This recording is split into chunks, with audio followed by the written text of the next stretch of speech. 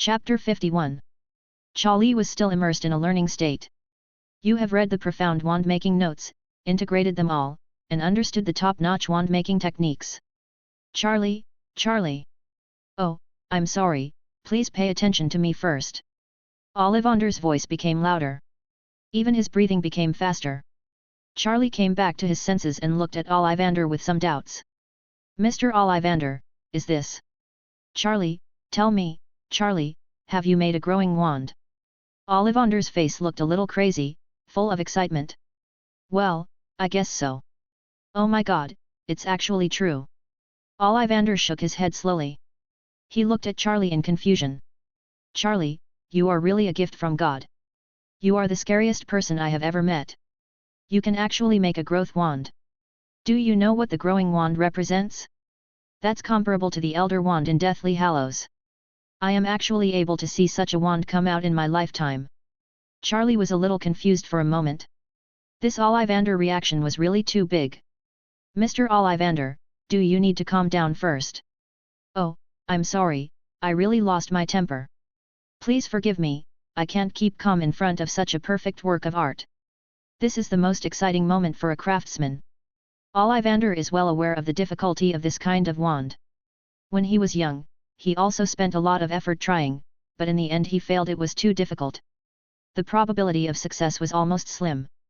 Mr. Ollivander, cough. Charlie was a little embarrassed. This Ollivander has now entered a state of madness. He did not expect that it would cause such a big commotion. At this moment, the door of Ollivander's wand shop suddenly opened. A girl appeared in the store. With golden curly hair and a slightly arrogant expression. Mr. Ollivander, today is the time we agreed to pick out a wand. The girl made a sound. Ollivander did not respond. The girl frowned slightly. It seemed a little unexpected. Mr. Ollivander, please respect our agreement. The girl's voice was a little unhappy. Kindness. Only Ollivander came back to his senses. Oh, it's Miss Cassandra. Is today the day we agreed to pick out a wand? I'm really sorry. Something unexpected happened today and I may not be able to pick out a wand with you. Ollivander was a little apologetic. Yes. He has no intention of doing business anymore. He wants to take a good look at this wand. This is simply a once-in-a-lifetime opportunity. Cassandra raised her eyebrows lightly, and a trace of displeasure flashed in her eyes. Mr. Ollivander, that's not your style. Your stick shop doesn't have such a reputation. Ollivander was not angry after hearing this. Yes, I'm really sorry. My dear Miss Cassandra, I have a distinguished guest here today. Dear guest? Cassandra frowned slightly. A trace of doubt flashed across her cold and proud face. She looked towards the corner of the store. A handsome young man was holding a notebook and looking at Ollivander. Is it him? Mr. Ollivander, there is only one person in your shop, is he your honored customer? Charlie looked out and smiled. When Cassandra saw this, her dissatisfaction became even more intense. Was that kid just provoking me? Of course Charlie was not provoking, it was just a polite greeting. It's just that in Cassandra's eyes, it seems a little out of place at this moment. Sir Ollivander, I hope you can give me a reasonable explanation. Cassandra has a good background. She has been praised by everyone since she was a child. She has never been ignored. Let alone such treatment. Angry. Uncontrollable anger. Cassandra, that resentful look seemed to tear Charlie apart. Seeing this, Charlie avoided Cassandra's gaze. What a weird little girl.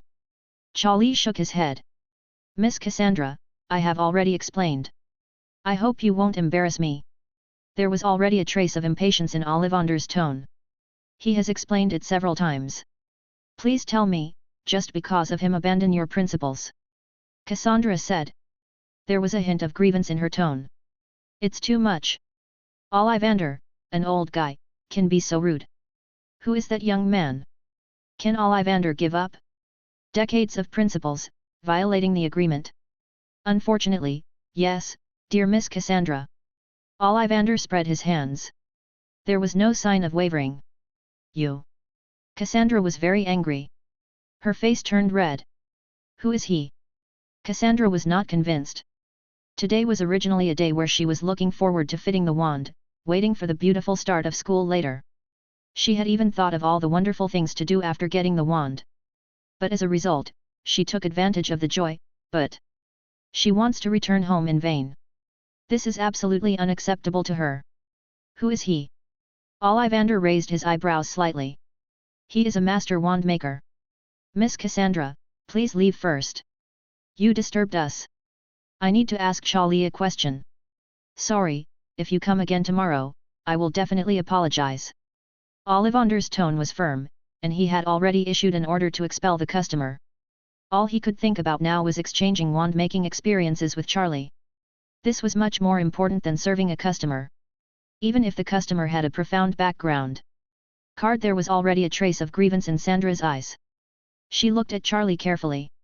She seemed to want to carve this face into her mind.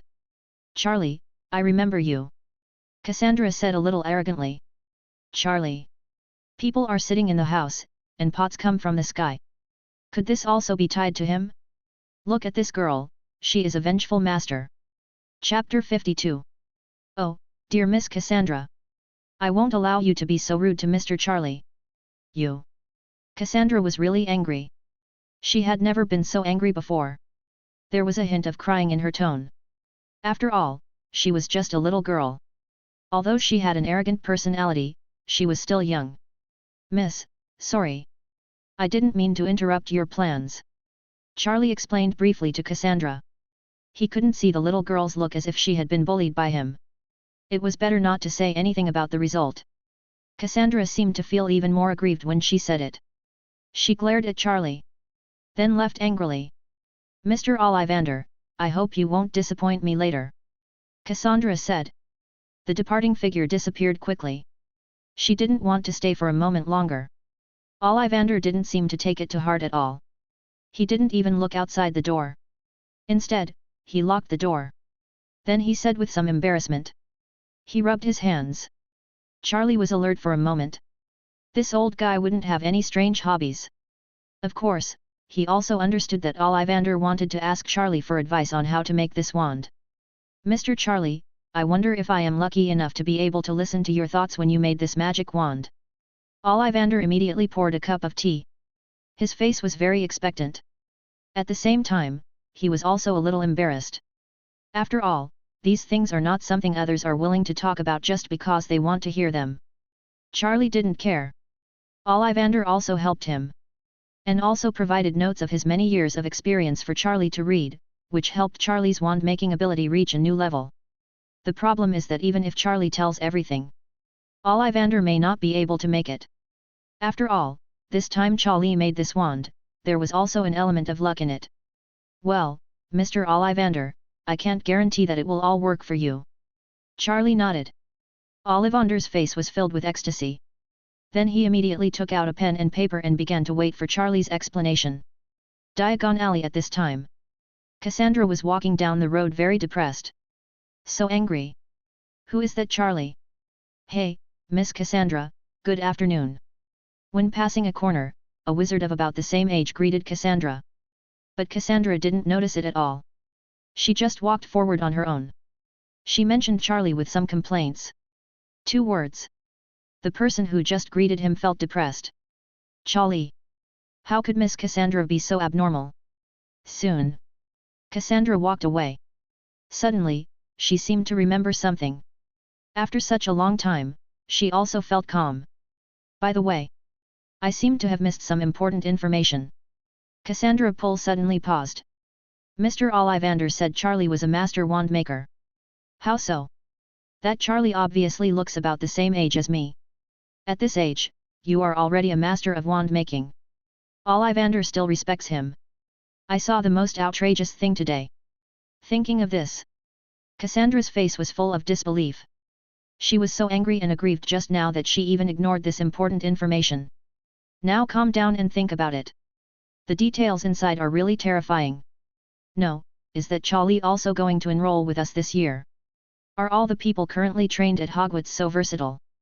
Cassandra was a little depressed. She thought she was the extremely talented and outstanding one in this year's class. Thinking of this, Charlie's face appeared in her mind again. Hateful.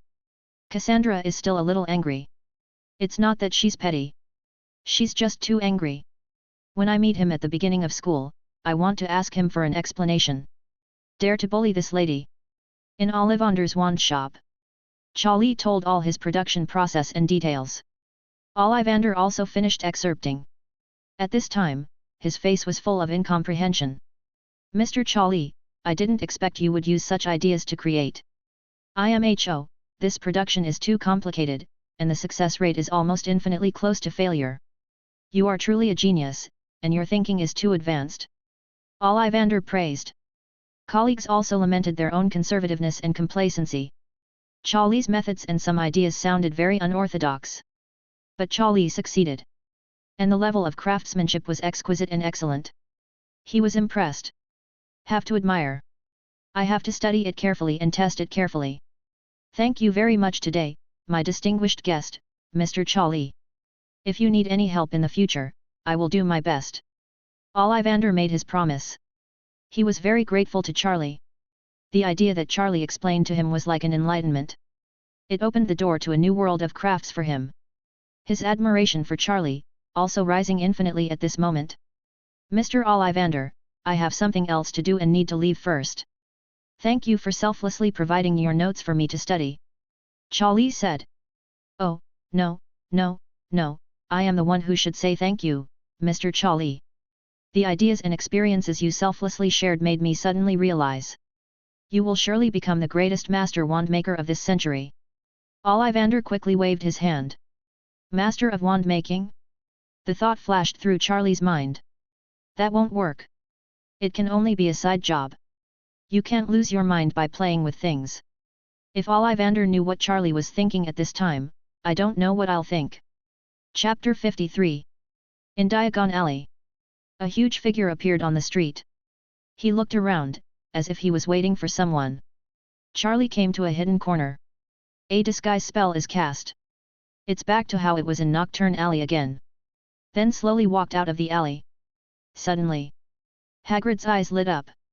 He waved his hand towards Charlie. Hey bro, I'm here. Charlie also waved in response.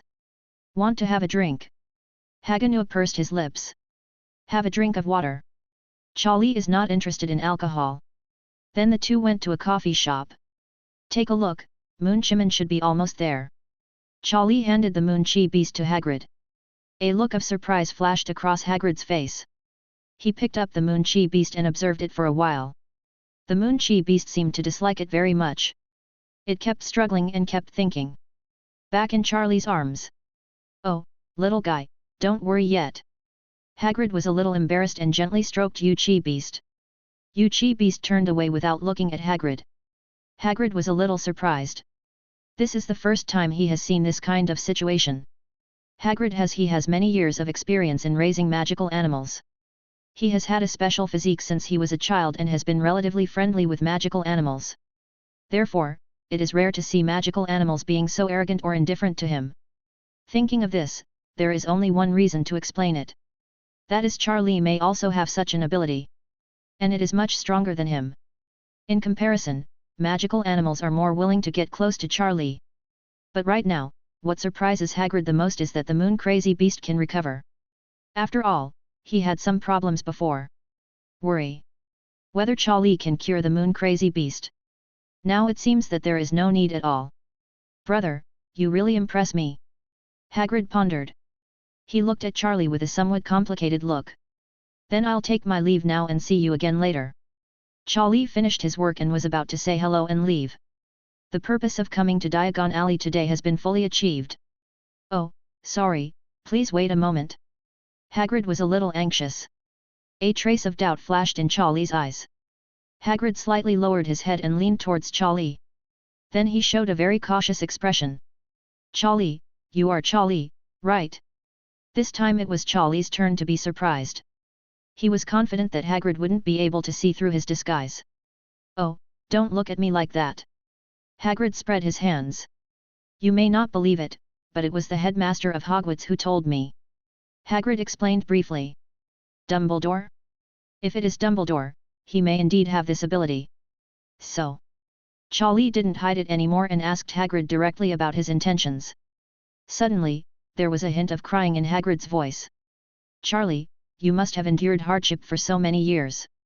I think back then, it was Dumbledore and I who sent you to the orphanage. I didn't expect you to live such a difficult life and go to a ghost place like Nocturne Alley to make a living so early. It's our fault. I wanted to adopt you back then, but they didn't allow it. Hagrid said a lot in succession. Charlie almost didn't react. I'm going. Brother. No. Why are you still making up your mind? I went to Nocturne Alley to collect materials, not to do business to make a living. This is not surprising to Hagrid. Children from normal families will not be exposed to Nocturne Alley. Only those wizards who were born in wild places, or people who do some strange things, will often be there. Hagrid was puzzled by the appearance of Charlie there. So he thought over and over again and came to the conclusion that Charlie was a precocious boy. He was very talented, but he had to make a living early.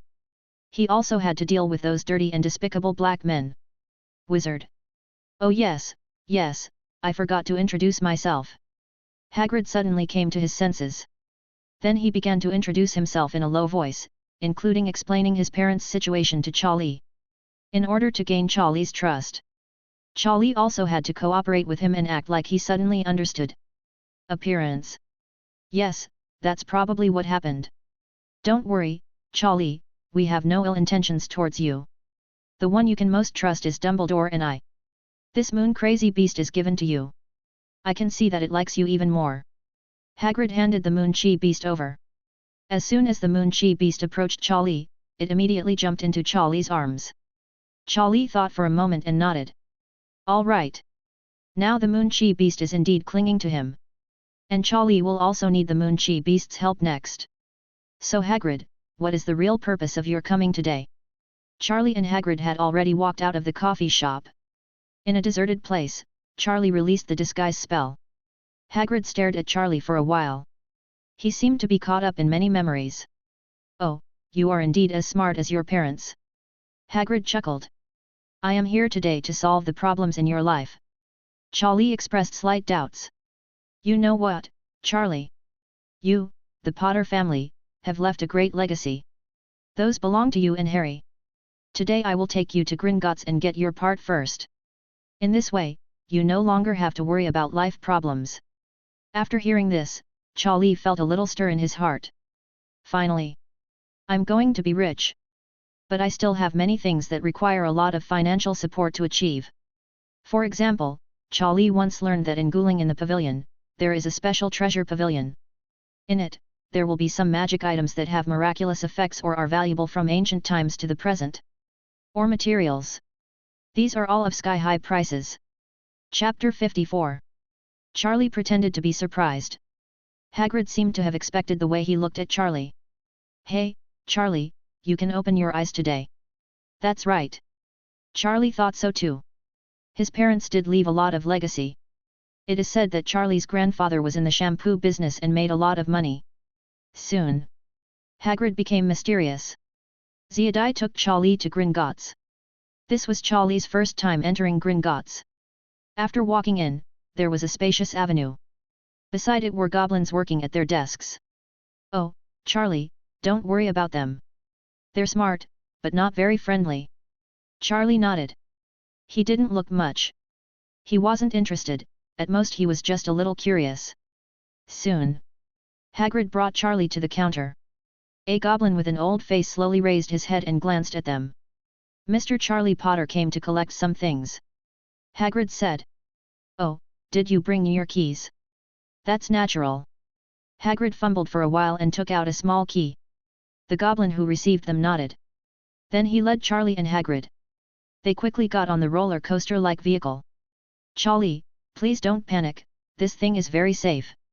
Hagrid sat up and the whole car shook several times. I think so. Charlie felt that if they were not careful, the two of them, plus this goblin, would fall into this abyss. Charlie became vigilant. If necessary, he would choose to cast a spell to make Hagrid take off to ease the situation. The pressure of getting off the car. Whoosh! The car started. It shuttled through the abyss of Gringotts. Not long after, everyone came to the entrance of a cave. Key. The goblin stretched out his hand. Hagrid handed him the key.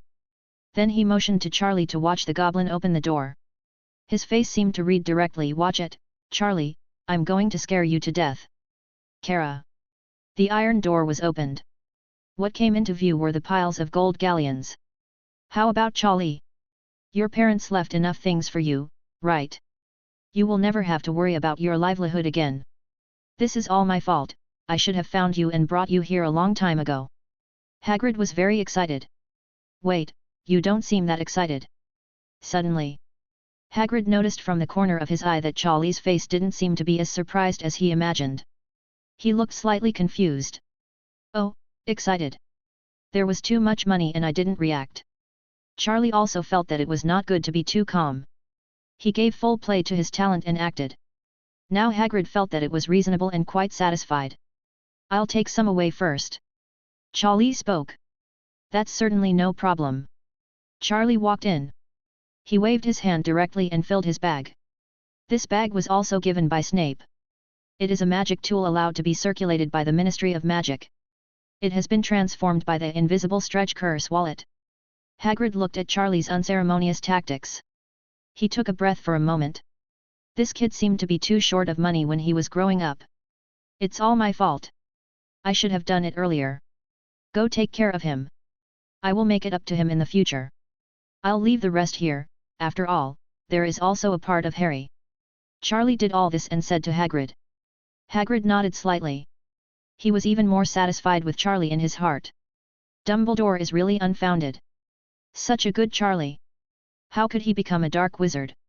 Soon, everyone came to a place again. Hagrid took away a package mysteriously. He didn't reveal a word to Charlie about the magic stone. Charlie was too familiar with it. But it had nothing to do with him at the moment, and he didn't too lazy to talk. Finally, after finishing all this, everyone returned to the reception area of Gringotts. "Let's go, Charlie." Hagrid shook his head. Etc. Charlie interrupted him. "I have some things I want to buy and I don't know if there is anything for me to choose from." Charlie said to the goblin who received them. "Oh, dear Mr. Charlie. As long as you have the money, we can get you anything. Please come with me." As soon as he heard that Charlie wanted to buy something, the goblin's expression changed from the indifferent image just now.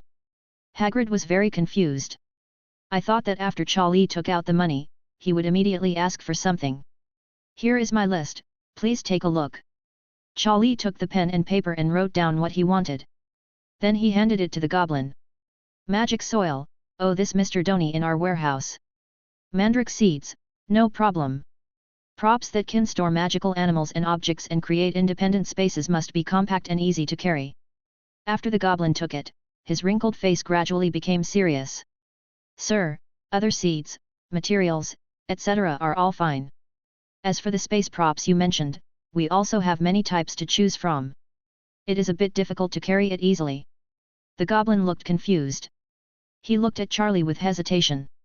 Hagrid was very confused about this and didn't know what the goblin wanted to say.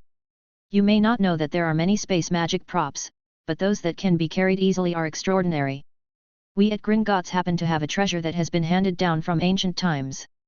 That's our Gringotts reputation, and most people don't have the chance to hear about it." The goblin said for a moment. Then his voice lengthened and he said slowly, "Look. So. Want to add money?" Charlie spat out a few words. The goblin immediately beamed. "Hee, Mr. Charlie, you are so straightforward. We do have this prop that meets the requirements, but it is very expensive. It's an ancient magic prop called a space bracelet. The small bracelet can directly open the door to a space, allowing you to enter and exit at will, and it is even more convenient to carry. The price is 10,000 gold galleons." The goblin rubbed his hands. Hagrid was so shocked that his beard was blown up. "How much? 15,000. Charlie, this is too expensive, we don't need it." After Hagrid finished speaking, he pulled Charlie away. Charlie pulled Hagrid and signaled to wait. "Let us take a look first, shall we?" "That's natural." The goblin also knew that Charlie was rich. After all, he had just taken him to get the inheritance. Then the three of them shuttled back and forth and came to another place in Gringotts. Here are collections of antiques, magic weapons, etc. The goblin carefully opened an iron door. A black bracelet appeared in everyone's sight. "This is it, Mr. Charlie. The goblin put on his gloves and held the bracelet in his hand. Hagrid grinned slightly and shook his head. Charlie, this thing is really expensive. It is too much beyond the market price. Even if it is passed down from ancient times, it is not worth this price. Charlie didn't seem to hear anything at this moment. He just nodded slightly. Then his perception dispersed. There's something fishy. Make a deal. Chapter 55. Hagrid pulled Charlie nervously. Charlie, this thing is not worth its price. The voice is a little low. He is really a little anxious. 10,000 gold galleons is already a very huge sum of money. Even though Charlie's parents left a lot of property, they cannot afford such squandering. After all, in Hagrid's eyes, Charlie is still young. He may lack some ability to judge. It's okay, Hagrid. I just need something like this. I'll just ask Principal Dumbledore to find one for you when the time comes. Hagrid pulled again. But after realizing that Charlie didn't seem to be moved by him at all, he finally gave up a little. Well, let's hope it's worth the money. Hagrid wiped his face, as if trying to wake himself up. In his opinion, this guy Charlie has no idea about money. You are really discerning. The goblin who received them was overjoyed. The deal was done. Soon, several people went out to complete the formalities. Charlie and Hagrid officially left Gringotts. The goblin who received them in Gringotts today was in a very wonderful mood. This bracelet has been in their Gringotts for hundreds of years. No one has ever wanted it. Along the way, Hagrid kept sighing. He looked down at Charlie from time to time. It looked very funny. He was more than 3 meters tall. Giant. As he walked, he made various annoyed gestures. Finally, Hagrid still couldn't calm down. Charlie, do you really have no feeling about the price? Hagrid's face turned into a look of embarrassment. It was difficult to understand Charlie's behavior. I think the price is okay. Charlie responded. Good. Charlie, if you don't listen to what you're talking about, it's 10,005 galleons. Ah, God, this price is enough for me to buy many treasures. At this moment, Charlie raised his right hand. A black light flashed on the bracelet. Suddenly, a space door appeared in front of Charlie and Hagrid. Have a look. Charlie walked in. Hagrid shook his head and followed in. I just said you were tricked by them, Charlie. It is impossible to retreat now. Hagrid started muttering after he came in. The space opened by this space magic weapon is really simple. It can be said to be featureless. The only thing worth mentioning is that it is easy to carry. It is also very fast to use and can be opened quickly. A space door. Too expensive. Charlie ignored him and took a few steps on his own. The space felt very large. It was very vast and could be expanded. It was no worse than Newt's magical animal box. The most important thing is the mystery here. Charlie walked to a place. He took out his fire stick wand. Magic power spurted out. Suddenly, the calm space suddenly became restless. Then, a strong wind blew in this space. Hagrid's beard was rolled up. Oh my gosh, this is such a bad place. Hagrid muttered. Suddenly, his expression changed. How could there be such strong magic power? Wrong. Hagrid tugged at his beard. Then he quickly walked to Charlie's side. He stretched out his hands and walked slowly. Check it out, something is fishy. There is plenty of magic power in this space. Charlie, do you feel it? Etc. Hagrid suddenly remembered something. He looked at Charlie with an incredible look. Charlie, you shouldn't have discovered it a long time ago, right? Hagrid circled around Charlie a few times. His eyes were getting weirder and weirder. It was like he was looking at a monster. It should be considered so, but I'm just guessing. Charlie nodded. Of course, this was a modest statement. For Charlie, being easy to carry is enough. This function is just an add-on. Hagrid let out a sigh of relief. It seemed that he couldn't accept it for a while. It was completely beyond his knowledge. He knew that Charlie was very talented in magic, but he didn't know that Charlie had such an ability. Charlie, tell me honestly, are you still proficient in prophecy? Prophecy? Charlie shook his head slightly. I really don't understand this. Well, no matter what, it's really amazing. Charlie, you are amazing. I apologize for my lack of vision before.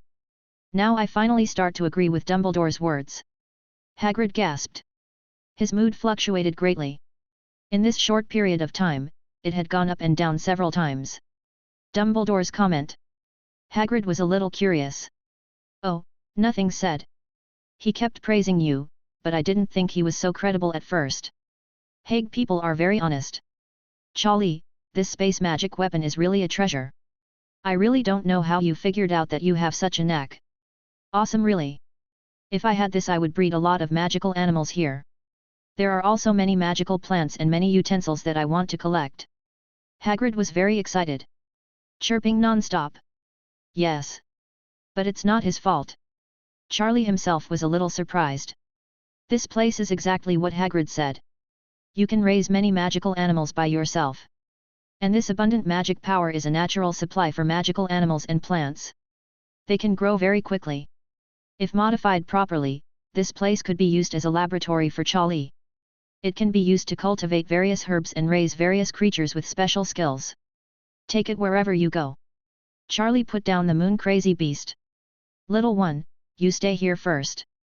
When I go back, I will give this place a good makeover. Charlie said to Yuchi Beast. Yuchi Beast was also very obedient and nodded obediently. In this way, Yuchi Beast also has a home, even after it is filled with herbs. Yuchi Beast can also be very convenient. Fertilization. After all, the most precious thing about Moon Chi Beast is that it can help the growth of magic herbs. Chapter 56. Hagrid wandered in this space for a long time. Finally he reluctantly left. The two came to the exit of Diagon Alley. It's time to separate. Charlie, see you at Hogwarts. Hagrid stretched out his hand to shake Charlie's hand. Charlie stretched out his hand and only held one of his fingers. Goodbye. Charlie said goodbye. Hagrid looked at Charlie meaningfully. Charlie, you gave me a lot of surprises today. You'll make a splash at Hogwarts, oh no, in the wizarding world. Charlie nodded. Then he operated directly in a corner where there was no one around. Hagrid took 2 steps and seemed to want to say something to Charlie. When he turned around, he found that Charlie was no longer here. Hagrid was left scratching his head. Mr. Charlie won't be able to disapparate now, right? After Charlie disapparated, he returned to the orphanage. Just walked to the door. The nun at the orphanage waved to Charlie. This surprised Charlie a little. Hey, Charlie, your friend is here for you. The nun shouted. Friends? I shouldn't have friends, right? Hermione? This is impossible, he doesn't know. Charlie was in a trance. Suddenly, he remembered something. He walked forward quickly. Sure enough. In the orphanage in a hall. A young man who looks very similar to Charlie is lowering his head, waiting for something. There is a trace of uneasiness and expectation on his expression. Harry. Charlie spoke up. That boy was Harry. When Charlie was helping him deal with Maggie, he told Harry that if there was a chance, he could come to Sunnydale Orphanage to find him. Now he is really here. Harry stood up with some excitement. He followed the sound and looked around. He saw Charlie at a glance. Without thinking too much, Harry could recognize Charlie. After all, the two were brothers, and there were so many remarkable things about their appearance. Yes. Harry was very excited. His face was a little red. He wanted to speak, but couldn't. This was the first time he saw his brother since he had memories. The last time was just Charlie's possession, not a real one. Meet. Come with me. Charlie chuckled and motioned for Harry to follow him. Harry looked a little embarrassed, and he probably ran away after suffering some hardships. Charlie, brother. Kindness. Sorry, I came to you a little abruptly. But lately I can't help but want to see you. You know, you are the only blood relative I have. Harry lowered his head and said, like a child who made a mistake. Harry, it doesn't need to be this way. I originally planned to find you again. Charlie came to the room with Harry. Charlie comforted him. After talking for a while, he discovered that Harry had indeed escaped.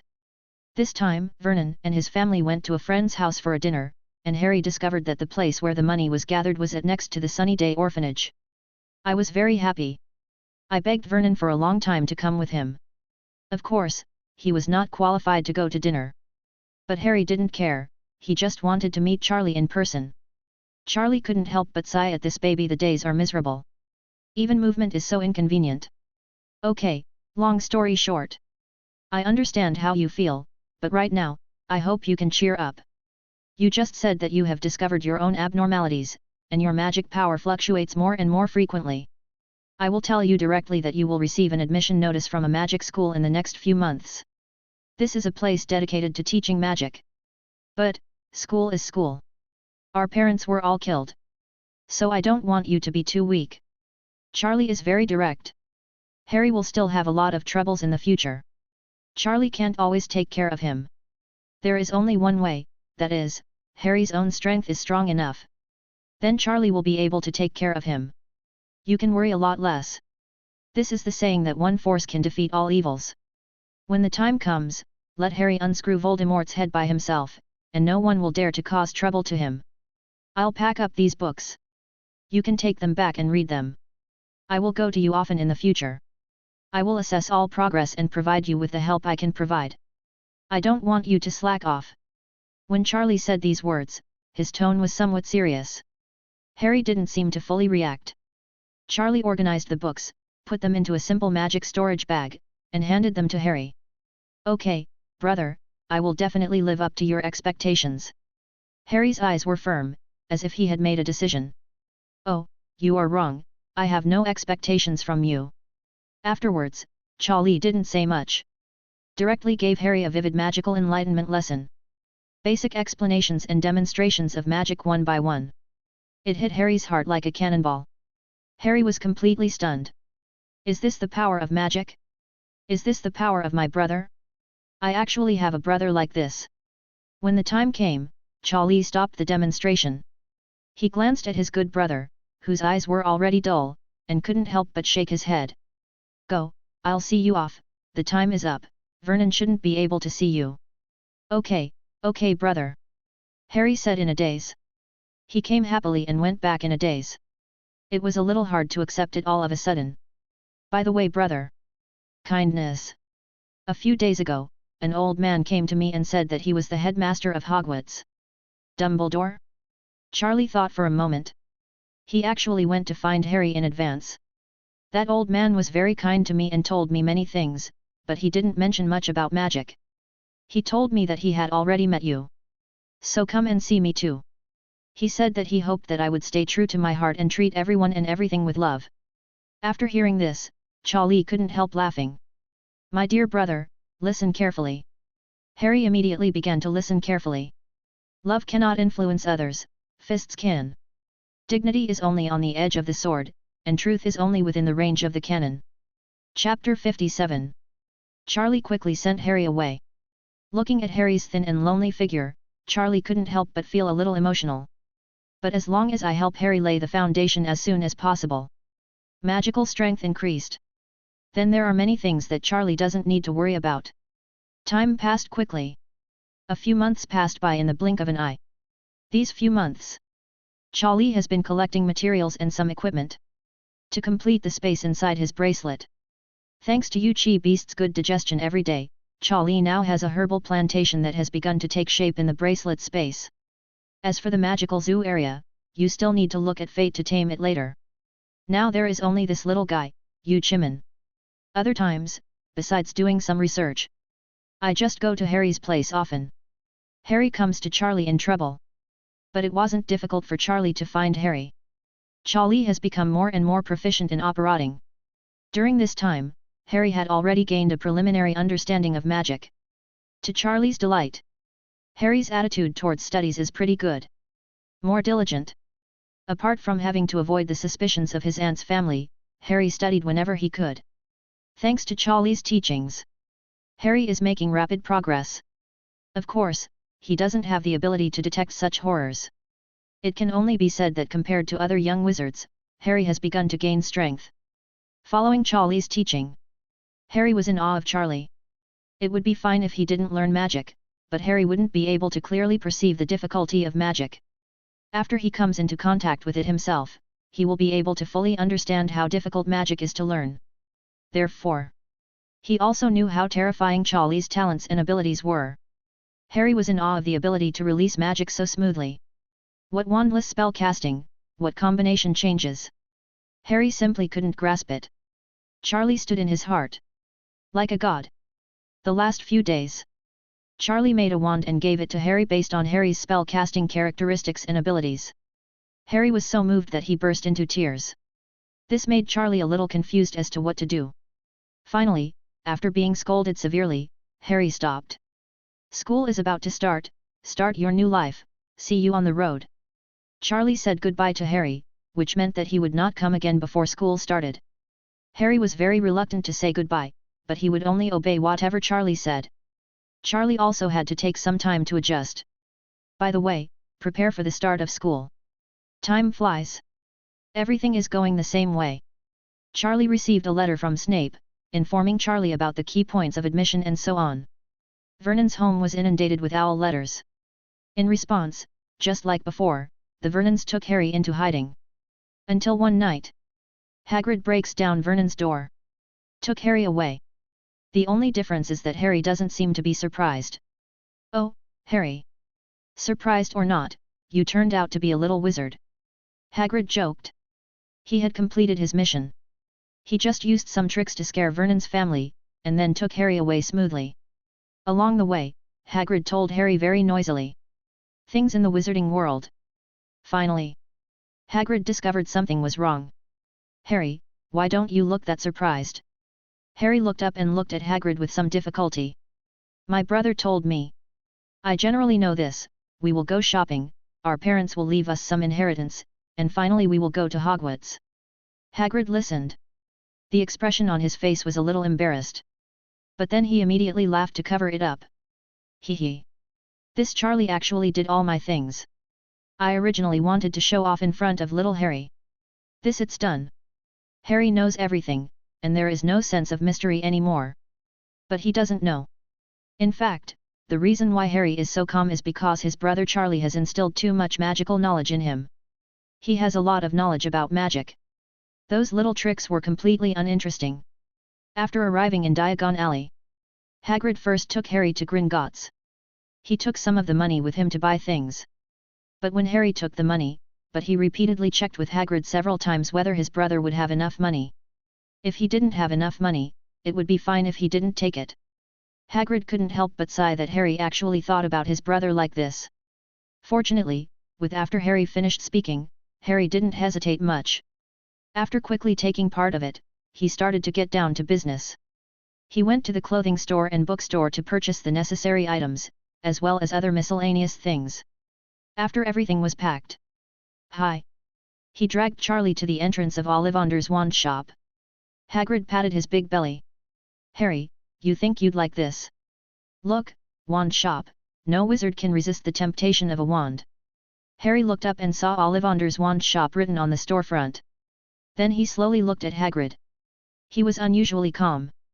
Hagrid, I don't think I need to come here anymore. Hagrid's thick eyebrows tightened slightly.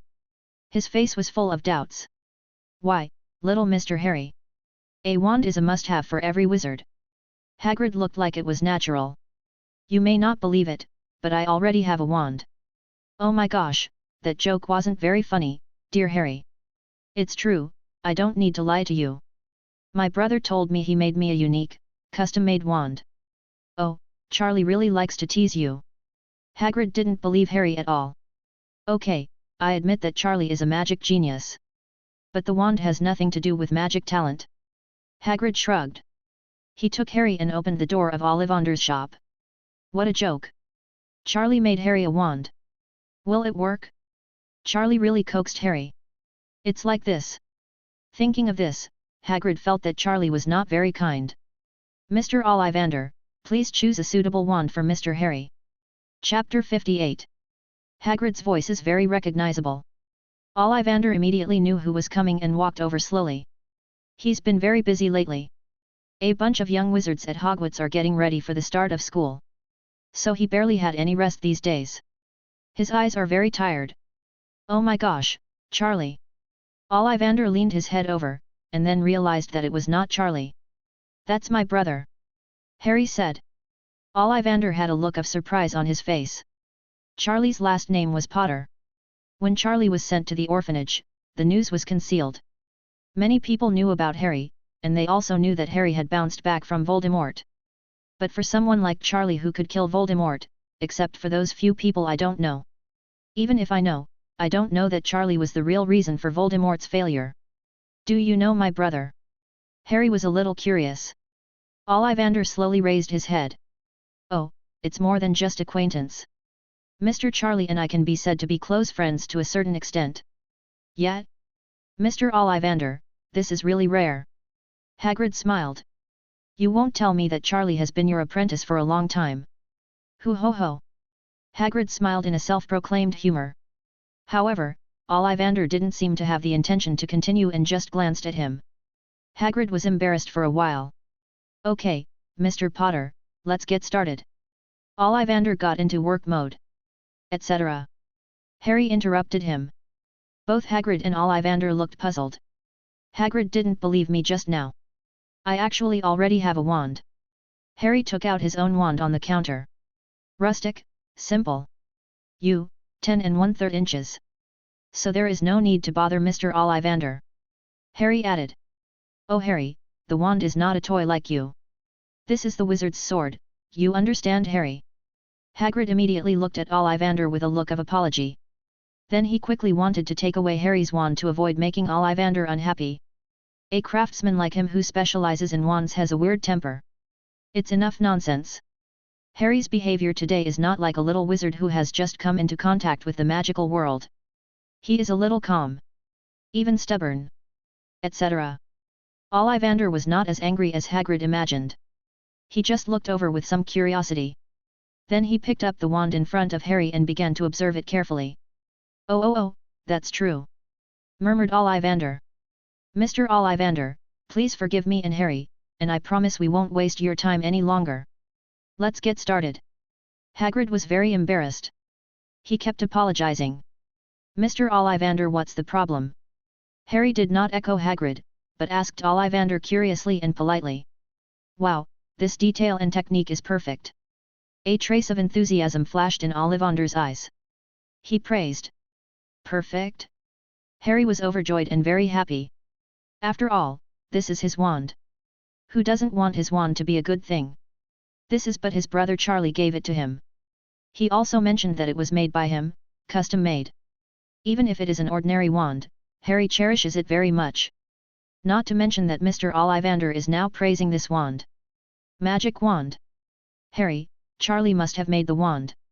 Ollivander raised his wand and put it down again, looking at Harry with cloudy eyes. Oh, Mr. Ollivander, stop joking. Harry is new to the wizarding world, so please don't make fun of him. Hagrid thought it was ridiculous. How could Ollivander, who was usually so serious about his words, start making such nonsensical jokes? It's so baffling. You go. Ollivander returned the wand to Harry with some caution. He smiled kindly at Harry. Harry smiled back. This old gentleman was quite polite to me. Etc. Mr. Ollivander, I apologize on behalf of little Harry. You don't want to be familiar with us. The kid is new and he needs a wand. Hagrid was anxious. If a new student doesn't have a wand, why go to school? He won't actually get that wand. The so-called wand made by Charlie? Oh. Just kidding. Let's not talk about it. I admit that Charlie is there. He is very talented in magic. He even has a certain level of strength. But making wands is too outrageous. Where has this gone? At this age, Charlie is also a magic genius. He is also able to make wands. This is not the case. Is it justified? When he was Charlie's age, he wanted to play in the mud every day. I'm not kidding you, Mr. Hagrid. Ollivander's expression was a little serious. Oh, that's okay, Mr. Ollivander. Everything is fine as long as you promise to pick Harry's wand. I can also apologize to you on behalf of Charlie. I know Charlie very well, there is nothing wrong with him, and he did not intend to offend you. Hagrid is very anxious. Apologize for Charlie. Ollivander showed a strange expression. Mr. Hagrid, let me stress to you again, I am not kidding. Mr. Charlie and I are indeed close friends, it's just that we are older than each other. Also, let me emphasize to you that Harry's wand suits Harry very well. His wand was made by Charlie himself. I know Charlie's craftsmanship. Charlie is a master wand maker. No worse than me. Please be more respectful. After Ollivander finished speaking, he smiled and nodded at Harry. Harry was very happy. At the same time, he was also shocked in his heart. It turns out that the wand made by his brother is so powerful. Brother Charlie is really too deep. Tested. Even Mr. Ollivander couldn't help but praise him. I thought so at first. It's a wand with some kind of commemorative significance. After Hagrid heard Ollivander's words, I was stunned for a long time. Keep looking at Ollivander. It seemed like he wanted to capture the joking performance on his face. But he only responded with a silent expression. It's been a while. Hagrid took a few steps back and forth. Suddenly, he raised his hand and patted his big face. The beard and hair on his face shook violently several times. God, Charlie, this is outrageous. I don't know how much ability he still has. Seeing Hagrid in this state, Harry didn't dare to disturb him. Finally, Hagrid sat down heavily. Harry spoke slowly. Hagrid, are you okay? Hagrid raised his eyelids slightly. He glanced at Harry. Then he cheered up. Oh, little Harry. It's okay, I just think your brother is too changeable. No, I'm happy for him. Hagrid's voice was very strong. But at this moment, Hagrid's body was like a grass that had died. He seemed a little sad. What's wrong with Hagrid? Harry asked concernedly. Oh, nothing, my little Harry. I'm just a little frustrated. Your brother Charlie is really too legendary. It always hits me differently. I really want to crack open his brain to see how smart he is. Hagrid looked into the distance.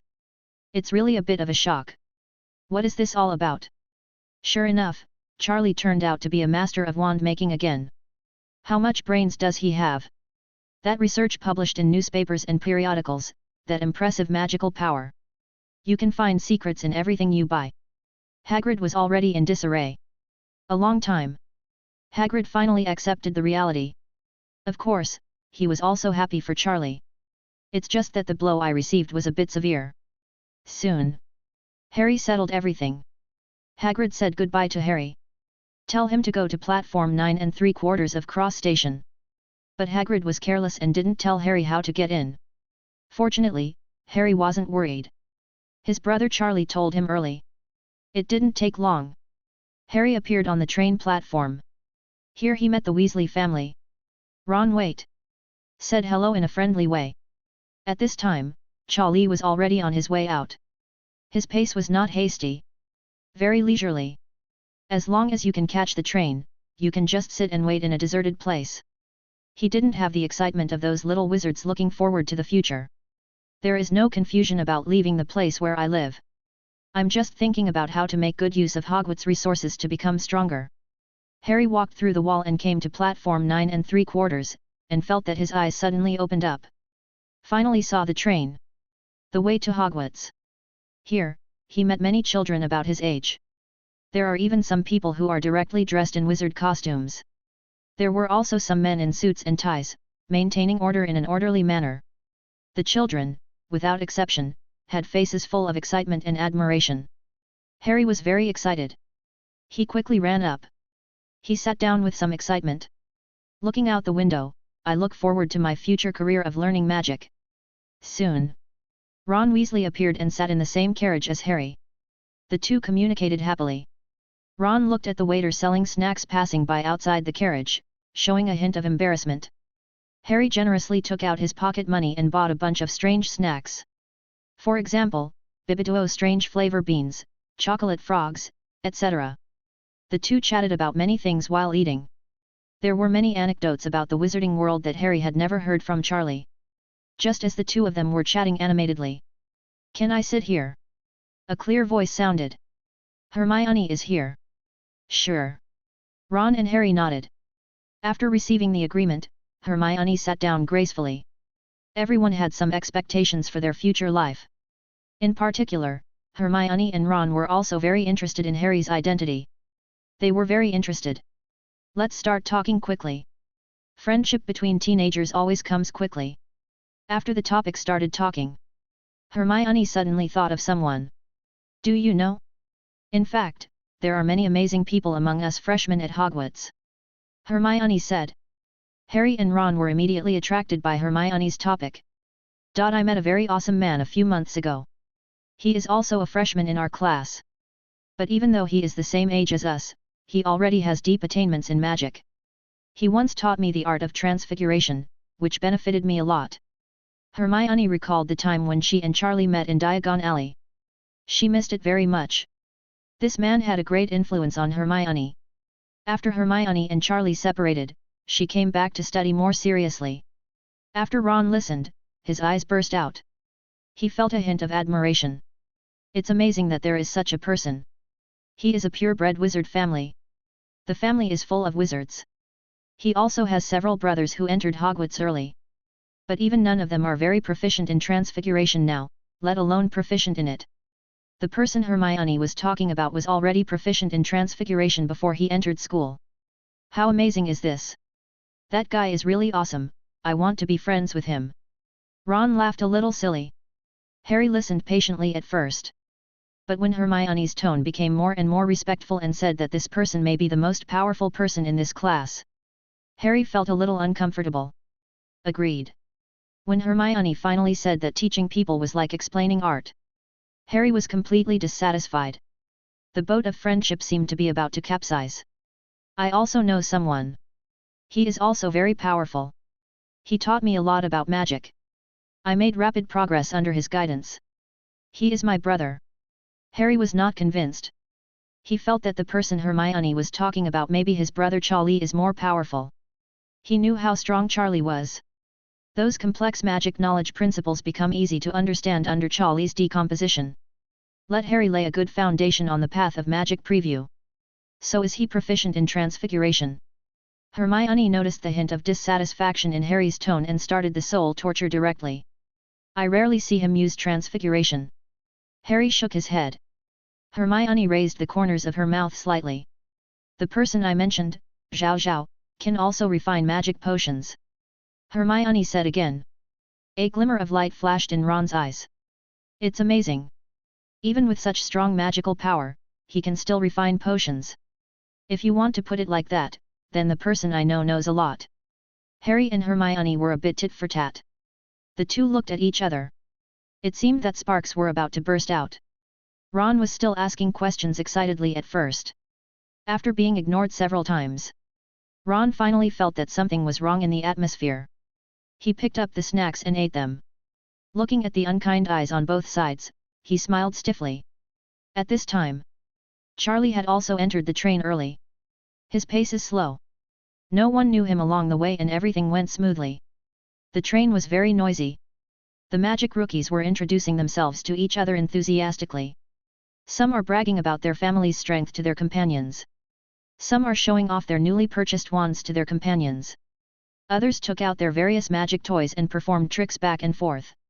In short, everyone is looking forward to a wonderful Hogwarts career. Charlie walked through the carriages, looking for free seats. Unfortunately, I arrived a few steps late. The seats are all occupied. Every time I enter a new carriage, I always respond to the warm greetings from those classmates. Some were overly enthusiastic and even introduced themselves directly to Charlie. Charlie shook his head helplessly. After walking for a while, I looked from a distance. There seemed to be more empty seats in front. Charlie walked straight away. Kindness. I don't know which carriage my good brother Harry is sitting in right now. What he didn't know was that his carriage with Harry and Hermione was getting closer. Even more interesting. Harry and Hermione at this time. The boat of friendship seems to have capsized. And there are already signs of a quarrel. Chapter 59. Okay, Mr. Harry Potter. Are you sure he can possess an owl? Hermione questioned after hearing Harry mention Charlie's ability. She had never seen Charlie's ability before. She just knew that Charlie was very knowledgeable and insightful. He knew how to refine medicine. She can also make wands. But Hermione has never seen this kind of soul possessing an animal. Of course, she also finds it incredible. What a powerful magic this must be. I'm not going to lie to you, the first time I met him, he spoke to me on an owl. Harry recalled it. Seeing that Hermione seemed to be at a disadvantage, he felt a little proud. However, the criterion for judging how powerful a wizard is not just mastering some unpopular magic. Hermione pouted. Then she took out a magic potion from her bag. Wow, is this a magic potion? Miss Hermione, you are so awesome. When Ron saw this magic potion, he thought it was made by Hermione. Sorry, I didn't refine this. Someone I know did it. Harry turned his head and thought about Hermione. Not only that, but I saw him repair my wand. Hermione continued. Ron's eyes almost popped out of his head. Oh my god! This is so amazing! It turns out that not all the new students at Hogwarts know anything like me. My 2A brother who lies to me every day. I thought they were so powerful. Compared with the person Hermione mentioned, they are simply too weak. Next time I will definitely frustrate their spirit. Thinking of this, Ron couldn't help but admire him. That man. The image of the man in Hermione's mouth has been sketched in his mind. He is tall and handsome. If it's about repairing the wand, then Miss Hermione, you're going to lose. As soon as Harry heard about the wand, he felt happy. Did you know that my brother is a master wand maker? Even Mr. Ollivander was full of praise for my brother's ability. Harry took out his wand directly. Did you see, he made this for me. Mr. Ollivander praised the wand. Harry was very proud. At their age, they still have a childish nature. Both Hermione and Ron looked at it. Ron took out his wand and put it with Harry's wand. Wow wow wow, you can feel the difference when you hold it in your hands. Harry was a little happy. Hermione was a little depressed. Charlie walked several carriages. Discovered that they are all human beings. There is simply no room for him 940. His ideal situation is naturally to be alone. This saves you from being asked over and over by others. But things went counterproductive. While he was still looking for a seat, a voice that I seemed to have heard sounded in the corridor. Hey, that gentleman, please come back. The voice was a little long, and the tone was a little arrogant. Charlie turned back with some doubts. The girl with blonde hair was staring at Charlie. Okay, it's you after all. Who are you? Charlie asked directly. After hearing this, the girl's face changed immediately. Damn it, he doesn't even know who I am anymore. My name is Cassandra Vori. Oh, I don't know. Charlie recalled it for a while, but still couldn't remember it. That day, in the wand shop in Diagon Alley. Cassandra was furious. What a rude boy. He can even forget my name. Oh. Charlie remembered it. It was that little girl. The one who was mercilessly kicked away by Ollivander that day. Well, it doesn't count, she just refused to serve her. Miss Cassandra, if there is nothing else, I will leave first. Charlie ignored Cassandra's emotional changes and continued on his own. How rude. Cassandra was so angry that she sat down directly. There was a trace of blush on her face, her chest was heaving and her breathing was rapid. Several girls in the same carriage next to her immediately comforted her. Cassandra completely lost her temper. She had just thought about how she should question Charlie. In her heart, she felt that it was because of Charlie that Ollivander had put herself in such a difficult position. How much should he apologize? The most important thing is, when she went to choose a wand later, Ollivander was very unfriendly to her. In the end, he hurriedly chose a wand for Cassandra. What happened was that this wand suddenly broke in the past 2 days. As school was about to start, she had no time to choose a wand. She could only make an appointment for a later time. But she was very depressed. She once suspected that it was because of Charlie that she and Ollivander had some unpleasant troubles. This led to Ollivander chose a wand of poor quality for her. Thinking of this, Cassandra was furious. After packing her things a little, she went along Charlie's route. Charlie walked very quickly. Hurry. We passed a few carriages in a few seconds. Cassandra couldn't catch up. Soon, a familiar face came into view. Ron Weasley. He looked a little funny now. He was holding a bag BB's multi-flavor beans. He was standing at the door of the carriage, eating big mouthfuls. He saw Charlie walking towards him. He smiled politely at Charlie. Charlie also nodded politely.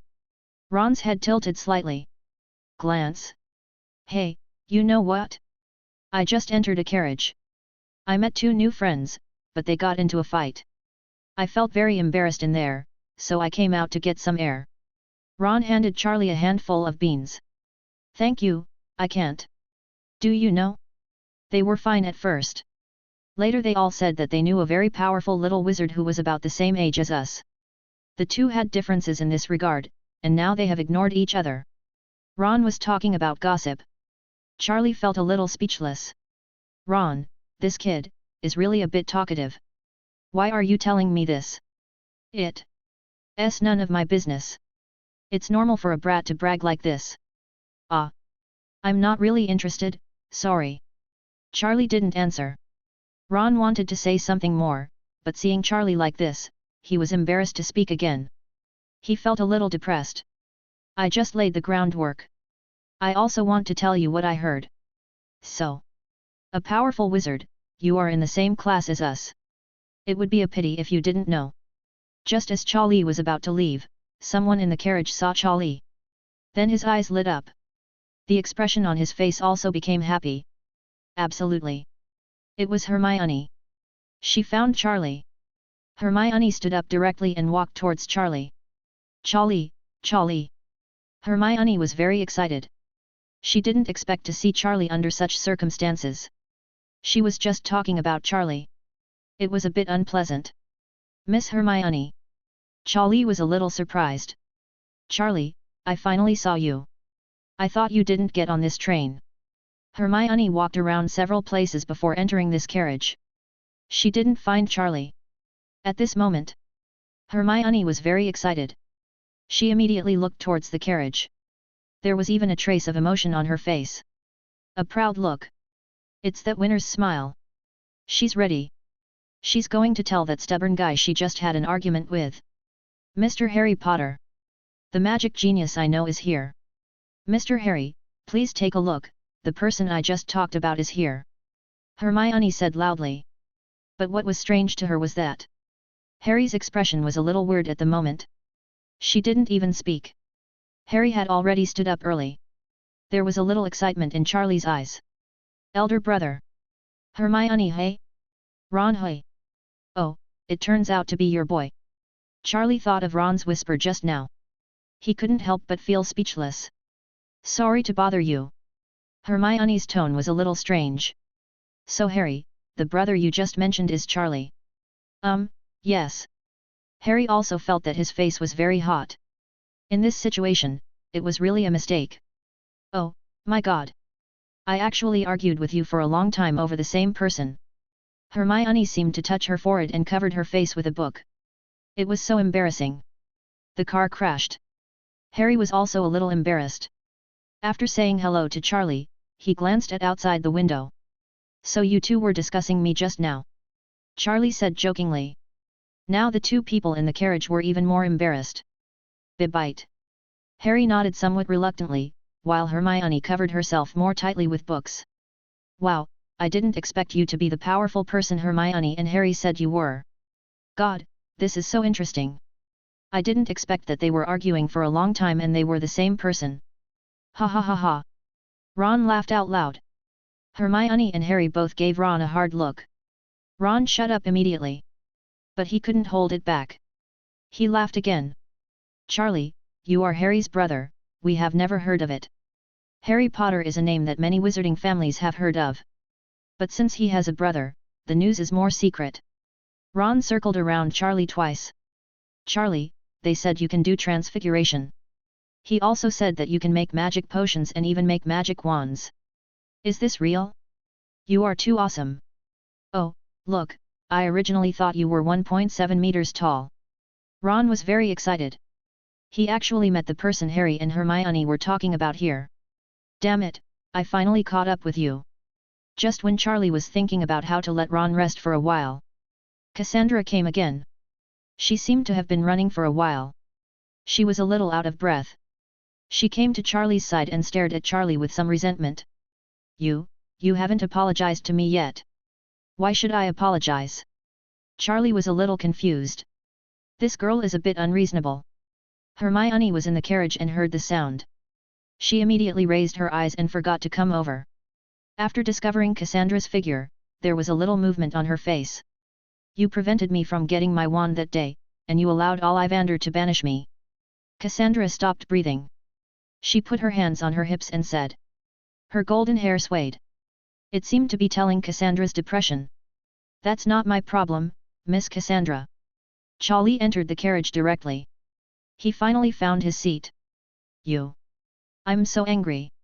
Why does this person have such an attitude? I have never been ignored like this since I was a child. Cassandra is going crazy. He never expected that Charlie would ignore him like this. Harry, go get me a glass of water. I forgot to pick up the water. Charlie asked Harry to get a glass of water. Harry immediately obeyed. Charlie sat down. Unexpectedly, in the end, he had a seat with his brother. It's time for the Hogwarts train to be renovated. It's gone. The worst thing is to find a few senior wizards. Use the traceless stretching spell to expand it. But Charlie didn't expect it. Cassandra also walked in. She sat down directly next to Charlie. She was very angry. Staring at Charlie. Now Charlie can't be frightened. I said to this lady, it is impolite for you to enter other people's cars without permission. Hermione couldn't help it.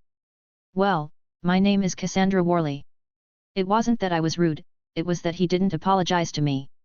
Cassandra responded to Hermione. Hermione looked at Charlie with some doubts. Charlie shrugged, indicating that it had nothing to do with her.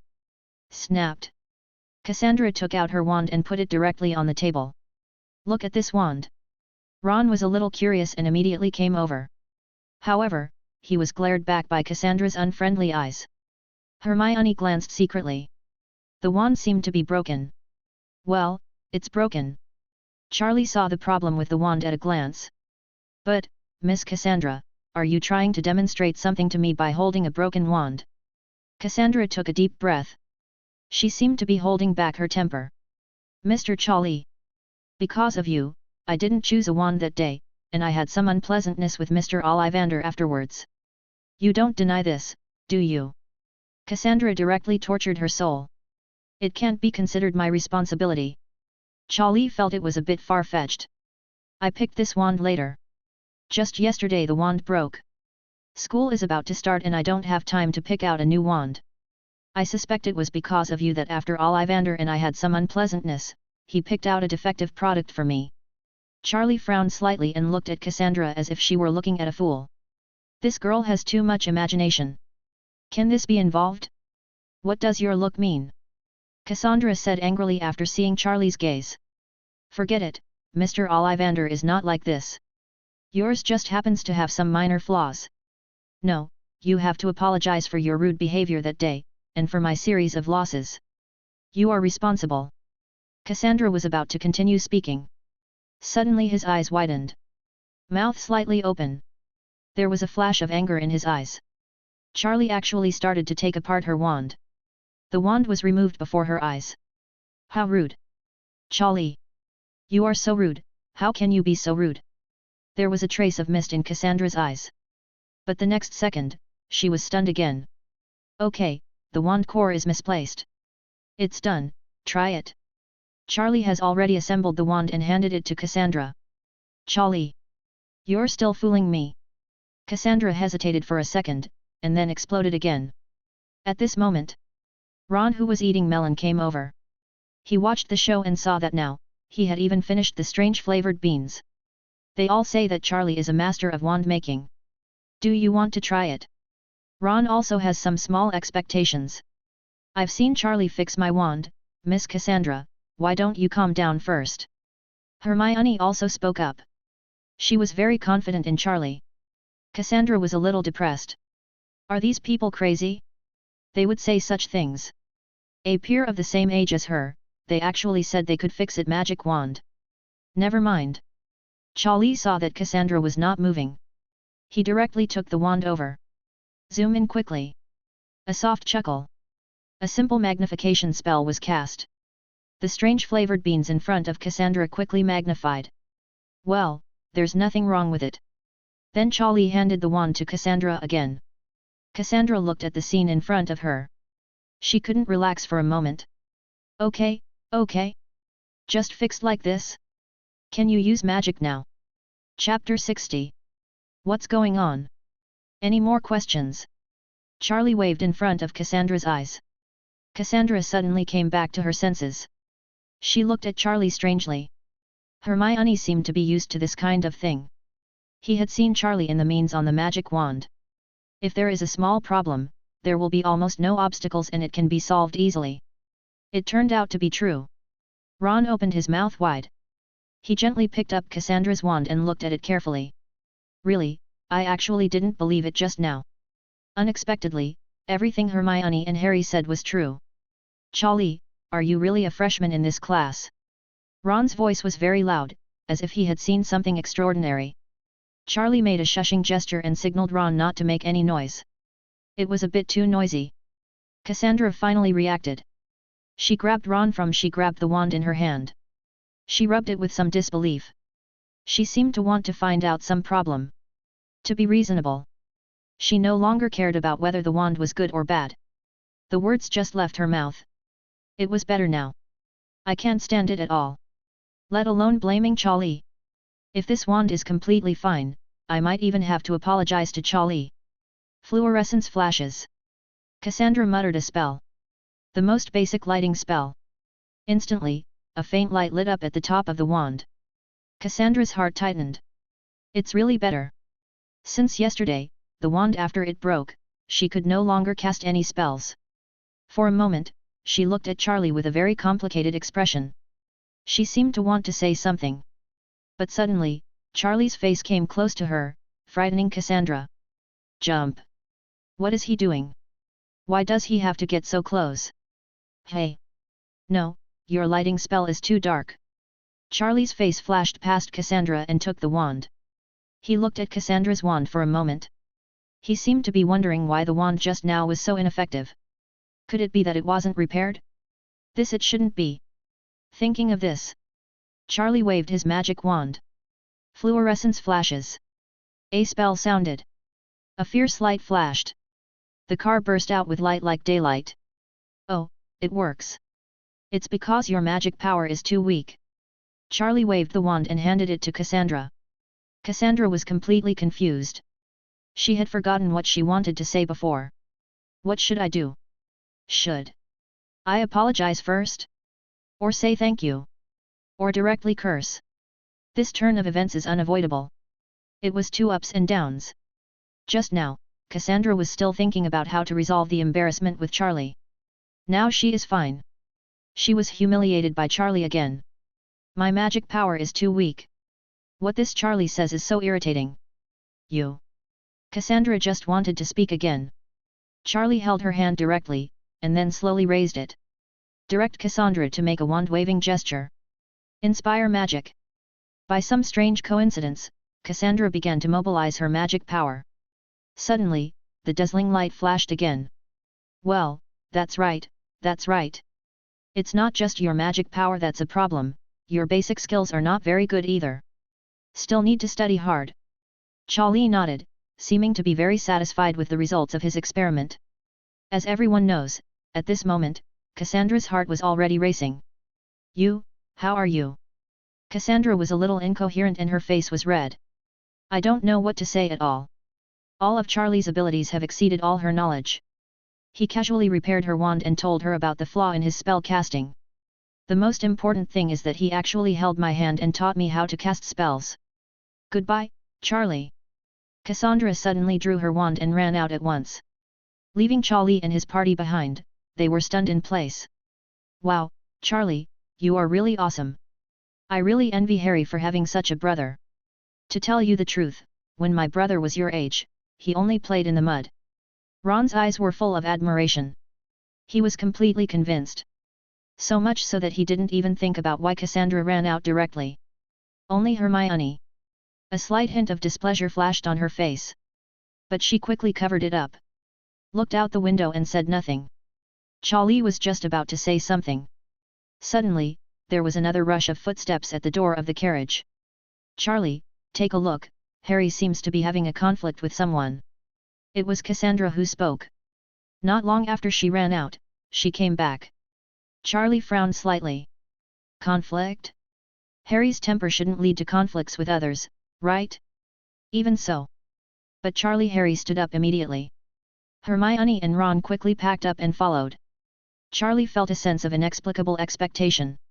In the past 2 months, Charlie often taught Harry lessons. He also instilled in him that men should strive for self-improvement. He could realize that Harry's thoughts were gradually changing. His whole person had also become much stronger. But he didn't expect that the effect would be so great. He started to fight with others directly. Soon, everyone they walked past a few carriages. Not far away, Harry and some other people were arguing about something. But as they got closer, the faces of Charlie and his group became a little subtle. There was no conflict. It was Harry who pressed the button the other party was beating violently. A little fat man was pinned to the ground by Harry, unable to move. Vincent Crabbe, Draco Malfoy's follower. Charlie, is your brother, Mr. Harry, so irritable? Hermione quietly pulled Charlie's sleeve and asked in a low voice. Charlie was a little embarrassed. Logically speaking, he shouldn't be. Harry should be a very docile person. Did she brainwash him too much? Are you convinced? Harry's slightly childish voice sounded. Vincent immediately wailed. Take it, stop fighting. After begging for mercy for a while, Harry let go of his hand. He had learned magic tempering from Charlie for a long time. His physical strength was no longer that of an ordinary little wizard. What's more, what Harry learned was the deluxe version, not the abridged version of the cultivation method published in newspapers and periodicals. Harry, I think you should explain it to me. As soon as Harry turned around, he saw Charlie. He was a little overwhelmed for a moment. But soon, a trace of excitement flashed on Harry's face. Brother, you are right, the truth only exists within the range of the canon, and fists are the best way to influence others. Charlie almost stumbled over. My good brother. You are really too honest. This Vincent bullied me just now and wouldn't let me pour water. I thought about it. But brother, you said, endure the calm for a while, and the more you think about it, the more angry you become. Sure enough, I felt much better after doing it. Harry raised his fist. For a moment, all the onlookers looked over. This savior was too different from the rumors. And his brother. What theoretical concepts were taught in this? Did he come back from studying in Azkaban? Everyone looked at Charlie very strangely. Even Cassandra's eyes looked a little strange. Charlie, do you always tell Harry this? Cassandra forced out a questioning expression. I didn't, don't talk nonsense. Denied 3 times in a row. Charlie's face felt a little hot. There are too many people here. My reputation is gone. After leaving, what are you still doing here? Charlie glared at Harry. Then he turned around and went back. Harry quickly followed by Hermione and Ron. Ron also had a flash of excitement on his face. Inexplicable. He felt that the theories Harry mentioned seemed very reasonable. No one had ever said such reasonable words. If Charlie knew that he had deviated from another person's mentality, he would probably be completely speechless. After Cassandra glanced at Charlie, she finally chose to go back to her car. In this short journey, too many things happened. Vincent, the little fat man, stared at Harry and Charlie. The figure was full of resentment. He never expected that he would be beaten by Harry today. He was much bigger than Harry. Of course, in fact, when he first bullied Harry, he didn't know about Harry's name. Soon, the farce ended and everyone returned to their cars. In each carriage at this time, a group of people were discussing there with great interest. Harry's character and Charlie's classic quotes will probably become the talk of Hogwarts. In the carriage where Charlie was, Charlie cleared his throat. Harry, you did nothing wrong. But next time, please don't talk too much, okay? What's wrong, brother? I think what you said makes sense now. I didn't understand it before, but when I really encountered it, I realized that it was so right. Harry said stubbornly. Ron nodded aside. Ahem, some things can only be understood but not expressed in words. Understand it, then use your heart to understand it, do more and talk less. Harry seemed to get something strange again. He even raised his fist when he spoke. Charlie stopped talking. Forget it. As long as he has strength in the future and is not bullied, it will be fine. I don't care about the rest. As he spoke, Charlie took a closer look at Ron. Somehow, the little pet mouse was not around Ron at all. Some things seemed to have changed quietly. In another carriage of the train, a fat man was crying to Decorum Malfoy. A stream of snot and tears. Okay, Vincent, so you were beaten into this state by Mr. Potter. Malfoy doesn't have much ill feelings towards Harry at this time. Yes, I really can't beat him, he's so strong. Vincent was frightened when he thought of Harry's frail body suddenly running wild. Then when we get off the train, you can tell the teachers at Hogwarts about this. Malfoy seemed a little scared after hearing Vincent describe Harry's force value. After all, he was not stupid enough to think that he was powerful. What he was most confident about was the confidence given to him by his family. In Charlie's carriage, the smell of tension between Harry and Hermione dissipated with Charlie's arrival. However, Hermione and Ron kept asking Charlie about various things. Harry rested against the window. He felt at ease. When Charlie is next to me, I always feel extremely safe. Ron was completely impressed by Charlie. Full of adoration in his eyes. Being so much better than his brothers, this Charlie must be a magic genius. As for Hermione, I have long regarded Charlie as my learning goal to catch up with. Has been asking him some magic doubts. Charlie was relatively patient and explained carefully. Every time Hermione understood it, she would show an expression of realization. Ron looked confused. His current understanding of magic is no better than that of Muggles. Suddenly, Charlie's voice stopped. He slowly closed his eyes. Hermione thought Charlie was tired and put away her books. The carriage became quiet for a while. Charlie's perception dispersed at this moment. He felt something was wrong. Platform 9 and 1/3 at this time. The group of people met in panic at this moment. Where did the box go? Why is it full of snacks? One person scolded. His voice was full of anger. It seems to have been replaced by someone. Asshole! Don't tell me the box is on the train to Hogwarts. Everyone was silent. The leader's face looked a little desperate. Such a mistake could have happened. They failed. They didn't know how much manpower, material and financial resources they spent on this thing. Now they just threw it away without saying anything. They even let the thing go up. Hogwarts train. If something happens, they will be wanted directly by Oro from the Ministry of Magic. Go now. The leader ordered. This train to Hogwarts is full of students. If there is an accident, the seriousness of the matter can be imagined. On the express train to Hogwarts. Inside Malfoy's carriage. Something that his other best friend, Gregory Gower, was sorting out. He opened his suitcase. Somewhat confused. He took the wrong suitcase. While I was waiting at the platform, I went to use the restroom, and when I came back, I just picked up my suitcase and caught the train. What I never expected was, this box turned out not to be his. In his box, there are various daily necessities and snacks for him. If these are lost, in fact, it's not a big problem. But now, he panicked. His box was opened, and a head popped out of it. Very strange. It's a strange beast. The individual is like a young tiger. The face is like a cat, but also somewhat fierce. A long red tail swayed slowly. Strong claws were clasping the edge of the suitcase. Two eyes were staring at Gore curiously. Gore panicked. Sweat beaded on his forehead. Dare not take a breath. What is this? He has never seen it before. Malfoy.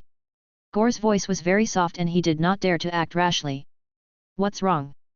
You're talking so strangely. Malfoy stood up and leaned over. His expression changed instantly. Why did this thing appear in the box? Zouwu. Malfoy was born into a big family, so he still has some knowledge. This magical animal has appeared before. It is ferocious and playful. Malfoy yelled, left, and ran out of the carriage. Zouwu looked at Mars running wildly. He seemed to be very interested. His body suddenly jumped out of the box. Vincent and Gore ran away immediately when they saw this. Their immature faces were full of fear. This monster is so scary. On the other hand, Zouwu didn't seem to be in a hurry. His eyes were full of curiosity. It was still a cub. It was smuggled and locked in this box. Unexpectedly, when it was opened again, it came to this train. Where Zouwu ran, it immediately caused a commotion. Malfoy and the two followers ran all the way. In Cassandra's carriage, she seemed to be struggling with something. After a long time, she finally made a decision. She wanted to thank Charlie or apologize, although this decision was difficult for her. But she was still prepared. Cassandra immediately got out of the car and headed in the direction of Charlie. Along the way, Cassandra still felt a little uneasy. Suddenly, a voice sounded. "Miss Cassandra, run!" Cassandra turned around, and it turned out to be Mars. Their families had a certain friendship, and the two had known each other for a long time. Cassandra was about to speak, but she found a monster knife that looked like a tiger and leopard behind Malfoy. Chapter 61. Cassandra's heart trembled. This monster looks so fierce.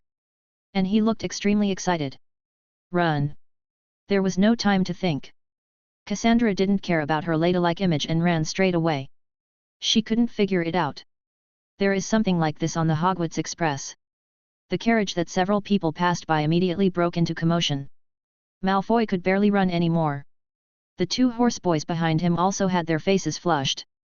"Charlie, close the door." As Cassandra was approaching Charlie's carriage, she suddenly said. After saying this, she was shocked. She didn't understand why she said such a thing. Then Cassandra jumped directly across the carriage where Charlie and the others were and ran toward the end of the train. Malfoy and the others followed closely behind. "Brother, someone seems to be calling you," Harry suddenly reminded. "Yes, I heard it." Charlie's senses dispersed, and he couldn't help but smile. Cassandra, a little girl, was chased away by a magical animal. She was like that, and she even asked me to close the door. It seemed like she was a tough talker. A soft-hearted girl. Charlie's perception condensed and focused on Zouwu. Suddenly, a light flashed in Charlie's eyes. "Zouwu. Still a cub. Isn't this fate? You chi beast, your partner is here." "Harry, are there any brushes or feathers?" Charlie asked Harry. "Some." Harry immediately started rummaging around. Not long after, he took out a long feather and handed it to Charlie. "Okay, let's go, I'll take you to see something fun." Charlie greeted. Harry stood up immediately. He believed in Charlie's words. Ron and Hermione looked at each other and stood up immediately. It was hard to see what Charlie was going to do on his own initiative. As soon as they got out of the carriage, he was immediately startled by the scene outside the carriage. Charlie didn't have any 637 reaction. Harry and others couldn't help but feel their hearts twitching. What on earth happened? Why is it such a mess outside? This way. Charlie locked the direction. At the end of the train, there was a restaurant. There were no other students eating here at this time. Cassandra and Malfoy ran all the way. They closed the door as soon as they entered the restaurant. Malfoy's two stable boys immediately blocked the door. Everyone breathed a sigh of relief. "Malfoy, you have to explain this to me." Cassandra gasped, completely ignoring her ladylike image. "I'm sorry, Miss Cassandra. I don't know why this is happening either." Malfoy was also panting. His neat blonde hair had become very messy. Then Malfoy looked at Goyle. Goyle pressed his back against the door, also in shock. "I don't know, this is not my box. I don't know what it is." Goyle gasped. There was a piece of transparent glass above the door of the restaurant. Zouwu was banging on the door vigorously. He was very excited. This frightened the people in the restaurant. Malfoy's face turned pale at this moment. Have completely lost sense of proportion. Gotta think of a way. Cassandra held her wand, feeling very uneasy. Of course. She held the wand just to be brave. Her current magical strength does not pose any threat to Zouwu. Even if this Zouwu was just a cub. "Miss Cassandra, please don't worry. Some students must have asked for a teacher." "Yes." After everyone heard this, they all felt slightly at peace. They have been running for so long and made such a big noise. Someone will ask the teacher on the way. As long as the teacher comes, it should be able to solve it. Bar. Bang bang bang. A few people haven't had a good rest yet. Outside the restaurant, Zouwu seems to be bumping into each other even more happily. The whole door is shaking non-stop. Vincent and Gower's hearts are about to jump out. There are already tears on their faces. "Malfoy, please come and help me, I feel like we can't stand it anymore," Vincent said tremblingly. Malfoy hesitated for a while. But seeing Cassandra here, he finally chose to show his gentlemanly side. It's just that his legs were a little shaky. He stood behind the door and looked at it with a little confidence. He glanced at Cassandra. But Cassandra didn't seem to pay attention at all. She just nervously pressed against Zouwu outside the door. Bang bang bang. The mentality of the four of them had begun to collapse. Finally, there was a crisp sound. The glass shattered. The special magic glass could no longer withstand Zouwu's constant impact. Ah! The three Malfoys screamed. They squatted down with their heads in their hands. Zouwu grinned and rushed directly towards Cassandra. Cassandra's face turned pale. She froze on the spot, unable to move. Damn it! I'm going to die. Cassandra closed her eyes. There was despair in her heart. Tears fell from the corners of her eyes. She was unwilling to give in. At this moment, a voice came. Flip in the air. Immediately, a terrifying magic power blasted directly. Zouwu was thrown away directly. Cassandra was shocked. She almost cried. A figure appeared in front of Cassandra. Charlie. It turned out to be Ja. Stand up.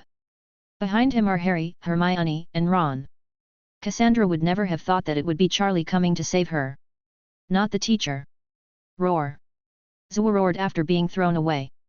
It didn't really want to hurt Cassandra just now.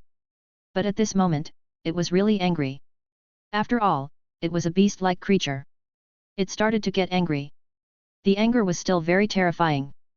Zouwu jumped up and disappeared in place. Appeared directly on the right side of Charlie. He attacked Charlie's body with a posture of killing prey. Charlie, be careful. Cassandra was shocked. Charlie didn't even look back. A strange wave spread out. Various utensils in the restaurant gathered directly towards Zouwu. Within a few breaths, Zouwu was surrounded by everyone. Dining table, chairs, etc. Nailed to the wall. Roar. Zouwu still wanted to struggle, but found that the more he struggled, the more trapped he became. Cassandra was stunned. It was as if something had been touched in her heart. The look in Charlie's eyes was a little complicated. But most of all, it was the shock on his face. It was too strong. Charlie actually had such magical strength. The little Zouwu cub who crushed several of them into such a state did not even have the slightest ability to resist in Charlie's hands. Is it resolved like this? Did Charlie come here specifically to save me? Cassandra's thoughts were racing. The Malfoys and the other three were looking at Charlie in shock at this moment. They were suddenly a little lucky. Fortunately, they didn't go looking for Charlie directly just now. Lee must take revenge. Otherwise, if he offends this Charlie, he probably won't be able to eat and walk around. Especially Vincent. The sweat on his face fell like soybeans. Harry and Ron looked at Charlie with admiration on their faces. So handsome. They also want to be such a wizard. Hermione tugged at the corner of Charlie's clothes, indicating that it should deal with Zouwu first. But her heart was already ups and downs. Having said that, this is still Hermione and others. This was the first time people saw Charlie take action. A real move. When Charlie explained or demonstrated magic to them before, he always showed it in a gentle way. He didn't expect to get angry. There was no sloppiness at all. Concise and fast. There is no extraneous magic. The entire spellcasting process is like art. In just a few simple strokes, Zouwu was pinned to the wall by various dining tables and chairs. Ouch! Zouwu was still struggling. Cassandra and the others were shocked and involuntarily gathered towards Charlie. Malfoy dusted himself off. He showed his superior look again. Hey there! My name is Decorum Malfoy and I am the heir to the Malfoy family. My father was the governor of Hogwarts. Malfoy stretched out his hand. Charlie just nodded slightly. Without even looking at Malfoy, he walked directly towards Zouwu. This made Malfoy very angry. He was so rude. Even I, Malfoy, dared to ignore it. Hi Harry, I know you. Malfoy took a deep breath and greeted Harry again. What he didn't expect was that. Harry nodded like Charlie. Then he walked towards Charlie. Malfoy completely collapsed. Father is lying. It's not that our Malfoy family is famous. Do we win the respect of wizards when we go out? Where is the respect? In the end. Malfoy swallowed this breath. He glanced at Hermione and Ron and said nothing. He looked down on people like Ron and Hermione. Ron's father was very good to Muggles, which conflicted with the ideals of the Malfoy family. Malfoy just glanced at Ron. As for Hermione, the arrogant Malfoy didn't even know how to say hello. Cassandra nodded gratefully towards Hermione and Ron. At this moment, there was a rush of footsteps. It's here, they must be here. Teacher, please help them. That monster looks so fierce. The table over there was overturned. Stay calm, little wizards, I'm about to see it. It was those classmates who came over with their teachers. After all, Zouwu chased them through so many carriages. Those students who were frightened were always worried and went to find their teachers. Soon. Then the teacher from Hogwarts, as he approached the restaurant, he immediately became nervous. He made a gesture to signal the students behind him not to come closer. He then took out his wand and took an offensive stance. He ducked and rushed into the restaurant. He raised his wand. We have to cast a spell. Hey? Wait. What's wrong? When the teacher came in, he was immediately confused by the scene in front of him. It's not like there's a powerful magical animal promised. Already going crazy. Chasing our new students at Hogwarts. Where is this ferocious magical animal? Hey? Why are there so many tables and chairs on the wall? I go. This is Zouwu. God. It was actually nailed to the wall by a bunch of dining tables and chairs. The teacher's expression fluctuated. Cassandra and others immediately said hello when they saw the teacher coming. All the worries were finally relieved. It should be no problem now. Teacher, are you done? Teacher, let us see what kind of ferocious animal it is. The group of students behind them chirped. They were very curious. Although they were a little scared. But after all, the teachers were here. And there seemed to be no movement. The curiosity could no longer be suppressed. But the teacher didn't seem to have the intention to respond. Then some of them who were brave enough squeezed in on their own. As soon as they entered, they were immediately frightened by the dilapidated scene. When they found Zouwu nailed to the wall, they suddenly exclaimed again. The body retreated involuntarily. Dear students, can someone tell me what is going on here? The teacher pushed up his glasses and came back to his senses. In fact, he was a little unsure when he came here. After all, he heard from his classmates that a very powerful-looking creature appeared. It was very strong and very fast. He has been responsible for daily chores at Hogwarts, and he is not very strong. It's just that he has no choice but to bite the bullet. Otherwise, if a classmate has an accident, his responsibility will be greater. The one who just came in at this time, in addition to shock, I was more relieved. This beast has been suppressed. Teacher, we opened the box, and such a creature appeared, and then it chased us all the way. Malfoy said. Then I was met by them and forced to be chased all the way to the restaurant. Cassandra added. Yeah, I know all this. What I want to know is what happened next. After listening, the teacher nodded. Then it was this creature that broke through the glass and was about to attack me. Cassandra thought of this and felt lingering fear. She took a deep breath. Finally, classmate Charlie appeared and subdued the creature. Then teacher, you arrived. Cassandra said it all. Oh, I really have to thank this classmate. Wait, you said it was this classmate who stopped Zouwu? Dear Miss Cassandra, are you sure you are not joking? The teacher looked around, a little dazed. This is too ridiculous. A new student at Hogwarts actually subdued Zouwu? Zouwu is a moody and extremely fierce magical animal. He was only reading about it in books. Been there before.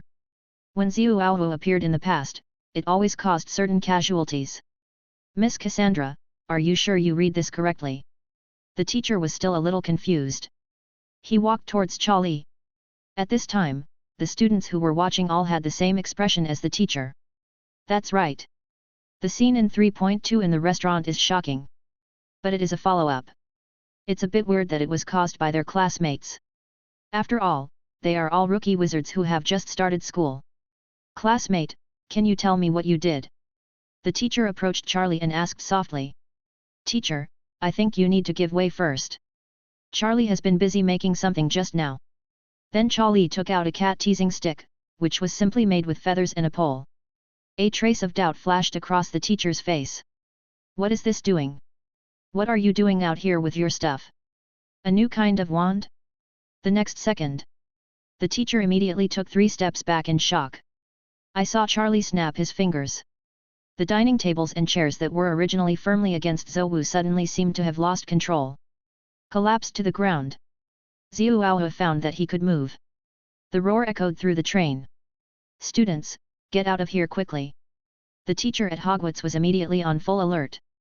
He had already begun to recite a spell. His face was full of fear and solemnity. The beast didn't seem to care about these people at all. He just stared at Charlie. Oh, I said it. You gotta take it easy, little guy. Charlie looked at the angry Zouwu slightly. He raised his hand slightly. The dining table and chairs that had just fallen flew towards Zouwu again. Ouch! Zouwu let out a scream. He was nailed to the wall again. He couldn't move. There was a huge commotion in the entire restaurant. Suddenly there was silence. Only the faint sound of Zouwu's struggle echoed at this moment. The teacher and the faces of the students who were watching were full of shock. This was actually true. They raised their hands to subdue Zouwu. Do you call this wizard a new student at Hogwarts? Little guy, calm down. Charlie took out his homemade cat-teasing stick and walked towards the Zouwu cub again. Chapter 62. Classmate. The teacher noticed that Charlie was walking towards Zouwu. His heart skipped a beat. Zouwu is a moody creature. The teacher reminded. It means Charlie, don't let go of Zouwu again. Thank you, teacher. Charlie snapped his fingers again. Bang! Bang! Bang! Several sounds came out. The restrictions that restrained Zouwu were lifted again. Come on! The teacher's mind suddenly became hot. What he said is the same as what he didn't say. This kid is not good at all. Listen to my advice. Is he usually so brave? Don't you know that's Zouwu? As soon as Zouwu landed, he immediately screamed at Charlie. But with the experience from the last time, Zouwu was obviously much more cautious this time. Suddenly Zouwu's eyes widened, like bells. Charlie took out his homemade cat-teasing stick and swung it at Zouwu a few times. Suddenly, Zouwu seemed to be hit by something in his heart. Instantly. Soften. Meow. Zouwu wanted to grab the cat-teasing stick, but Charlie easily dodged it. After a while of playing, Charlie successfully touched Zouwu's forehead and fed it a magic snack. Zouwu had already. Charlie stopped resisting. The teacher and classmates were stunned. Is this okay? So it turns out that Zouwu likes this thing? How about following me, little one? I guarantee that you will be happy and drink spicy food in the future. Charlie started to draw the cake. Zouwu looked at Charlie with a vague understanding. He seemed to be thinking about something. Charlie waved his hand gently. A space door appeared in front of Zouwu. Then Charlie teased the cat with after a while of guidance. Zouwu unknowingly walked into the space of Charlie's bracelet. Then Charlie entered in a flash, leaving behind a group of bewildered people. This? The teachers at Hogwarts immediately ran over and studied for a while. Space magic weapon. It was still the most advanced kind. The teacher's face changed instantly. Just now he had a worried look on his face. Now there was a hint of envy. This kind of space magic weapon, you need a lot of money to buy it. What kind of family background does this Charlie have? After Charlie entered the bracelet space, he came to Zouwu. Zouwu is a very spiritual creature. In an instant, I feel the intensity of the magic here. Brat. You see how it is here, as your habitat. There's plenty of food here, and plenty of magic. It is of great benefit to your growth. Charlie started to lie. Zouwu's eyes widened and he looked at the piles of various foods and some magic potions next to him. Drool flowed out of the corners of his eyes. And that is your partner, there will be more partners in the future. Charlie waved the cat-catching stick and pointed at the Yuchi beast beside him, who was as dumb as a chicken. The entire bracelet space has been transformed several times by Charlie. Here, it is almost the same as the outside world. It is empty and free. The magic power is rich. There are various facilities. Zouwu seems to have understood what Charlie means. Food and accommodation are included. Got it. Zouwu nodded. Then just follow me. Charlie stretched out his hand and rubbed Zouwu's head. An agreement was reached. I'll leave first. You play here first. Zouwu shook his head. Do you want to go out? Zouwu nodded. Charlie was a little confused, but he still obeyed Zouwu. He probably wanted to do something. In the restaurant, Harry and Hermione were a little anxious. They pressed the teacher to ask what the situation was now. Students, don't be impatient. This is a space magic weapon. They just went to an independent space. You may not understand it well, but you will know it when you go to school. The teacher signaled everyone to be quiet. Suddenly, a figure jumped out of the space door. The teacher was startled. I went.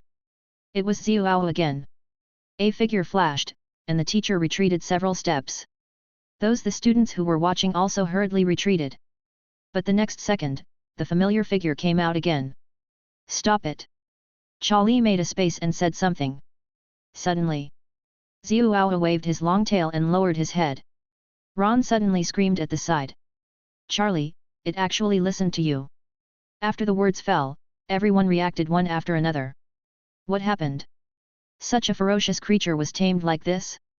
How could it become so well behaved? Thinking of this, they all looked at Charlie with some fear. This classmate, it is inevitable some were too scary. Even Zouwu could subdue him.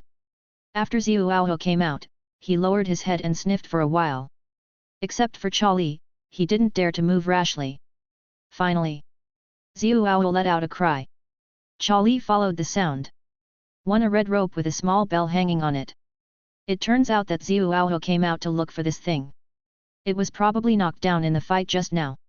So, do you always carry this thing with you? Charlie raised the red rope bell and asked Zouwu.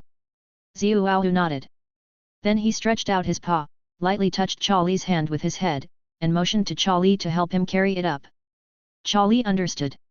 I guess this red rope bell is of great significance to it. After everything was completed, Zouwu ran directly into the space door without even looking at the others.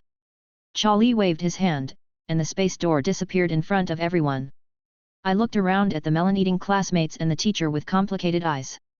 Friends, why don't we separate? After saying that, everyone reacted in embarrassment.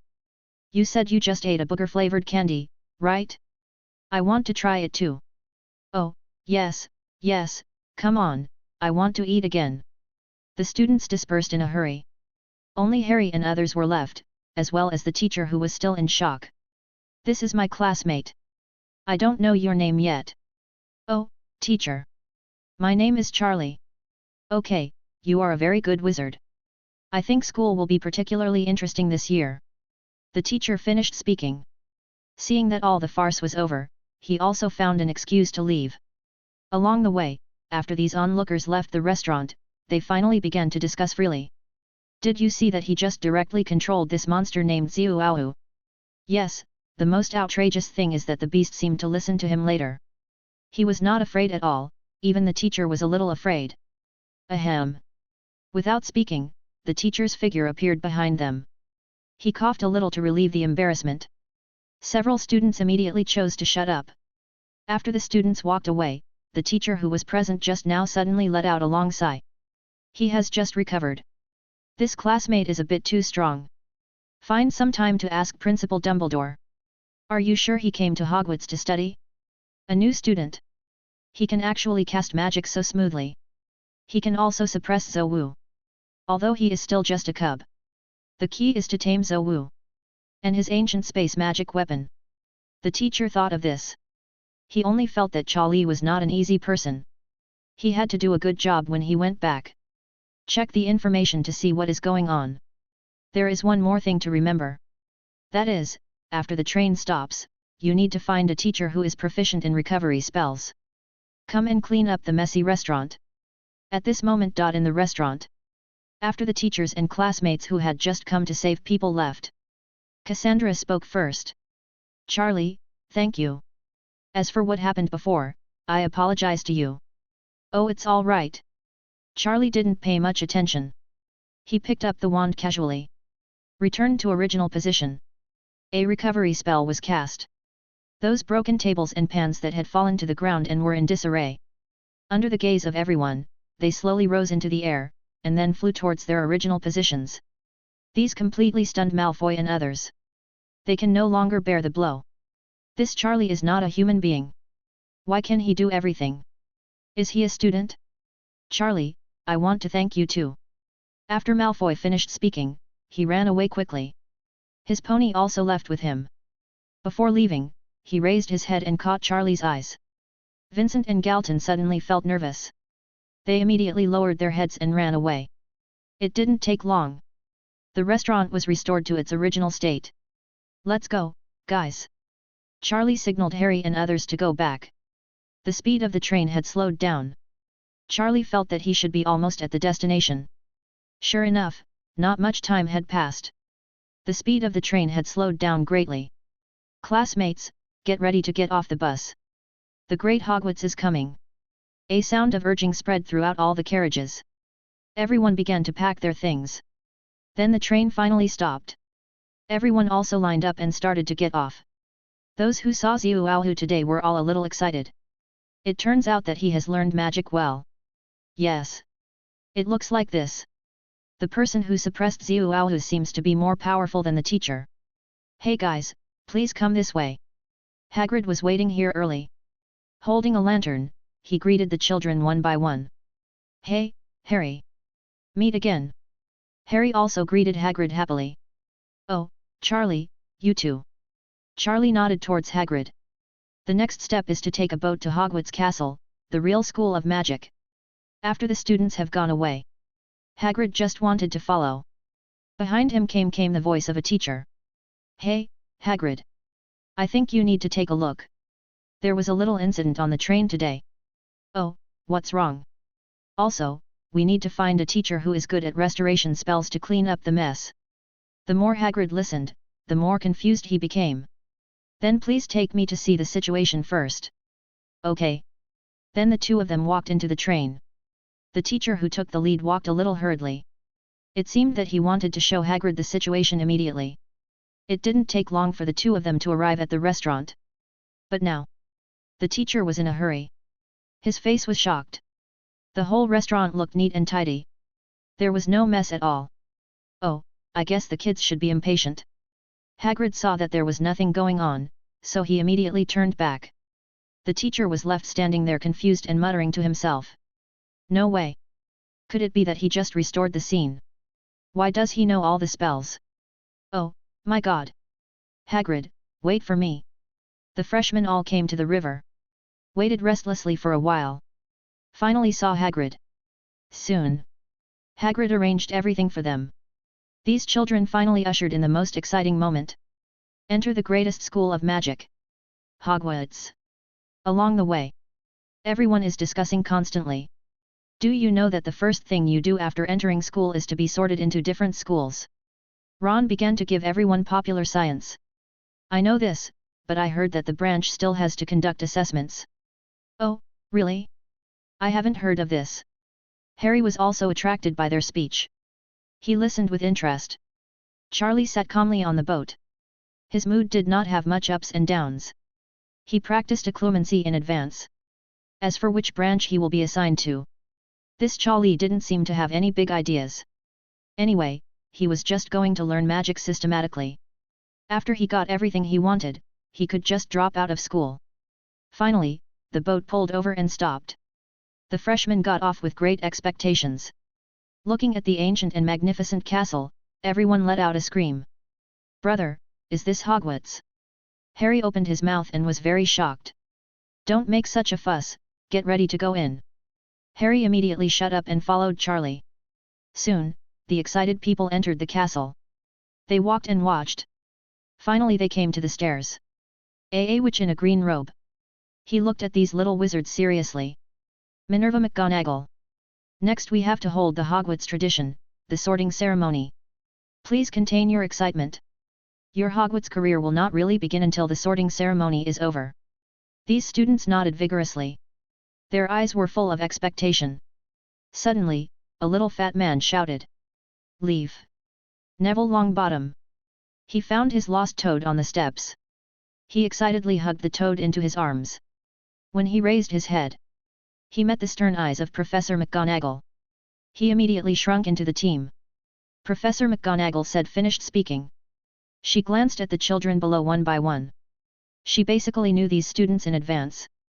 Their names were on the book of admission. Hermione, Cassandra, Ron, Malfoy, and Professor McGonagall. They looked over one by one. Harry. This one looks a bit like Harry. Is it Charlie? Thinking of this, Mag nodded towards Charlie. There was a hint of smile on that stern expression. The students also felt that I was a little surprised. Why did I suddenly smile when I had a straight face just now? I followed my gaze. I only found that Professor McGonagall seemed to be looking in the direction of Harry and Charlie. It was not clear who he was greeting specifically. Professor McGonagall continued to preach some precautions.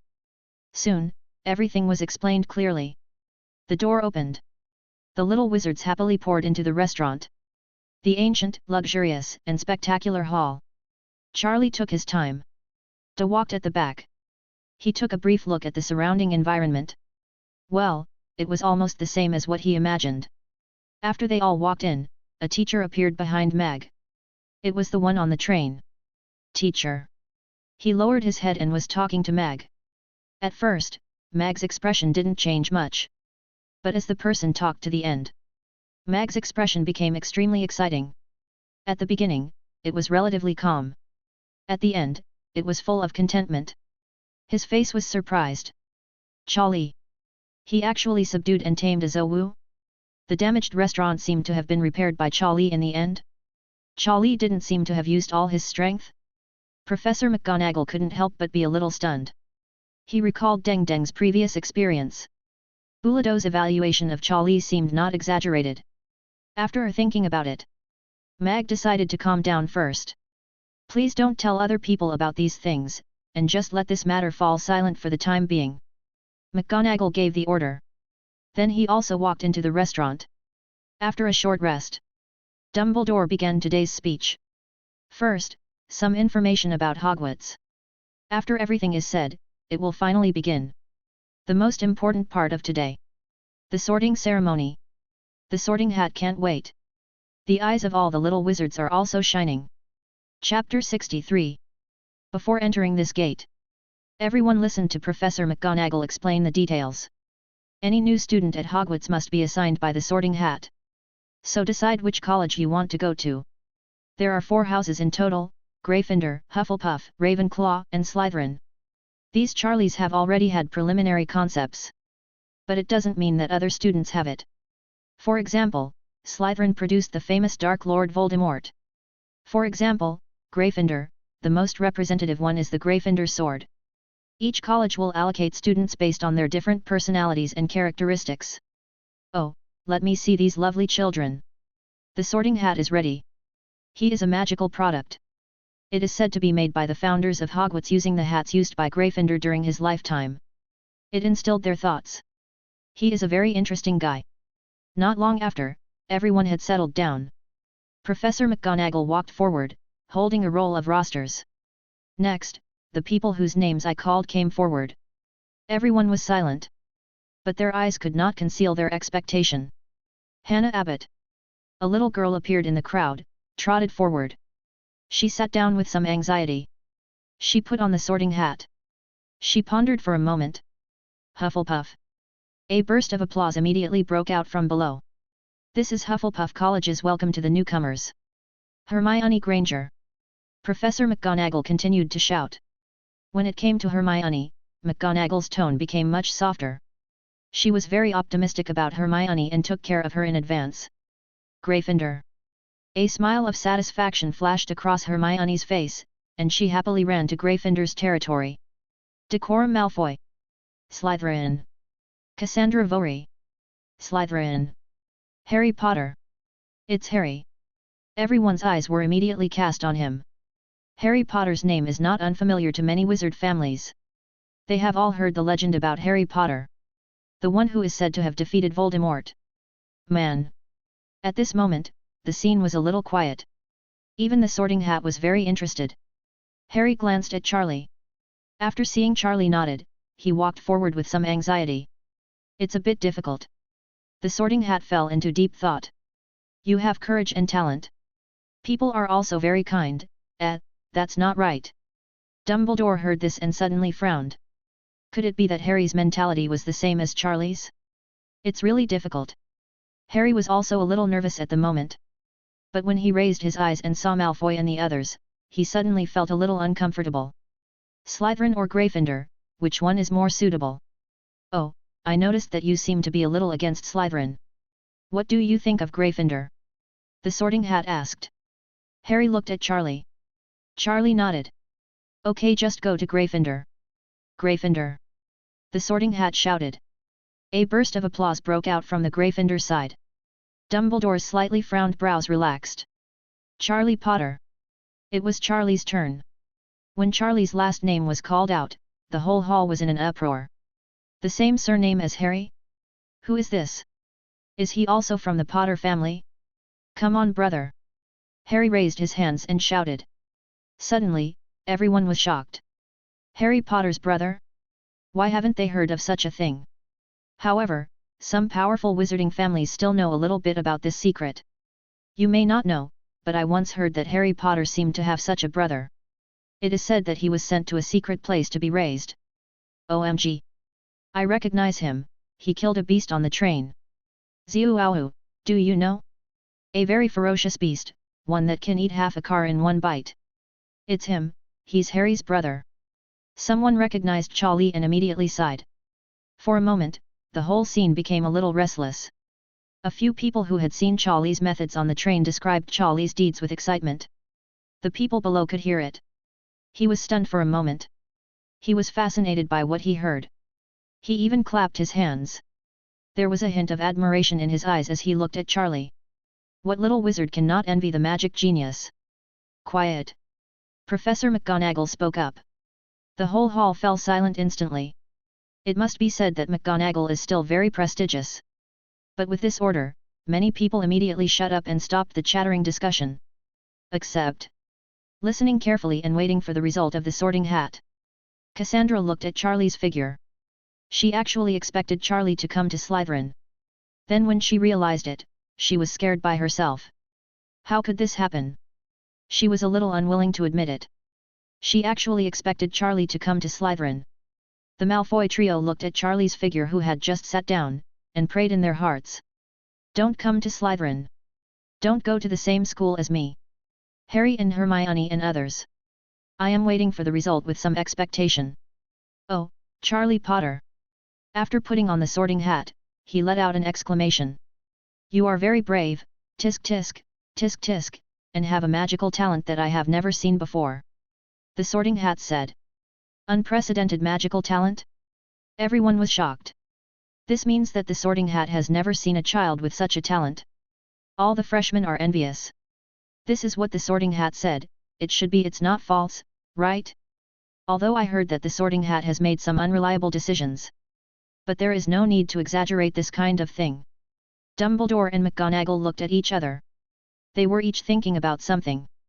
Snape was, I feel a little joy in my heart. Charlie will not disappoint. Yet. Harry was so excited that he almost jumped up. However, he was met with the death gaze of Professor McGonagall. Oh, let me see again. Continued the Sorting Hat.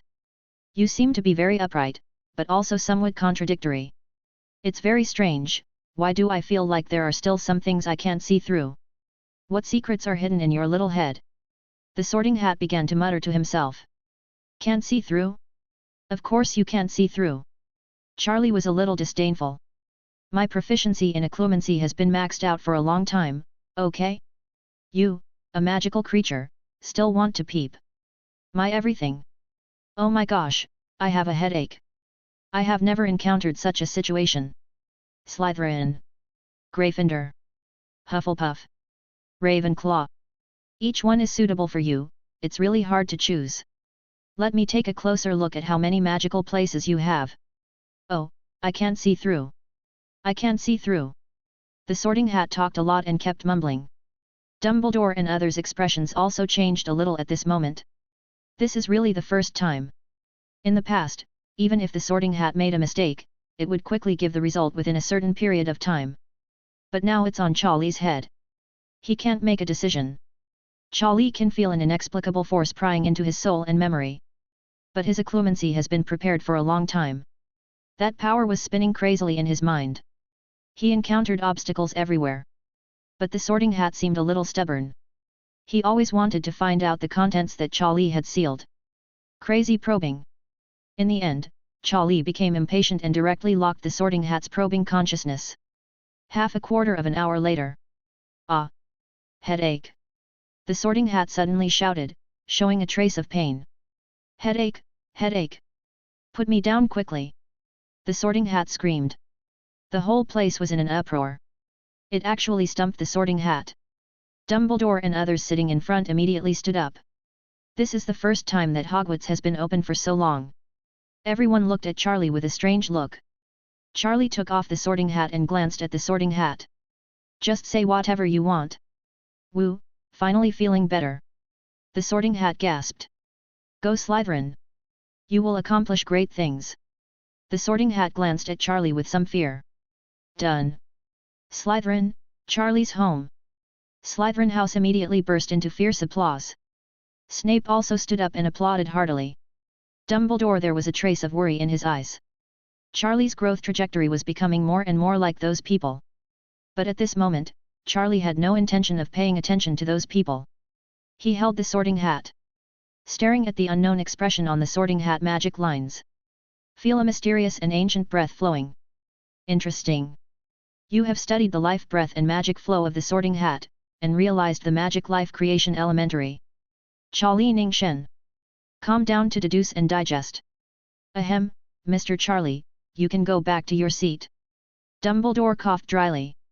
No, you didn't give me time. Otherwise, I have to study the Sorting Hat carefully. The history of the Sorting Hat is very interesting. It was the hat used by the founder of Gryffindor, and brought together other founders. It is a kind of magical creature created using ancient secret techniques. Magical creatures are very interesting. It belongs to acquired life. It is created by powerful wizards. Of course, wizards who can create this kind of life are all. He is an extremely powerful person. Just now, Charlie felt the unusualness of the Sorting Hat and realized this ability. Thinking of this, Charlie had a plan in his mind. After the incident was over, he had to ask Dumbledore to lend him this hat. He studied and consolidated this ability to create magical life. Mr. Charlie. Dumbledore reminded again. Oh, sorry. Charlie smiled at Dumbledore and returned the Sorting Hat to Dumbledore. Then Charlie came to Slytherin's seat. Some senior students welcomed Charlie's arrival. But more, it was still gossip. They knew about the relationship between Charlie and Harry. They had just heard some rumors about Charlie on his way here. They also heard the Sorting Hat's very high praise for Charlie. Hey, Charlie, can you tell us a little bit about your relationship with Harry? Is what happened on the train true? Where have you been living before? Everyone started to burn the blazing bagua soul. After Charlie sat down, he kept rehearsing the ability to create magical life he had just realized in his mind. He kept rehearsing and entered an ethereal realm. However, the noise around him was extremely noisy. The voice still pulled him back from his trance. Check it out, check it out. Why are you in a daze as soon as you come back? A classmate waved his hand. Come on, it's said that you and Harry were raised separately, and we're all very curious. Where were you before entering Hogwarts? Charlie raised his head and met the eyes of his somewhat innocent classmates. Then he said calmly. Well, I've been living in Azkaban and I just got released. The expressions on everyone's faces suddenly froze. He looked at Charlie hesitantly. But his body involuntarily stepped back. Finally, it calmed down a bit. Charlie entered the state again. Soon, Dumbledore spoke again. One after another wonderful food appeared on everyone's table. Some ghosts and so on also happily celebrated the arrival of new life. Dumbledore confessed something. Two important points were mentioned. One is the Quidditch competition, which will be reviewed the next week after admission. The second one is to warn everyone, if you don't want to die, don't go to the corridor on the right side of the 4th floor. The wonderful dinner time is over.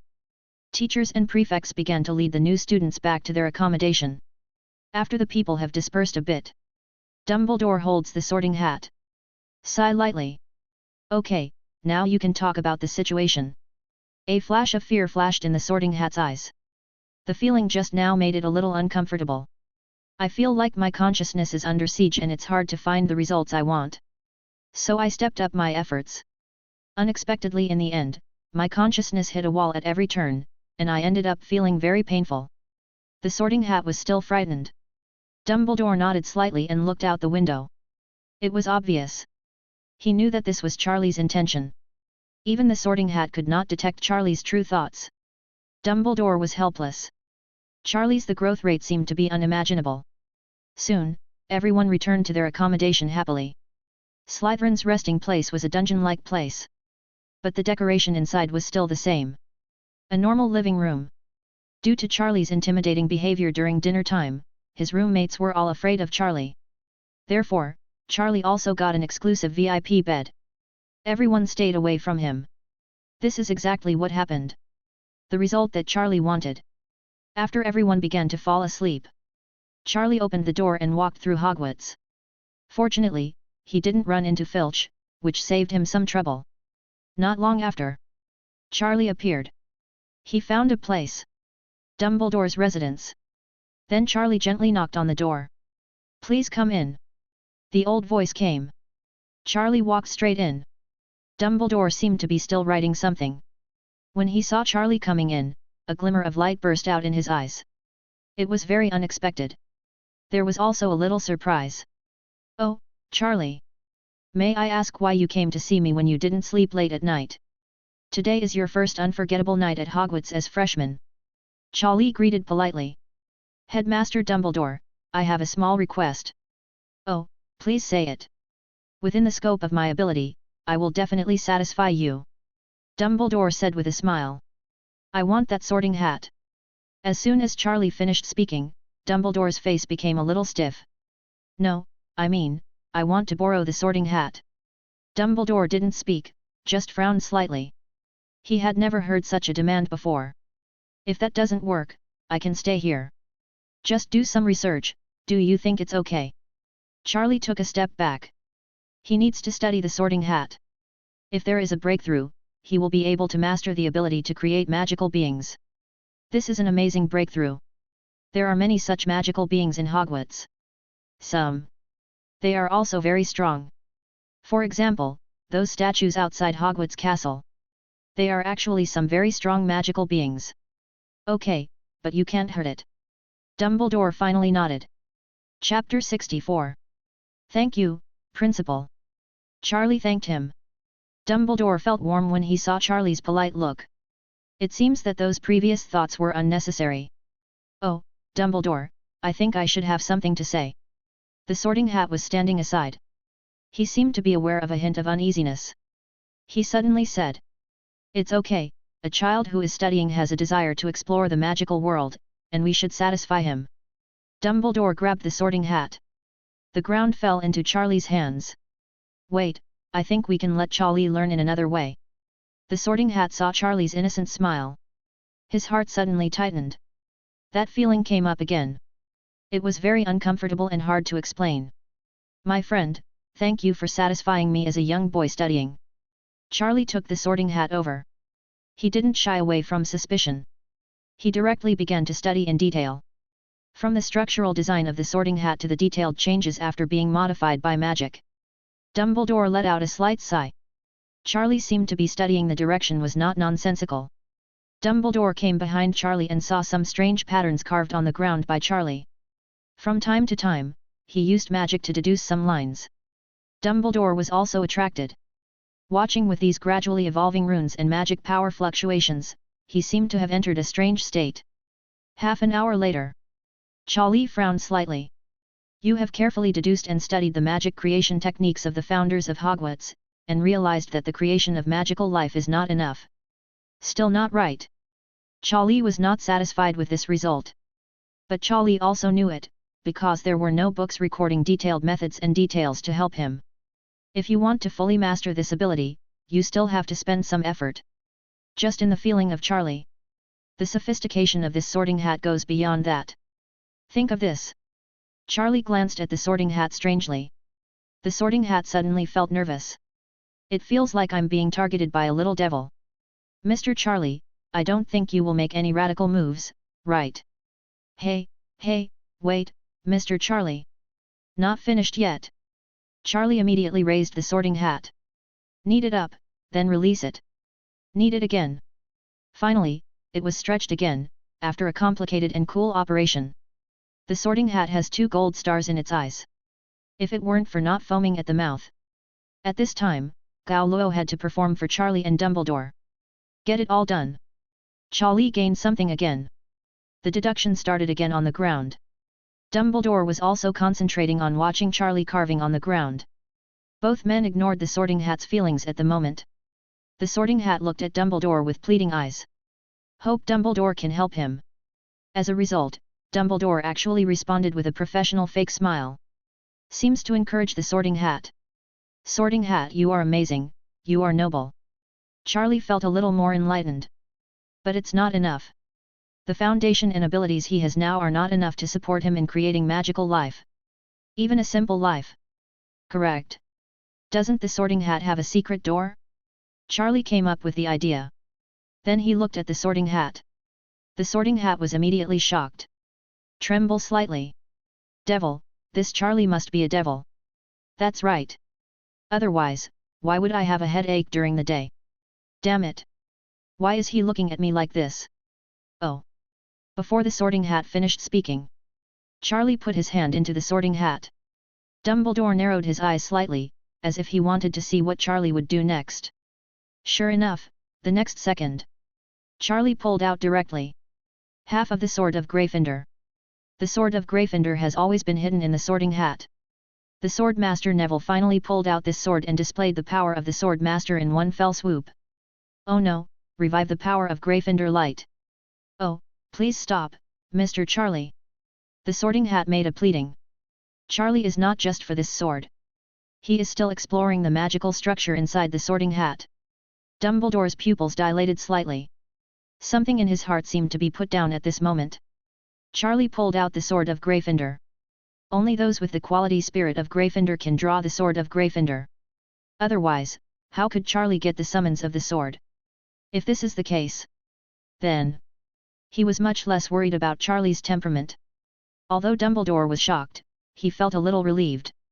But he didn't know it. Charlie was actually cheating. First of all, he knew that the secret of Gryffindor was hidden in the hat. Sword. Instead of being summoned by the Sword of Gryffindor. Of course, I held the sword after analyzing the magical structure of the Sorting Hat. The Sword of Gryffindor did not resist. Wow! Charlie pulled out the Sword of Gryffindor. Dumbledore was very relieved. But the next second, Charlie threw the sword aside. Dumbledore was so shocked that he almost dropped his glasses. Gryffindor is the treasure of the Sorting Hat so worthless in your eyes? You just threw it away. Charlie reached in again, BJCJ, and groped for everything about the Sorting Hat. The Sorting Hat had given up resistance and put on a look of wool.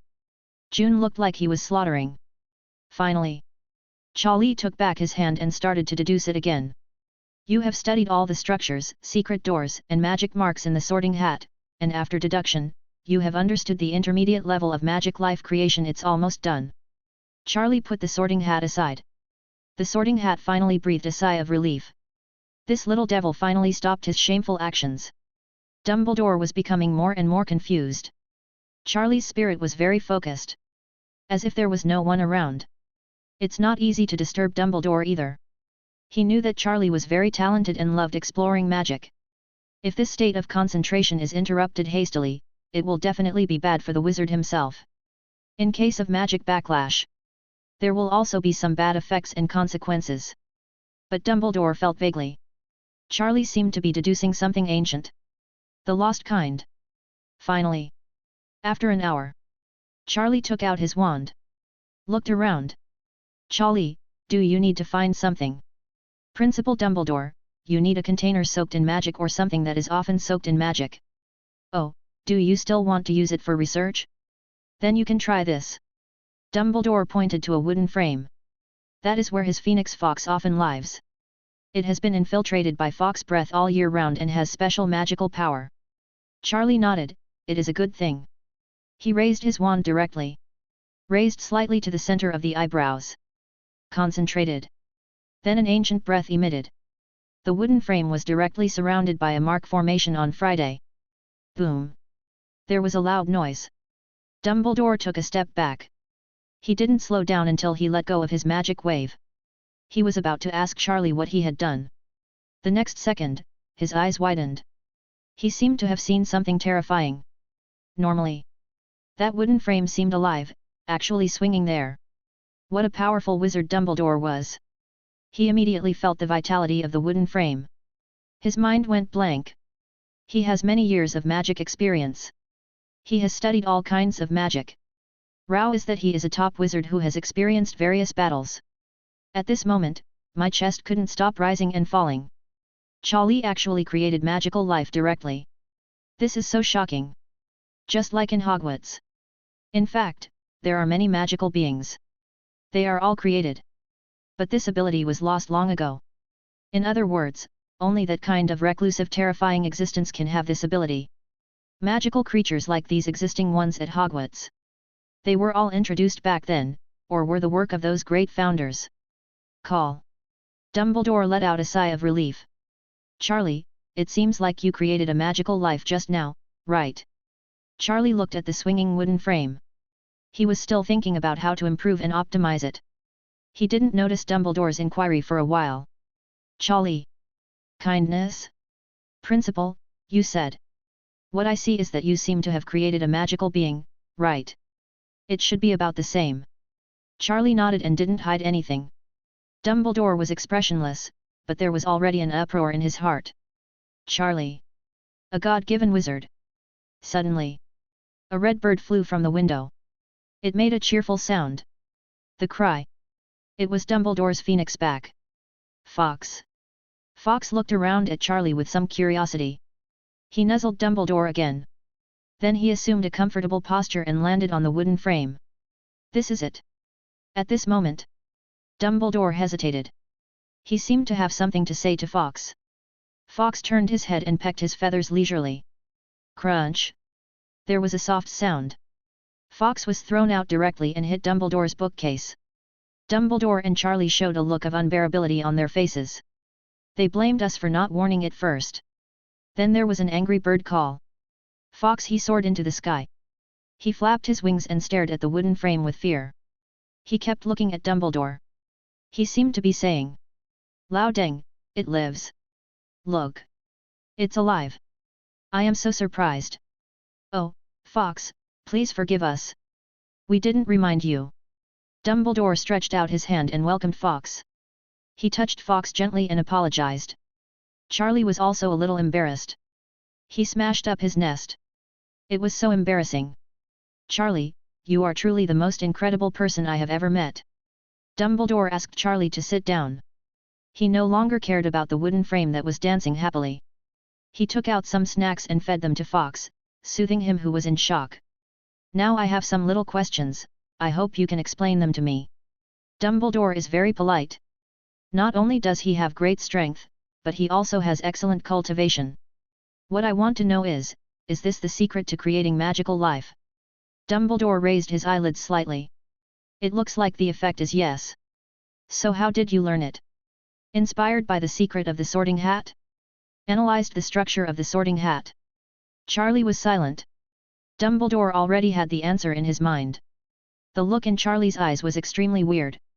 It seemed like he was looking at a monster. A true magical genius. Make your own magic. For thousands of years, I am afraid that only wizards who claim to be able to compete with gods can have this ability as a child. It seems that I must be more cautious in the future. Care for Charlie more carefully. Don't say anything else. As long as Charlie goes astray in his thinking. Wait until Charlie grows up. The entire magical world is probably gone. This is simply not something a group of obscurants can compare to. Charlie, I hope you will tell me if you have any questions or need help in the future, okay? Dumbledore looked at Charlie. Okay, thank you, Headmaster Dumbledore. Dumbledore looked at Charlie, as if he wanted to see through his inner thoughts. But there was no flaw in Charlie's expression that could be captured. I'll detain you a little longer. Charlie spoke again. Oh, little Charlie. Please feel free, you are always welcome here. Charlie walked over to the wooden frame that was given life just now. He started tinkering and researching again. Surprisingly, he was still irritable and restless just now. Even Fox was kicked away from the wooden frame. Beside Charlie, extremely well behaved. Fox immediately let out a scream. It seemed to be blaming the wooden frame. Treat it differently.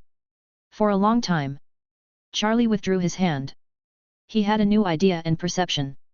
The process of giving life to this wooden frame, there was still a slight flaw. He held his breath and concentrated. Charlie calmed himself down again. Then another ancient mark appeared.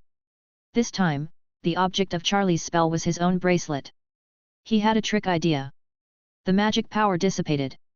Charlie's bracelet lay quietly on the ground. Dumbledore and Fox also looked over curiously. Charlie picked up his bracelet and put it on again. Then he closed his eyes. It seemed to be successful. Charlie felt the ring also had the breath of life. This ancient magic prop is the most suitable for creating magical life. Charlie felt that he could already establish a connection with the bracelet. A tacit understanding engraved on the soul. Then with a thought, a beast sprang out from the bracelet. It started to have a carnival on Dumbledore's territory. It even started to chase Fox. Be quiet, little one. Charlie scolded. Zouwu immediately calmed down. He came to Charlie's legs and sat cross-legged quietly. Dumbledore's eyelids twitched fiercely. How could he not recognize Zouwu? This magical animal from the ancient mysterious country actually lay beside Charlie. No wonder the Sorting Hat said that Charlie is suitable for any house. He seems to have stronger characteristics than Newt, and he is naturally easy to let go. Magical animals are close to him. Hufflepuff is also very suitable for him. It was successful. Charlie was also a little happy.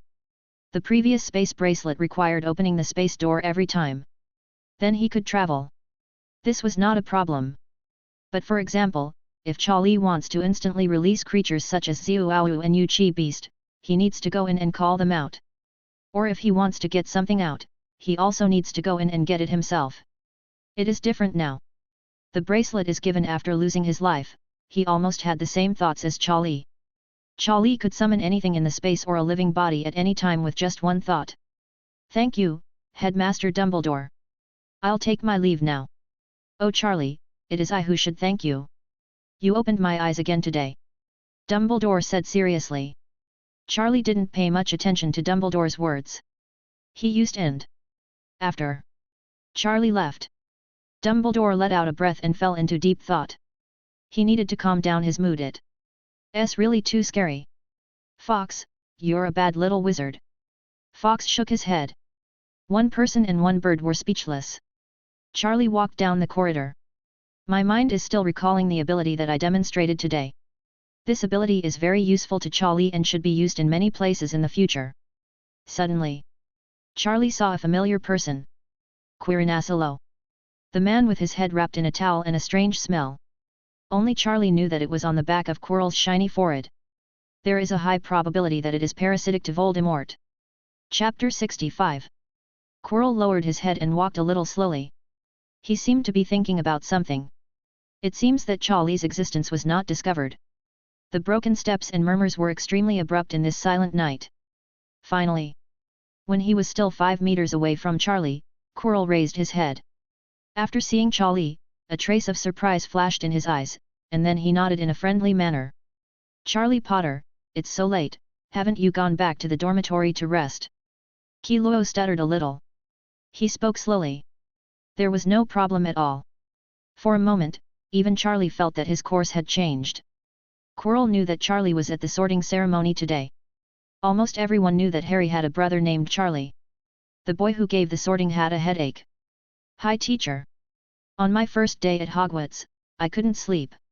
As he spoke, Charlie's perception dispersed directly. Strangely, there was no feedback. There are only two situations. One is that Voldemort is not parasitic on Quirrell. The other is that Voldemort can bypass his own perception probe. Classmate Charlie, as a teacher at Hogwarts.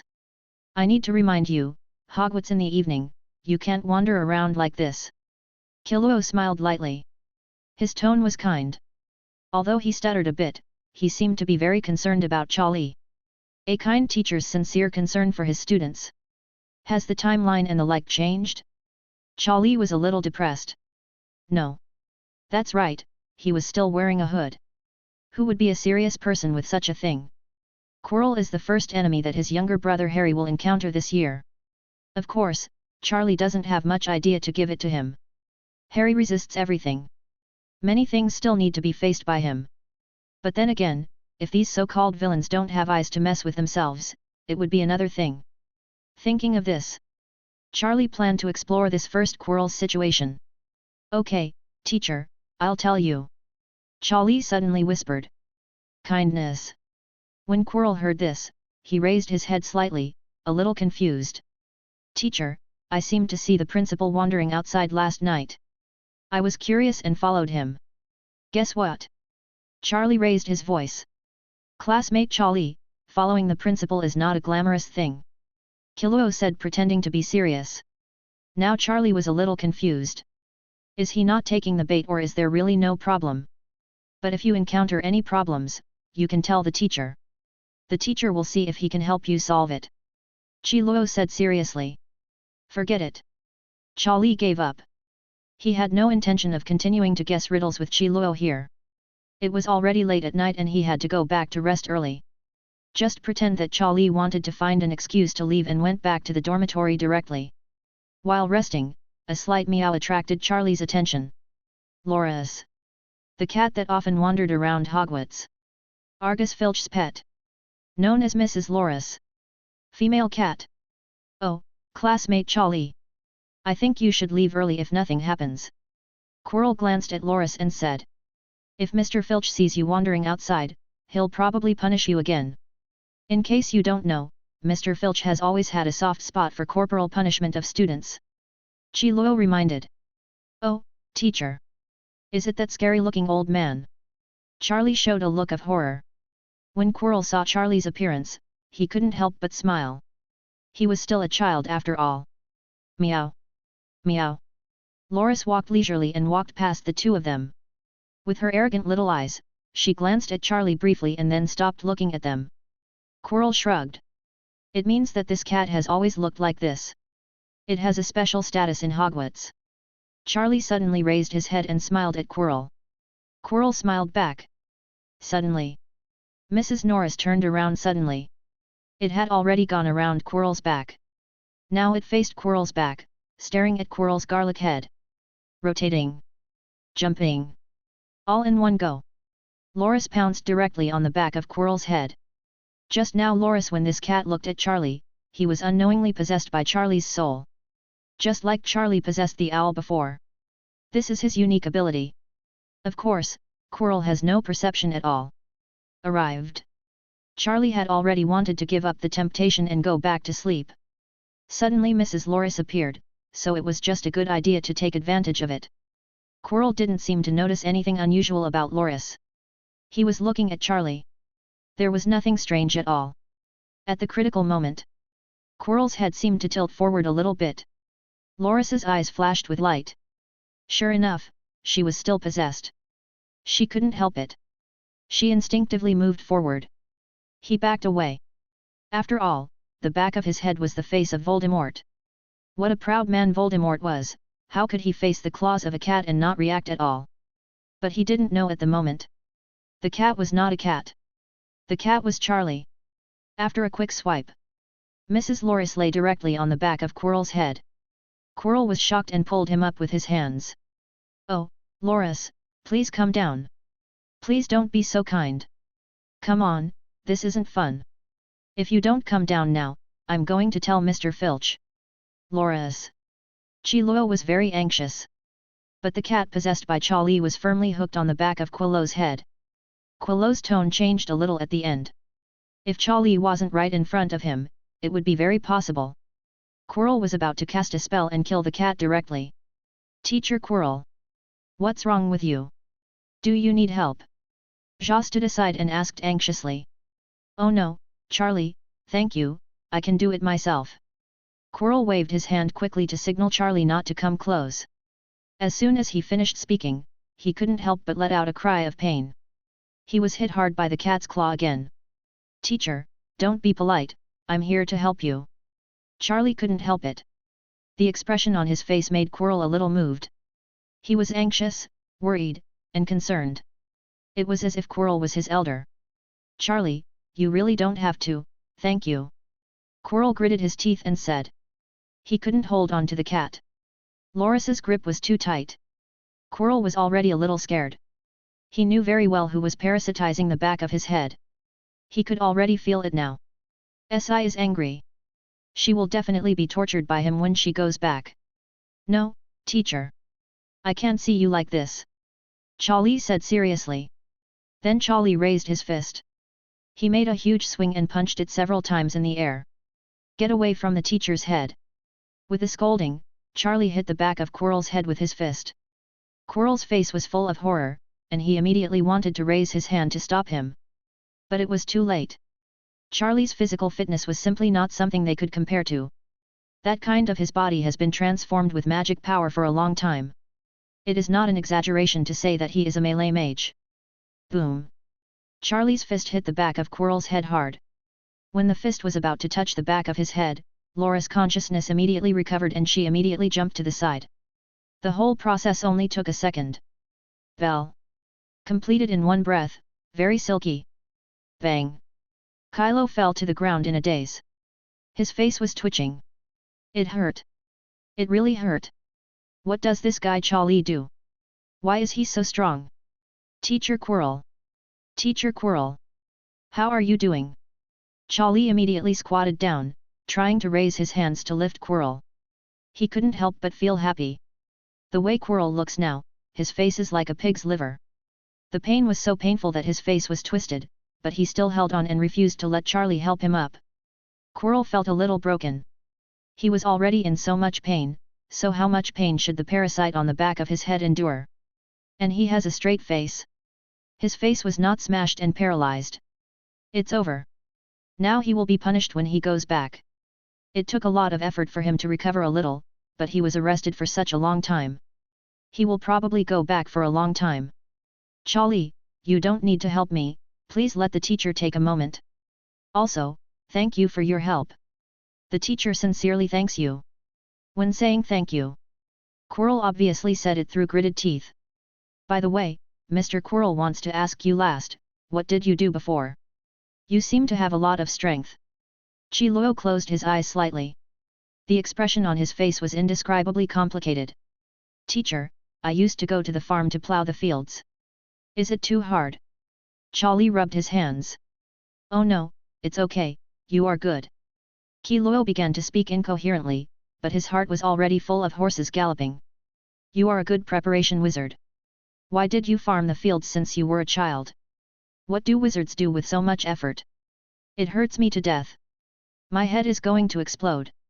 Charlie, I still want to say something. In fact, I am still thinking about how to give it to Quirrell. If Quirrell knew what Charlie was thinking now, he would probably be so angry that he vomited blood on the spot. Oh, Mrs. Loris, why did you come here alone again? Just when Charlie began to have some dark thoughts, an untimely voice interrupted them. Filch is here.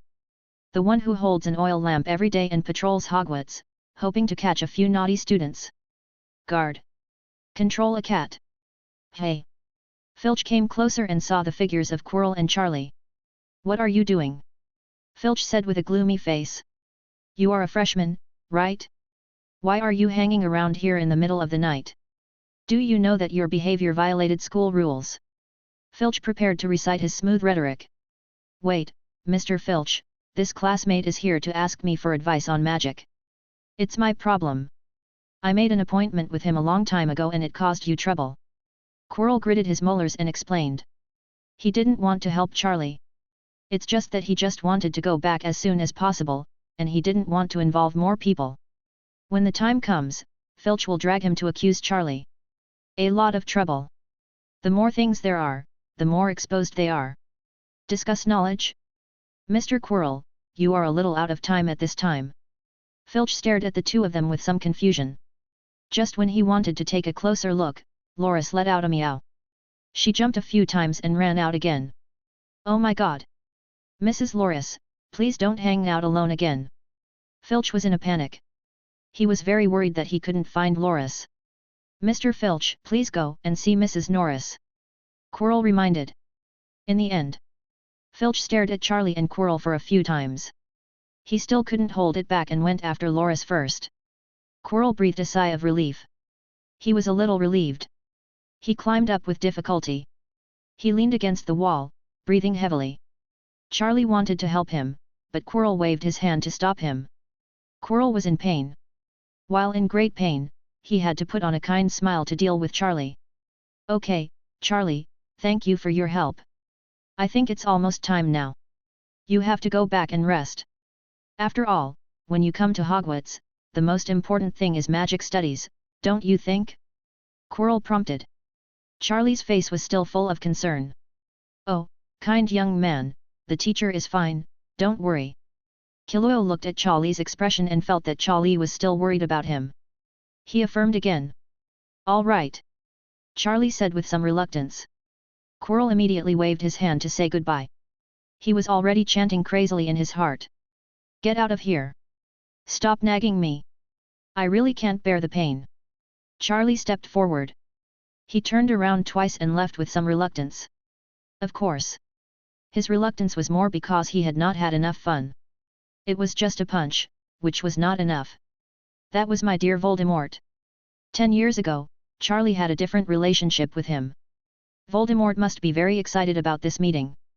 Quirrell kept staring at Charlie's leaving figure. There was also a smile on his face that said he was relieved that the teacher was fine. Wait until Charlie was gone. After that, Quirrell's face turned gloomy. He left quickly. His pace quickened. Finally, he started running. The ghosts on the road were waiting. Just as they wanted to say hello, they found that Quirrell had already disappeared. "It's really strange, what happened to Teacher Quirrell today?" A ghost was lying on the window and murmured. "What's wrong? Of course it hurts so much." Charlie's punch was a fully charged punch. I guess the troll was stunned for a moment when it touched it. Finally. Strange.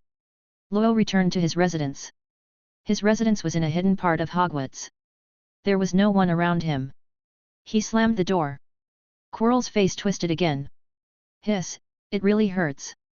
He quickly took off his hood. "Master, Master!" Quirrell shouted softly. What he was most worried about was what happened to Voldemort. "Owner!" Quirrell exclaimed. "No way! He won't be killed by this punch, right?" "Shut up!" A hoarse voice came. Quirrell's hanging heart was finally relieved. "Just be fine. Master, how are you? Do you feel any pain?" Quirrell asked a little cautiously. He even broke out in cold sweat. "It doesn't hurt," Voldemort said coldly. "That's his face. It's impossible for him to admit that he was stunned by a kid." "That's good, you are worthy of being the master. To tell you the truth, that guy was so strong that I was almost stunned." Luo still has lingering fears when he thinks of that feeling. "Do not talk." Voldemort's tone was very impatient. Quirrell closed his mouth angrily. He couldn't see the back. If he used a mirror to look at the back of his head at this time, he would regret those caring greetings just now. Voldemort at this moment his face has no human appearance. Of course, at first he was parasitic on the back of Quirrell's head, and it was not human. But now, it is obviously more distorted. It should be more appropriately summed up as miserable. The whole face. It is like venting. It was like a ball of anger, concave in the back of his head. His whole face was covered in purple. His blood vessels burst. It was like he had escaped from an explosion. The worst thing is that Voldemort has been holding it in until now. He can't make a sound or breathe. All the pain can only be acknowledged silently. In the end, one person carried it all. Charlie. Voldemort's eyes were sinister, and he seemed to have endless resentment. "It's been 10 years. We met again. I didn't expect that when we met alone again, you gave me a big care." Chapter 66. "Master, are you okay?" Quirrell whispered. "Shut up." Voldemort's face was twisted. He breathed the air greedily. His face twitched from time to time, and he let out a hiss. "It hurts." This Charlie's attack was really cruel. It felt like it had hit his soul. It took a long time. Only then did Voldemort open his eyes. The pain on his face dissipated a little. "Damn Charlie! He must have discovered something. I was actually teased by such a boy." When Quirrell heard this, his expression changed drastically. "Master, has he discovered it?" "It's impossible, we hide it so well." What's more, your magical attainments hide your aura. Who knows, not even Dumbledore. Quirrell didn't quite believe it. Voldemort didn't speak. After a long time. Probably not completely discovered, but he may have discovered some abnormalities in you. If nothing happens later, try to avoid him first to avoid unnecessary complications. Voldemort spoke again. A look of shock flashed through Quirrell's eyes. His master actually allowed himself to avoid Charlie. Why? Just because Charlie punched them today? Obviously not. Voldemort didn't. Maybe it's so shallow, because if you get beaten accidentally, you have to stay away. Obviously there is something unsaid. Master, I dare to ask, what are you worried about? Quirrell regretted a little after saying this. It was obvious that Voldemort's breathing became more rapid. Voldemort was still thinking about whether Charlie had really discovered the problem. But his fist was obviously deliberate. It shouldn't be like this. Suddenly, a thought flashed through Voldemort's mind. It seemed as if he had captured some information. That cat. That's right. That's the cat. Why did that cat attack the back of Quirrell's head for no reason? Although Voldemort was hit by 453 wrapped in a scarf. But he can clearly perceive everything around him. A wizard of this strength has such an ability. That cat is very abnormal. There seems to be a wave of magic emanating from it. Could it be? That's how it is. Charlie. You still found some clues. Voldemort suddenly realized. The cat was controlled by Charlie. The cat attacked him, and then Charlie's strength worked miracles, all of which were immediately intended by Charlie. He must have discovered it. What? It's just that he probably didn't know that he was Voldemort. Because Quirrell and he concealed themselves well, it was not easy to be related. Of course he miscalculated. Charlie had another identity, and he was a loser. Think of this. A rare trace of worry flashed across Voldemort's face. 10 years later. I met this guy again. I remembered that night 10 years ago. Voldemort escaped disaster due to the rebound of Harry's spell. I originally thought that the matter was over. It was completely settled. But he didn't expect that the fire dragon cub suddenly turned into a child. A magic sneak attack directly cost him a heavy price. To this day, Voldemort still has lingering fears about that child. Terrifying. Bizarre. Extraordinary talent. Frightening. Voldemort was even a little afraid of Charlie from the bottom of his heart. When he went to the sorting house today, he knew that Charlie had also come to Hogwarts. And he also knew that Charlie had come to Hogwarts. He immediately entered Slytherin. Everything was very similar to his previous signs. He was a little scared. He was afraid of everything about Charity, more than himself. His pride did not allow him to be trampled on like this. Owner? Quirrell noticed that Voldemort seemed to have not spoken for a long time, and said with some confusion. Remember, don't provoke this Charlie yet. He is strong and has great potential. We have to think long term. After I have a plan, we will take action on this Charlie. And it must be done, and he cannot be allowed to grow up in Hogwarts. Voldemort groaned. Quirrell was a little shocked. His master was so afraid of Charlie? This Charlie is only an 11-year-old child. He has just entered Hogwarts. Even if he is Harry's brother, there is no need to be like this. Quirrell is really puzzled. More, he is still confused about Charlie. Oh, of course. Charlie's strength is indeed extraordinary. Thinking of this, Charlie only felt that his concussion was attacked. Master, may I know why? I also want to make some plans and not let him affect our subsequent plans. Quirrell took a deep breath and asked. Voldemort was speechless. Silent for a long time. In the end, he seemed to be recalling something. The painful scene deep in the memory seemed to emerge at this moment. That night, Voldemort faced that harmless baby face. The whole person froze. At that time, I was extremely scared. Soon, Voldemort slowly spoke. It's okay to tell you. 10 years ago, I didn't die because of Harry's curse. Dumbledore and the others concealed everything. The real reason is because this Charlie used a magic wand to cast a sneak attack on me. As a result, I never recovered. Voldemort told the secret of the year. A secret that the wizarding world does not know now. Quirrell was stunned. His brain seemed to have been hit by a heavy hammer. He lost the ability to think for a short time. Charlie? Voldemort? Charlie for 10 years killed his master before? That legend in the wizarding world. The curse on Harry Potter reflected the damage and caused Voldemort's death. Has it always been a cover? The real initiator was Charlie Potter? No wonder. No wonder the master, after coming back, he has been restless. He still refuses to tell the reason. Unexpectedly, this Charlie has such an ability. Quirrell cannot accept it directly. He paces back and forth in the room. Stop! Idiot! Voldemort scolded. Quirrell stopped and breathed heavily. No wonder. This Charlie may have discovered something abnormal about me. Otherwise, why would his behavior be a little abnormal? Use it to drive away cats for me.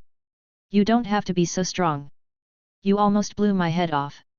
Charlie, you are really a dangerous person. Master, I think we need to rearrange the layout. There are too many unstable factors in this Charlie. Quirrell admonished. Voldemort didn't say anything. They all agreed with this statement in their hearts. The next words should be to avoid Charlie's sharp edge for the time being. Then greet him properly later. But tonight Voldemort can't calm down. His heart. 4. Charlie, a magical child who picked up the wand and lit himself when he was 1 year old, it was inexplicable. He felt a little uneasy in his heart. Charlie returned to the dormitory, had washed up and lay down. Well, today should be regarded as giving Voldemort a small physical shock. According to his temperament, he probably won't dare to mess with me again during this period of time. Unless he doesn't want to be resurrected. Charlie looked at the silver lantern hanging on the ceiling and thought for a moment. Slytherin's bedroom has a very unique style. You need to enter the dungeon entrance and go through the maze-like corridor. Only after matching the password can you reach the common room. The main body of this public rest is at the bottom of the lake, so you can always see some giant squid or other creatures. Charlie's perception spread. He has noticed several underwater creatures. They are all magical animals with their own characteristics. You can tame and keep a few in captivity later. Kindness. Free range, purely natural. At this moment, outside the lounge, the giant squid lying on the bottom of the water suddenly shivered. I have to go to class early tomorrow. It's almost dawn now. Charlie quickly fell asleep. All morning, Charlie seemed to hear some movement in a daze. But no classmates called him to go to class together. Because Charlie fell asleep in a daze. Suddenly, Charlie seemed to remember something. Immediately woke up from bed. Checked the time. Really? Going to be late? None of those good classmates asked him to go to class. It's really a bit much. But Charlie didn't think much about it. At that time, the sorting ceremony was held in the hall. Charlie wanted his nosy classmates not to disturb him in his deduction of the magic life creation technique.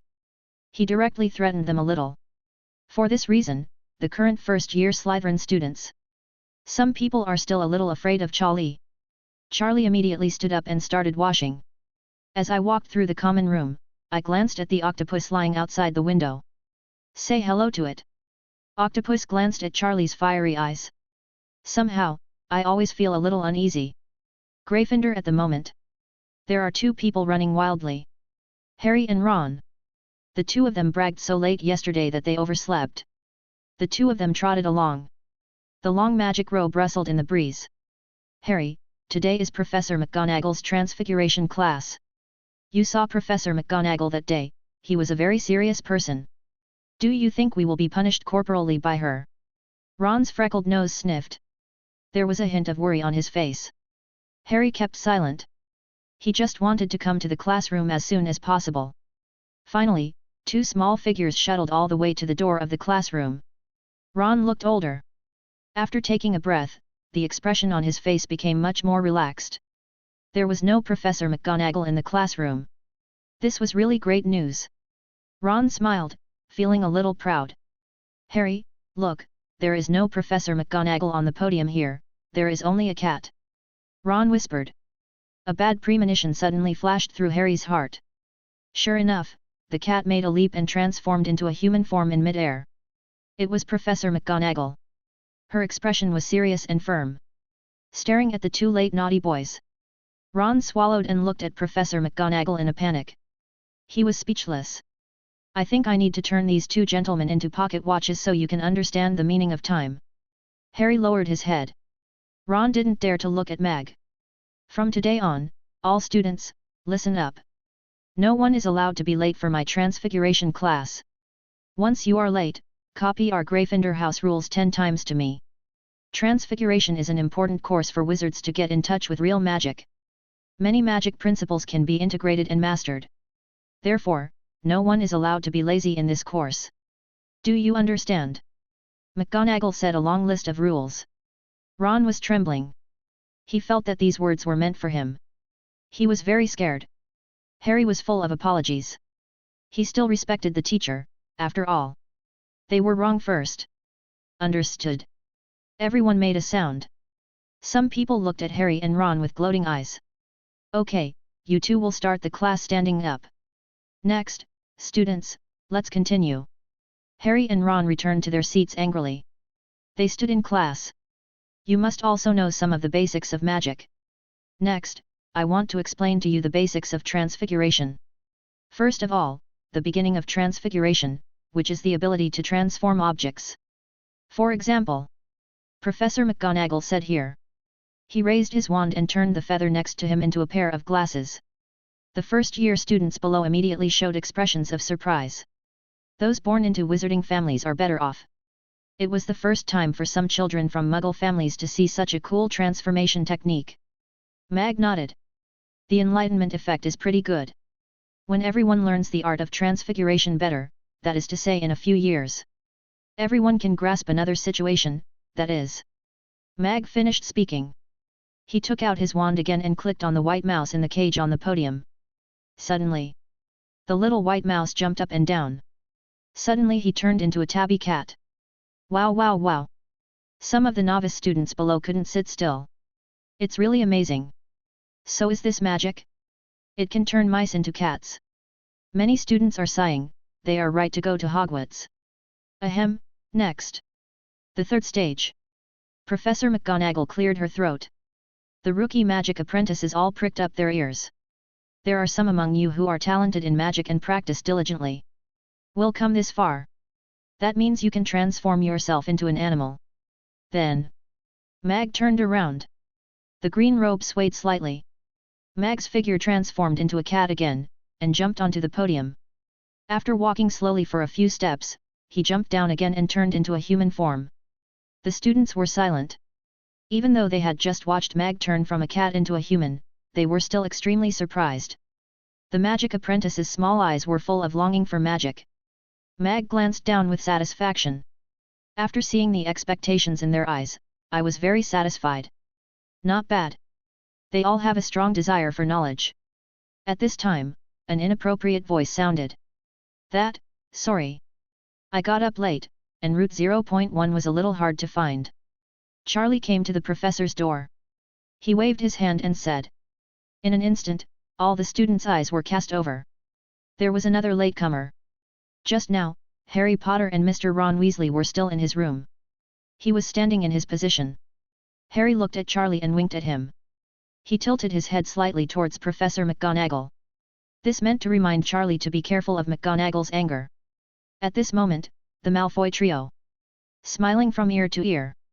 They all lowered their heads and whispered. This Charlie is going to be in trouble this time.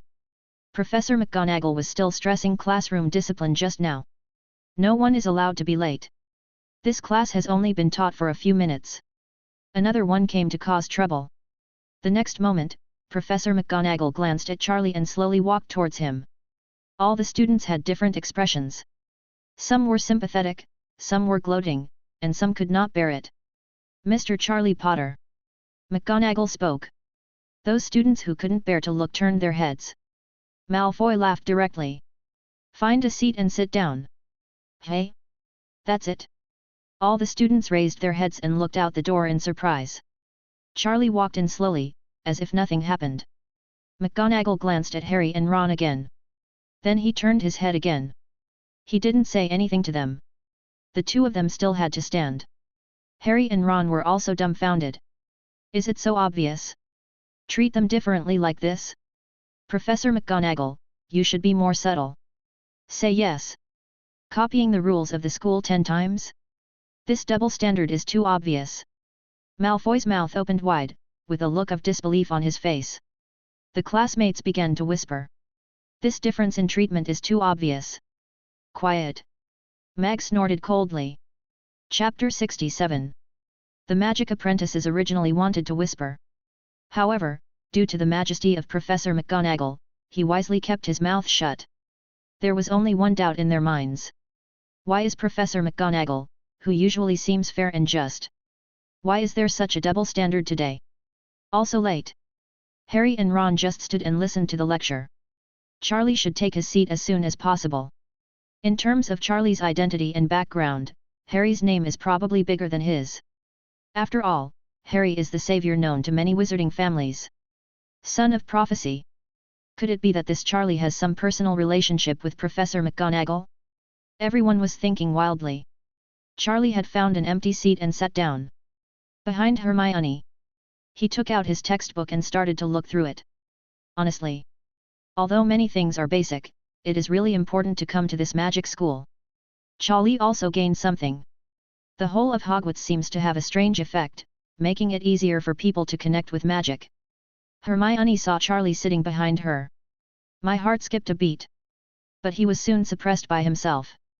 It's time to straighten out some things at Hogwarts. Malfoy lowered his head and snorted coldly. His father was the school director, and he always felt that he was the one who should be given preferential treatment. But he knew it well. If he had been standing at the door just now, he would probably end up like Harry and Ron. Can only stand in class. Draco classmate. Professor McGonagall turned her head and glanced at Malfoy expressionlessly.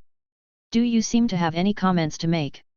Sorry, Professor McGonagall, I have no problem with that.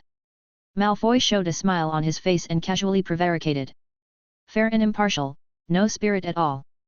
After Malfoy responded, he lowered his head and murmured to the Mammy Vincent beside him. But Malfoy didn't know how strong Professor McGonagall's perception was. Even though his voice was very low, he was still heard by Professor McGonagall. Into the ears. Okay, I know you all have some little thoughts. I didn't intend to explain this much to you. But since some students have opinions, I will tell you a little bit. Mag frowned slightly and glanced around the 20 classmates in the audience. Everyone had different expressions. Harry and Ron, for example, had no objections to Charlie's special treatment. But there were others who were not familiar with Charlie. The classmates, some of whom are from Slytherin house, are somewhat curious. To say they are not convinced is a bit too much. Most of them still find it strange. Listen. Mag is open to everyone. If you, at Charlie's age, had such achievements in the art of transformation. Don't say you're late, it doesn't matter if you don't come to class. In addition, I announced that classmate Charlie will be exempted from all detention homework. After Mag finished speaking, he glanced around everyone again. There was quite an atmosphere of who was in favor and who was against. The audience was in an uproar. A trace of disbelief flashed on the faces of the little magic apprentices. They all looked towards Cha. He immediately looked around. Charlie? He was already very good at Transfiguration? No one raised any doubts. Everyone was curious at this moment. In other words, they wanted to see what Charlie's abilities were. Even Malfoy also. There was no rebuttal. What Professor McGonagall said was not an exaggeration. What's more, Malfoy had seen Charlie's methods. He was a beast. He was easily suppressed by Charlie, and was finally tamed by Charlie. Since then, Malfoy was very afraid of Charlie. Now it emerged that Charlie's transformation was very powerful. He was just surprised, and would not question it. But more than that, there was still sadness and jealousy deep in his heart. Ahem, be quiet, let's start class. Mag looked at the time and immediately asked everyone to stop making noise. Everyone sat down and began to listen to the lecture. However, there were still many people who cast their eyes at Charlie from time to time. They seemed to be very curious about Charlie. Half the class passed. Professor McGonagall took a short break and drank some water. The magic apprentices, who had been sitting upright just now, finally had a chance to take a break. Take a breath and move around a little. Some of them were curious and full of exploration of magic. They had already begun to practice by themselves. But without exception, they all ended in failure. The worst ones were directly caused by explosions, which caused bursts of laughter from the students. Mag saw all this and was very worried. Pleased. Teacher. Teacher! I seem to have succeeded. Suddenly, Malfoy exclaimed. His face was full of excitement. In front of him, there was a long feather. Under Malfoy's spell, the feather disappeared, leaving only a pole. McGonagall lifted take a quick look. Good. Sincerely appreciate Malfoy. Oh yeah. Malfoy jumped up with excitement. Professor McGonagall praised me. I am also talented. Out of the corner of his eye, Malfoy saw the envious looks from his classmates. His inner vanity was greatly satisfied. Indeed, who can refuse to become a magic genius? On the other side of the classroom, behind Hermione. Classmate Charlie, how powerful is your transformation technique? Beside Charlie, a female classmate asked curiously. Hannah Abo. At her current age, she has not yet grown up, and she looks a bit cute. Forward. This was Charlie's first time experiencing such a scene. A little bit embarrassed. You can never boast. He said directly. Yes, I was discovered by you. I am the magic boss. That's really the second grade of middle school, to the point where there's no limit. No, I still need to learn more. Charlie responded in a friendly manner and continued to read. That cold look made Hannah feel a little overwhelmed. Hermione looked at all this and let out a chuckle. This was the first time she saw this look at Charlie's appearance. It seems that Charlie is not patient with everyone. Hannah, it seems that Charlie has not slept well, so stop pestering him. Hermione turned around and said softly. Hannah looked at Charlie curiously. So how good is Mr. Charlie? Hannah pouted. She was a little depressed. If Professor McGonagall hadn't just said that Charlie's transfiguration was already very powerful, she wouldn't have asked more questions. Why did McGonagall know? Or because Hermione had told him before she had written a letter and told McGonagall some things about Charlie, including transfiguration. Hermione told McGonagall his experience of learning transfiguration with Charlie in the bookstore. Of course. All of this. McGonagall has never seen it with his own eyes. All his understanding and feelings about Charlie now come from the words of others. It's just that these people are more trustworthy to McGonagall. For example, Dumbledore, Hermione. Ah, I feel so uncomfortable like this. I really want to see how powerful Charlie's transformation skills are. Is Malfoy as powerful as him? Hannah looked over at Malfoy, her eyes showing no sign of envy towards Malfoy. That is certainly much more powerful than Malfoy. Hermione's eyes were full of certainty. Really? Hannah became even more curious. Hermione coughed dryly when she saw Hannah's appearance. Ahem.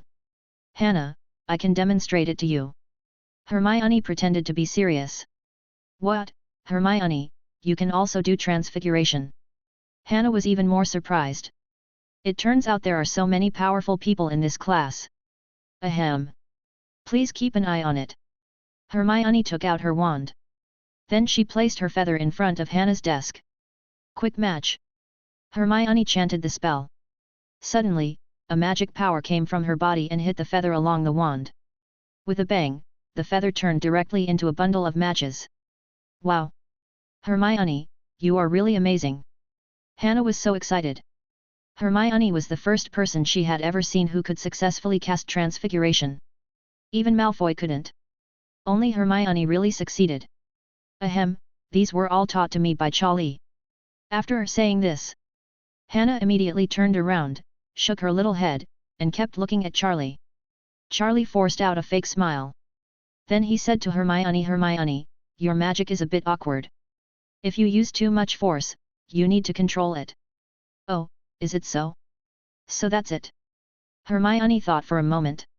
She looked like she suddenly understood. Then she stuck out her tongue towards Charlie.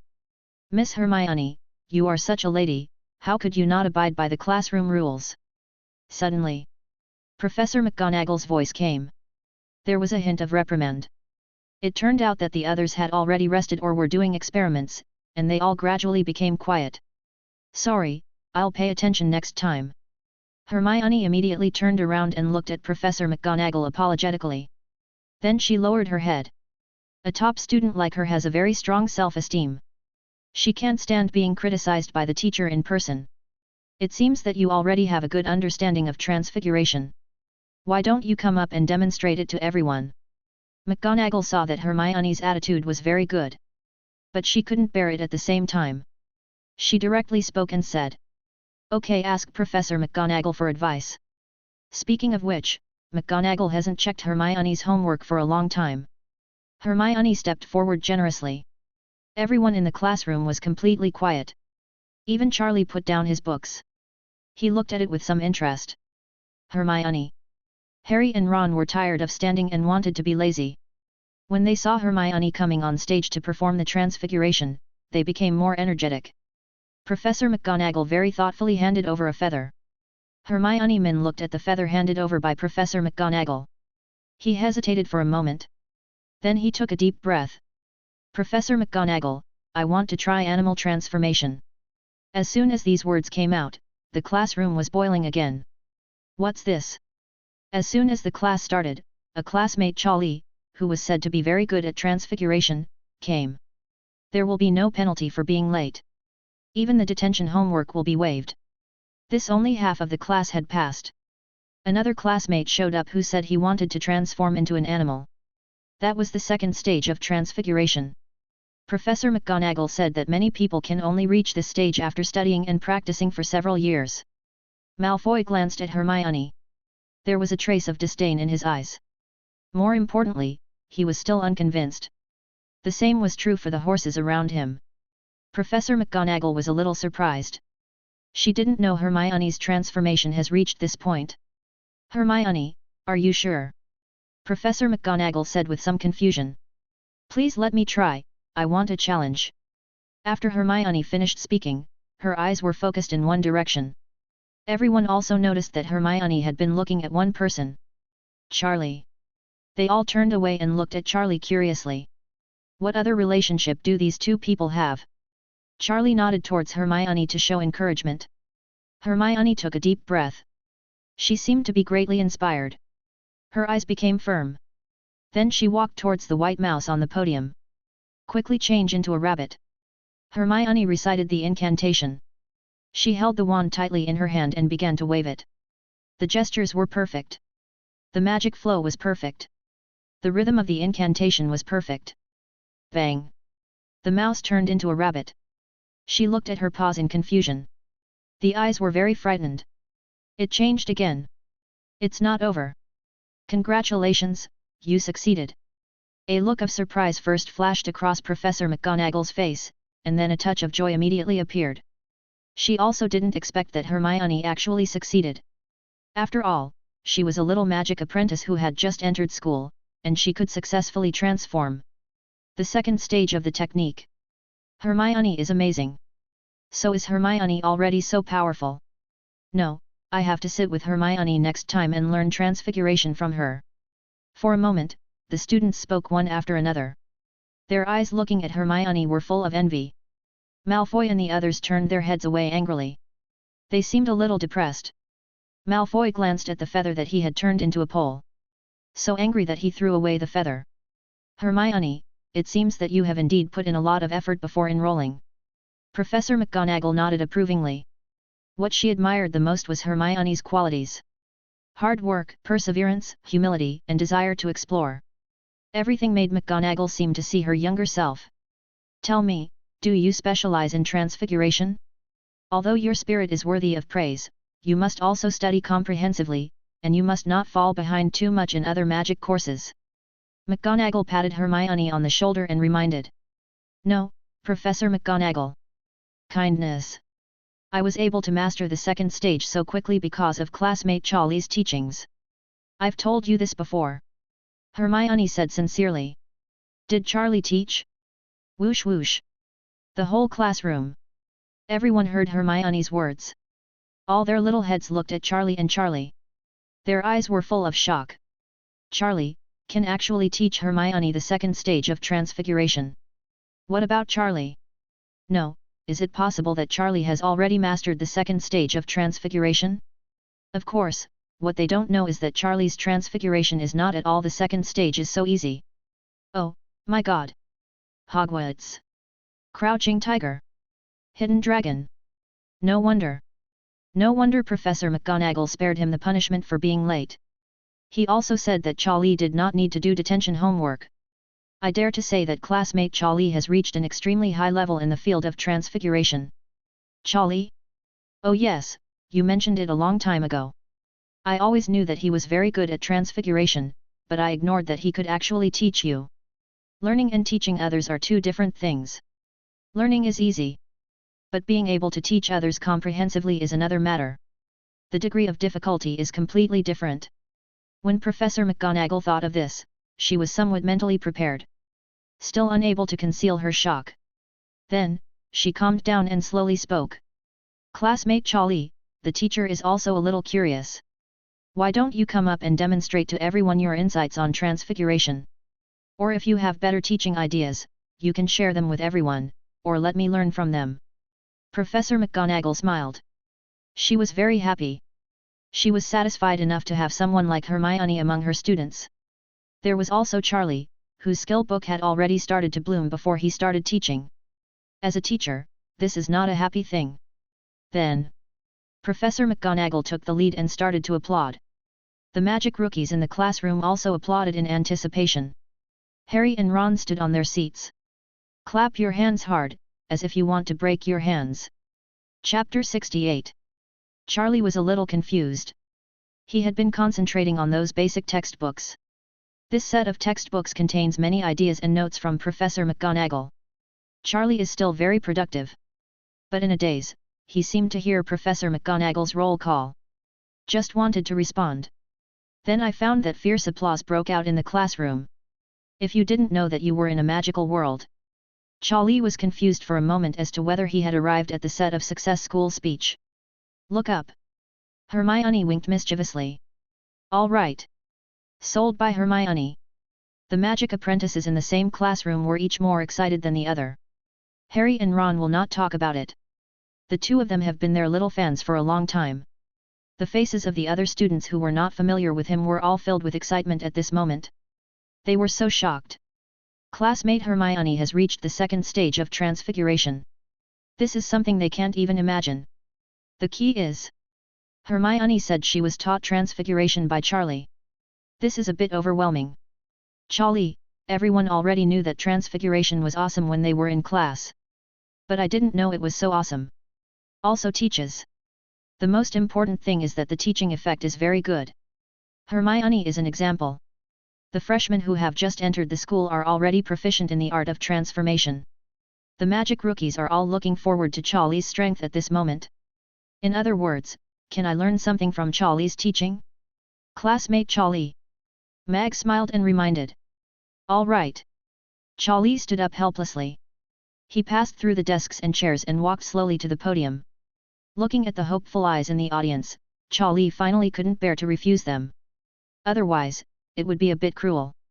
Of course, there are some those with ugly faces. For example, Malfoy.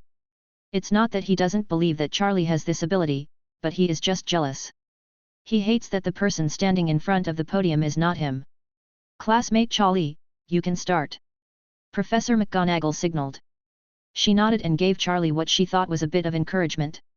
Charlie glanced around at the people in the audience. Ahem. My understanding may not be suitable for everyone, but if you can refer to it, you will gain something. This is up to you.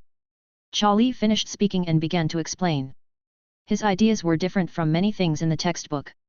Including the recitation of magic spells and rhythm control, he had a slightly different view. After all, Charlie's own dry knowledge it was a combination of all kinds of magic. The students in the audience were stunned for a while. They seemed to be a little unresponsive. It wasn't until Charlie spoke part of the story that some people seemed to understand a little bit. The expressions on their faces, his expression began to change. Professor McGonagall was standing by. His expression gradually changed from calm at the beginning. A look of disbelief gradually appeared on that old face. What Charlie said was a bit too advanced.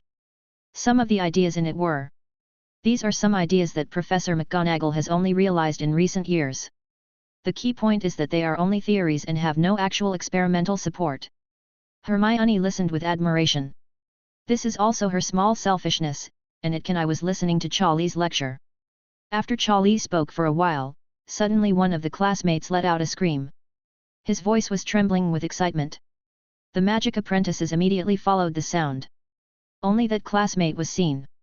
In front of him, the feathers used for experiments had been successfully turned into matches. Me, I succeeded. Professor McGonagall, I succeeded. Classmate Charlie, I succeeded. After all, I am still a child. I can't hold back the joy and restlessness. I jumped up on the chair. When the classmates next to me saw this situation, they all looked envious. I succeeded. I was still a little bit behind. Just now I still don't understand what Charlie said. Damn it, I have to hurry up. Is this the strength of classmate Charlie? No wonder the teacher doesn't care if he is late. Even if he is late, he will not punish him corporally, and even punish him he was exempted from his homework. Just kidding. I think it doesn't matter if Mr. Charlie doesn't come to this Transfiguration class, okay? Everyone took a deep breath and immediately forced themselves to quiet down. No. You have to concentrate. This kind of opportunity does not come often. Hannah also immediately took the excerpts from the notes at this moment. She had asked Charlie before, but Charlie did not pay attention to her. Therefore, she knew that this opportunity to listen to Charlie's lecture was very important. It's rare. Just as everyone was listening in fascination, Charlie's wrist swayed slightly. His palm drew an elegant arc. Then the little white mouse in the cage just recovered from the appearance of a rabbit, and instantly turned into a human, a little wolf dog. The second stage of transformation. Charlie used it at will. Wow! Amazing! The eyes of the students shone with light. Charlie was really amazing. And those wizards who came from wizarding families had a trace of fear on their faces at this moment. They were casting spells without a wand. They had heard the elders in their families say, only true geniuses and powerful wizards can master this trick. But now, classmate Charlie can cast spells so smoothly without a wand. This time they were even more shocked. They were even a little scared. Pay attention and watch carefully. Charlie reminded aloud. He had just talked about a key point. Although it is a little difficult for these novice students to understand now, it can also help them lay a good foundation and motivation. In the future, they will learn the art of transformation. It can also be understood better. The students immediately sat upright. The little face was full of curiosity. Even Mag's expression was moved. There was already a storm in her heart. Although she had known it for a long time. Check based on magic, she has unique insights. She even solved some very difficult problems. But knowing that in the final analysis is just knowing. Watching Charlie's explanation live is still very unusual. In other words, it has impacted many of her thoughts and understanding of magic. Insights. At this moment, Charlie lightly snapped his fingers. The next second, Charlie's palm began to change. It turned into an eagle talon. I go. Oh my gosh! Classmate Charlie can actually use the third stage of transformation. God, kill me! If Charlie is born, why should I be born? It was completely blown away. Everyone couldn't sit still. They knew that Charlie was powerful, but they didn't know that Charlie was so powerful. The students' eyes were wide open. In addition to shock, they were full of envy. Hannah let go pen. He looked at Charlie with a dull look. He also remembered that he had just asked Charlie about her situation. Charlie answered her with 3 words. Okay. Okay. Okay. That's what he meant. Okay. That's okay. Okay. Not many of the senior classmates have achieved that, right? Today, Charlie redefined the word okay. A hint of surprise flashed across Mag's eyes at this moment. Charlie actually mastered the art of transformation. At this point, I have completely understood Dumbledore's previous comments and the emotions in Hermione's letter. Only after truly contacting Charlie and seeing some of Charlie's abilities and knowledge can we understand that those who saw Charlie before can after Lee, he was so shocked by the extremely exaggerated performance. But at this moment, if Mag knew that Charlie was still an innate animagus, his heart would probably be completely broken. Be careful, don't make any noise yet. Charlie snapped his fingers again, pulling everyone back from their wild thoughts. The same was true for Professor McGonagall. For a moment, she was also a little ashamed. She was also distracted, thinking about all kinds of things. Listen up, classmates. When your transformation skills reach a certain level, you can practice animagus. This is a form that allows one to transform into an animal, which is the third stage of the so-called transfiguration. The students were convinced. They had just witnessed Professor McGonagall transforming herself into a cat. They were already shocked. At this moment, they wanted to hear what else Charlie had to say. If you pay attention, some of you must have seen it in some books. Charlie started to talk about the key points. Everyone was paying full attention. They were afraid of missing any details. The book will tell you that not many people can practice animagus form. Moreover, animagus form does not allow multiple choices. If you have mastered a form, that is that form. The most important thing is that you cannot choose the form of magical creatures. When Charlie said this, he glanced around the people below. Everyone looked confused. Charlie was a little disappointed. Only a few people had a bright light in their eyes. Those are the people who are really eager to learn and inquisitive. They have already previewed these theoretical knowledge. Charlie nodded to them. A look of surprise immediately appeared on their faces. This is the classmate Charlie approved? Okay, now I'm going to tell you. Charlie raised his voice. These are not fixed, knowledge is learned from books. But magic is not complete. You have to break through those rules and regulations to make progress and gain. Charlie finished speaking. The classmates' faces were full of shock. Is this the state of classmate Charlie? He is no longer satisfied with the knowledge in books. Professor McGonagall nodded, fully agreeing with Charlie's statement. Not bad. Charlie is indeed a man of wisdom. Take a good look. Charlie spoke again. This time he didn't need to remind him. Everyone's eyes never left his body. Even Malfoy was fully focused at the moment. For fear of missing some information. Snap. Snap of fingers. Charlie's palm turned into a vine shape again. And the vine it turned into this time was completely different from the ordinary vine. The top of the vine was surrounded by fire. It was completely different from the eagle claws just now. Everything people were shocked. Charlie could actually change into many forms.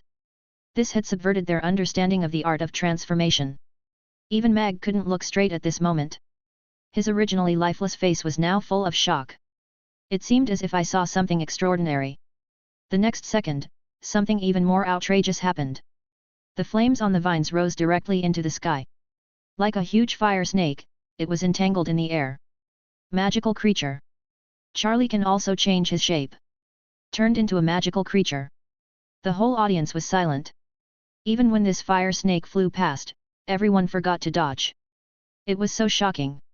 Is this what classmate Charlie looked like in class? The magical world. It's really magical. The last moment. Charlie, the palm of his hand has returned to its original shape. But everyone in the classroom seems to be unable to recover.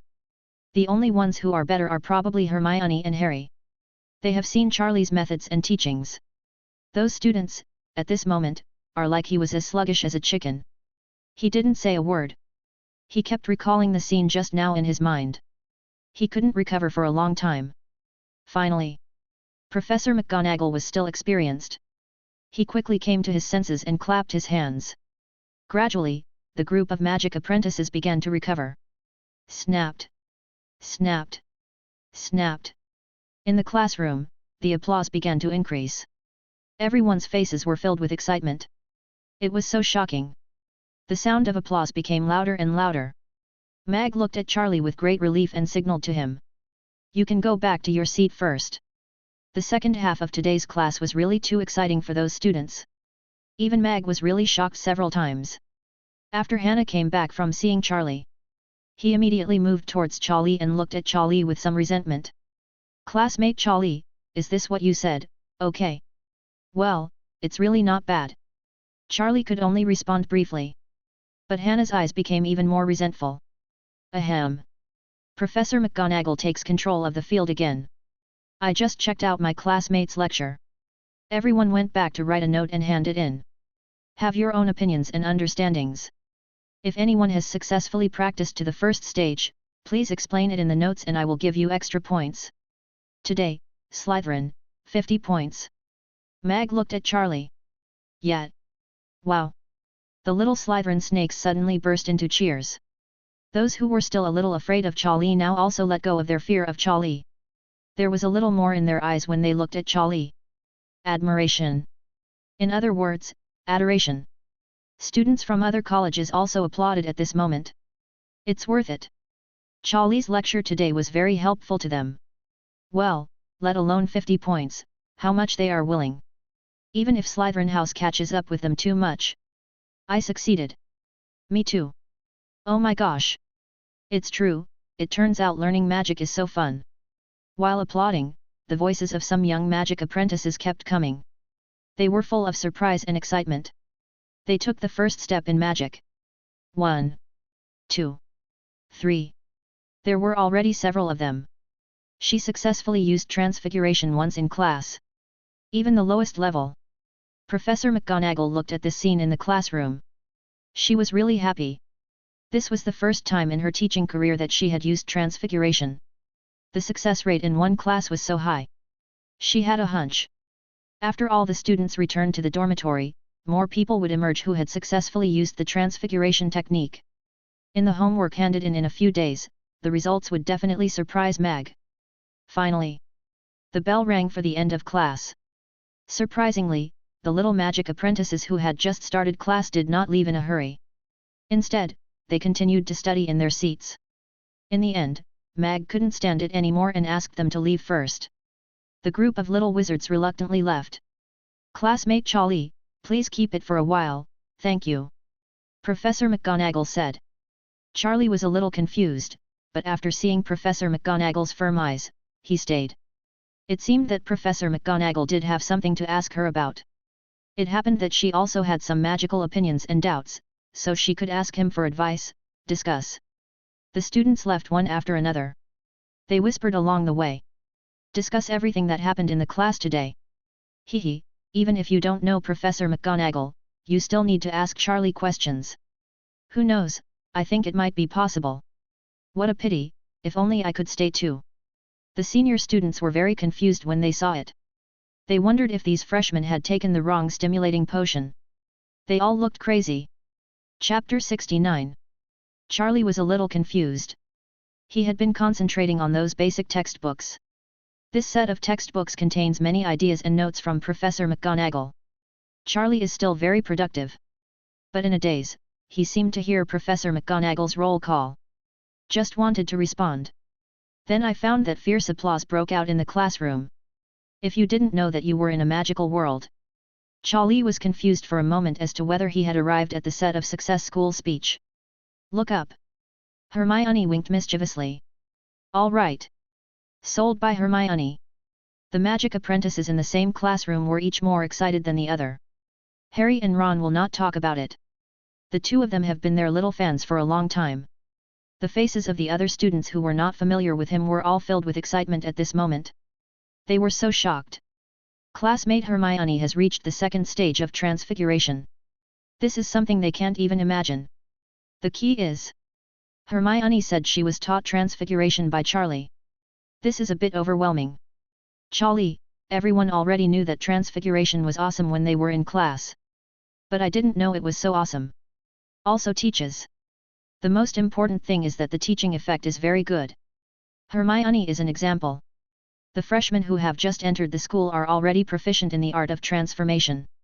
The magic rookies are all looking forward to Charlie's strength at this moment.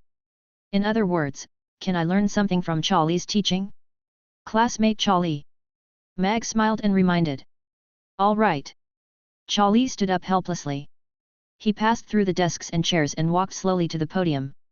Looking at the hopeful eyes in the audience, Charlie finally couldn't bear to refuse them. Otherwise, it would be a bit cruel. Of course, there are some those with ugly faces. For example, Malfoy. It's not that he doesn't believe that Charlie has this ability, but he is just jealous. He hates that the person standing in front of the podium is not him. Classmate Charlie, you can start. Professor McGonagall signaled. She nodded and gave Charlie what she thought was a bit of encouragement. Charlie glanced around at the people in the audience. Ahem. My understanding may not be suitable for everyone, but if you can refer to it, you will gain something. This is up to you. Charlie finished speaking and began to explain. His ideas were different from many things in the textbook. Including the recitation of magic spells and rhythm control, he had a slightly different view. After all, Charlie's own dry knowledge it was a combination of all kinds of magic. The students in the audience were stunned for a while. They seemed to be a little unresponsive. It wasn't until Charlie spoke part of the story that some people seemed to understand a little bit. The expressions on their faces, his expression began to change. Professor McGonagall was standing by. His expression gradually changed from calm at the beginning. A look of disbelief gradually appeared on that old face. What Charlie said was a bit too advanced. Some of the ideas in it were. These are some ideas that Professor McGonagall has only realized in recent years. The key point is that they are only theories and have no actual experimental support. Hermione listened with admiration. This is also her small selfishness, and it can. I was listening to Charlie's lecture. After Charlie spoke for a while, suddenly one of the classmates let out a scream. His voice was trembling with excitement. The magic apprentices immediately followed the sound. Only that classmate was seen. In front of him, the feathers used for experiments had been successfully turned into matches.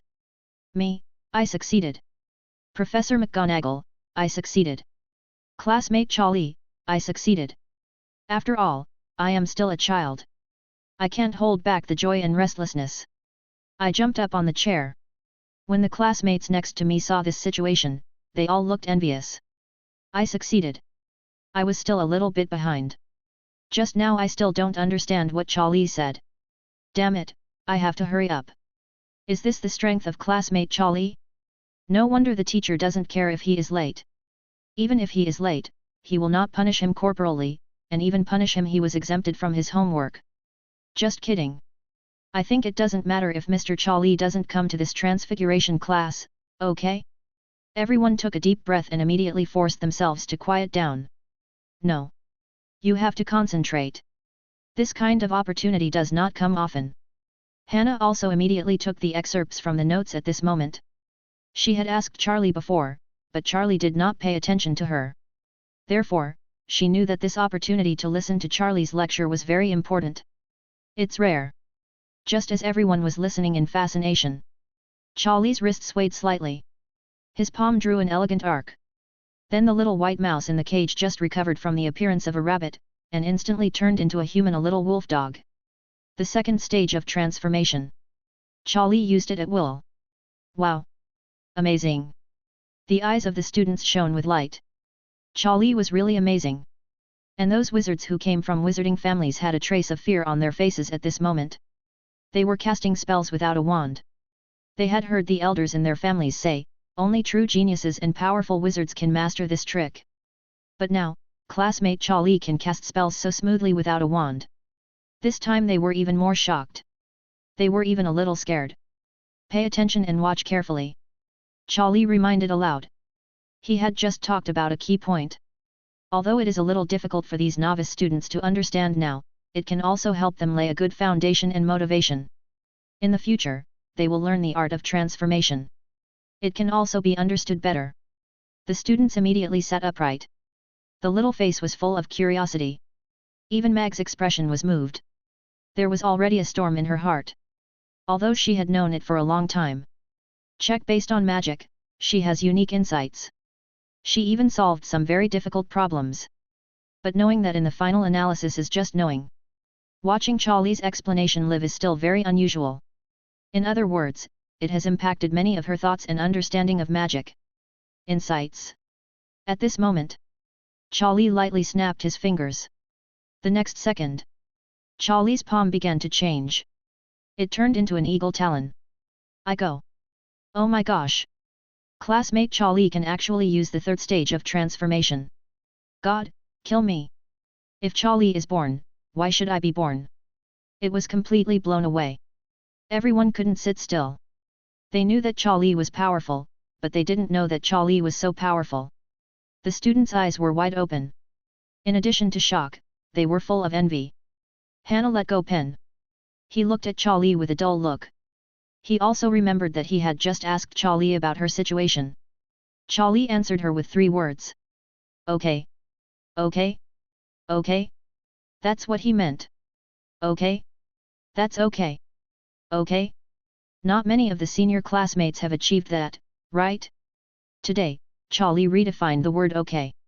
A hint of surprise flashed across Mag's eyes at this moment.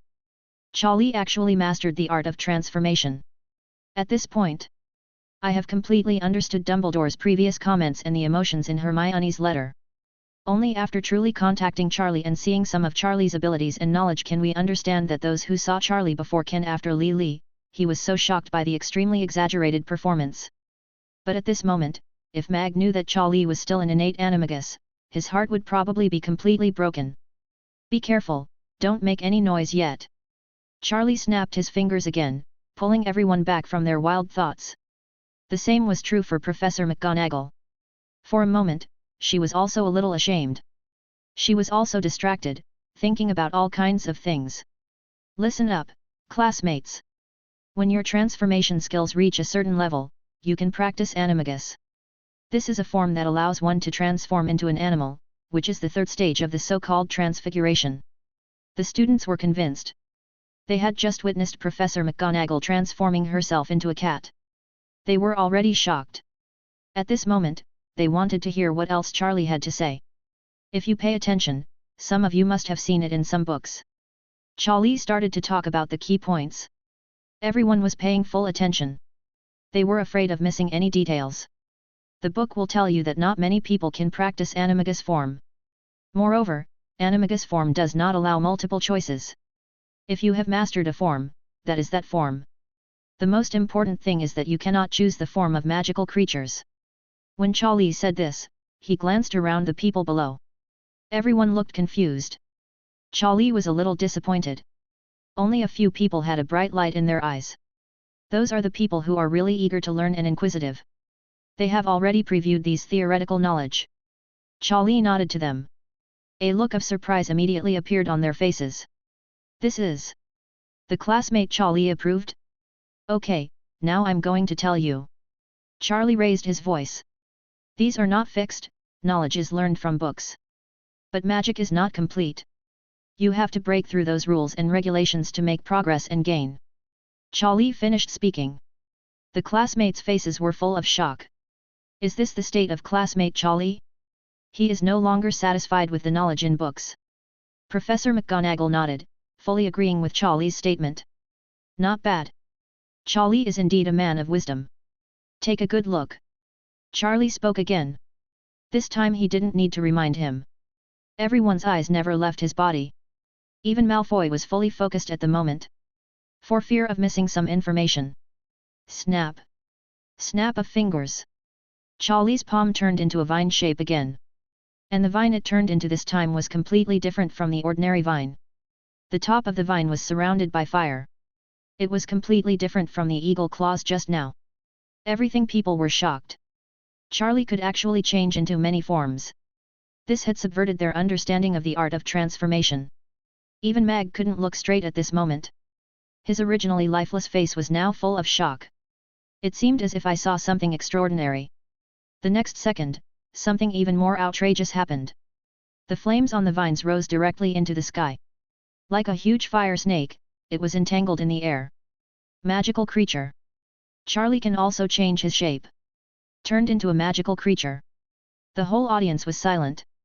Even when this fire snake flew past, everyone forgot to dodge. It was so shocking. Is this what classmate Charlie looked like in class? The magical world.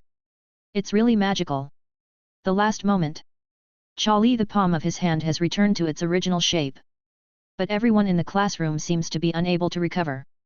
The only ones who are better are probably Hermione and Harry. They have seen Charlie's methods and teachings. Those students, at this moment, are like he was as sluggish as a chicken. He didn't say a word. He kept recalling the scene just now in his mind. He couldn't recover for a long time. Finally, Professor McGonagall was still experienced. He quickly came to his senses and clapped his hands. Gradually, the group of magic apprentices began to recover. Snapped. Snapped. Snapped. In the classroom, the applause began to increase. Everyone's faces were filled with excitement. It was so shocking. The sound of applause became louder and louder.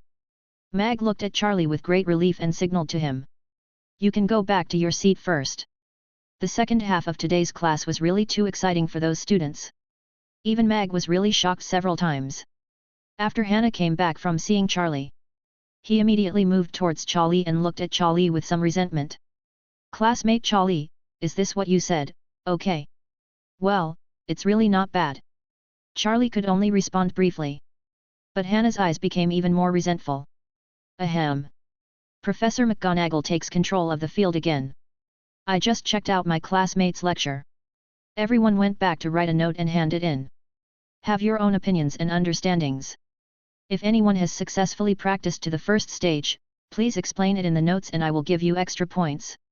Today, Slytherin, 50 points. Mag looked at Charlie. Yeah. Wow. The little Slytherin snakes suddenly burst into cheers. Those who were still a little afraid of Charlie now also let go of their fear of Charlie. There was a little more in their eyes when they looked at Charlie. Admiration. In other words, adoration. Students from other colleges also applauded at this moment. It's worth it. Charlie's lecture today was very helpful to them. Well, let alone 50 points, how much they are willing. Even if Slytherin House catches up with them too much. I succeeded. Me too. Oh my gosh. It's true, it turns out learning magic is so fun. While applauding, the voices of some young magic apprentices kept coming. They were full of surprise and excitement. They took the first step in magic. 1, 2, 3. There were already several of them. She successfully used Transfiguration once in class. Even the lowest level. Professor McGonagall looked at this scene in the classroom. She was really happy. This was the first time in her teaching career that she had used Transfiguration. The success rate in one class was so high. She had a hunch. After all the students returned to the dormitory, more people would emerge who had successfully used the Transfiguration technique. In the homework handed in a few days, the results would definitely surprise Mag. Finally, the bell rang for the end of class. Surprisingly, the little magic apprentices who had just started class did not leave in a hurry. Instead, they continued to study in their seats. In the end, Mag couldn't stand it anymore and asked them to leave first. The group of little wizards reluctantly left. Classmate Charlie, please keep it for a while, thank you. Professor McGonagall said. Charlie was a little confused, but after seeing Professor McGonagall's firm eyes, he stayed. It seemed that Professor McGonagall did have something to ask her about. It happened that she also had some magical opinions and doubts, so she could ask him for advice, discuss. The students left one after another. They whispered along the way. Discuss everything that happened in the class today. Hehe, even if you don't know Professor McGonagall, you still need to ask Charlie questions. Who knows, I think it might be possible. What a pity, if only I could stay too. The senior students were very confused when they saw it. They wondered if these freshmen had taken the wrong stimulating potion. They all looked crazy. Chapter 70. The giant is none other than Hagrid. He is a regular visitor to the Forbidden Forest. For some special reasons, he raised many things in the Forbidden Forest. In Hagrid's words, it's release. When he has nothing to do, Hagrid often comes to the Forbidden Forest to visit his old friends. For example, the giant eight-eyed spider next to him now, Aragog. At this time, Hagrid was shaking a little. Don't dare to move. They were afraid of causing too much noise and causing the giant thing flying at low altitude to notice them. Aragog, is this your friend? Hagrid held his breath for a long time. After making sure that the fire dragon was not coming in his direction, he slowly said. No, I've never seen it. The eight-eyed spider is trembling all over at this moment. It has not recovered from the scene just now. Its descendants are even fainting and pretending to be dead at this moment. Are you sure? In all my years at Hogwarts, I have never heard of an indigenous fire dragon. Hagrid looked at the sky and said in a daze. In Hagrid's impression, there are no native fire dragons in Hogwarts at all. If they had flown over from other places, they would have been noticed long ago. It is impossible for Dumbledore not to know this. The horrific scene just now still lingers in my mind. Hagrid sat down on the ground with a thud. Then why is there such a fire dragon here? Hagrid's voice was slightly trembling. It's possible that it's a creature awakening somewhere deep in the Forbidden Forest. The eight-eyed spider said tremblingly. It has not been in the Forbidden Forest for a long time. Although it has many offspring, it is quite familiar with the Forbidden Forest. But these creatures who have been living in the Forbidden Forest all know the Forbidden Forest. It is not as peaceful as it appears. In addition to these creatures that are active on the surface, there are also some terrifying existences. Some are sleeping, and some never show up. No, my brother Group is still inside. Hagrid suddenly thought of his younger brother, who was still in the Forbidden Forest, and felt a little impatient. Hagrid, I dare not go there. The eight-eyed spider is very honest. Oh, please, do me a favor. Hagrid was also a little unsure and pleaded. All right. The eight-eyed spider agreed with difficulty. Then one person and one spider headed towards the depths of the Forbidden Forest. At this moment, Charlie felt more comfortable than ever before. The magical world is good. After turning into a fire dragon, he can fly freely and have a wide field of vision. It was like a dream. Looking down, the various creatures in the Forbidden Forest were like dolls. They stared at themselves blankly, not daring to move. Vaguely, Charlie seemed to feel something was wrong. He had not fully moved his body. But the perceptual ability is still not weak. In a trance, it seems that deep in the Forbidden Forest, in a bottomless black lake, there are bubbles rising up. Gulu gulu. There are more and more bubbles. Charlie has just arrived. We reached the top of the black lake. Suddenly, the black lake set off huge waves. A three-headed water monster, like a giant python, sprang directly from the bottom of the lake. The water waves set off directly, like a waterfall. Then it rushed down again, destroying all the trees by the lake. Charlie stared at the water monster and slowed down his flying speed. It seemed that something unexpected happened. There were indeed many strange things in the Forbidden Forest of Hogwarts. Creature. The water monster stared at Charlie fiercely. It was very wary. It seemed to be very afraid of Charlie, the fire dragon. Charlie didn't want to bother with it and wanted to leave. Unexpectedly, the water monster refused. All I saw was that the water monster spit out a pool of extremely corrosive acid. The huge body wound directly towards Charlie. A flash of anger flashed in Charlie's eyes. After transforming into a fire dragon, even his temperament was a little impetuous. I didn't mess with you. How dare you mess with me directly? Charlie fell directly to the ground. The dragon's claws grabbed the water monster. A dragon flame condensed and burned directly towards the water monster. The water monster did not show weakness. Its huge body directly wrapped around Charlie's dragon. The huge fangs bit Charlie's vitals. The two giant beasts fought directly in the silent night.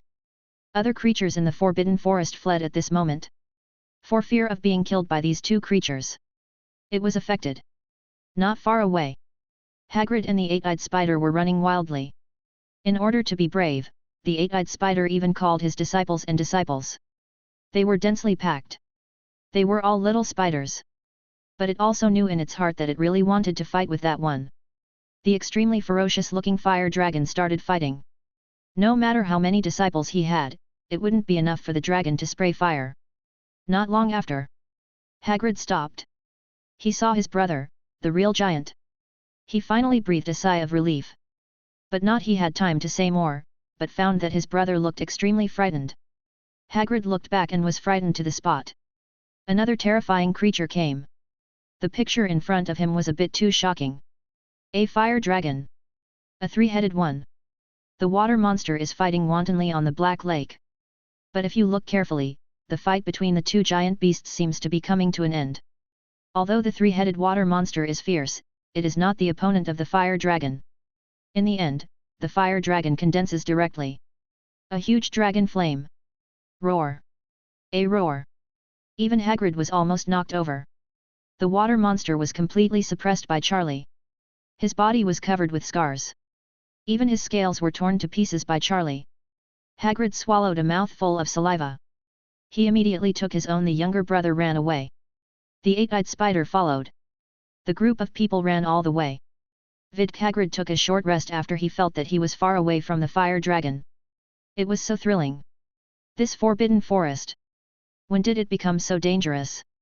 All of a sudden, two terrifying creatures appeared. Hagrid immediately settled his brother. He wanted to go back to Hogwarts. He had to go back as soon as possible. Hogwarts is very dangerous outside now. There is a rampaging fire dragon.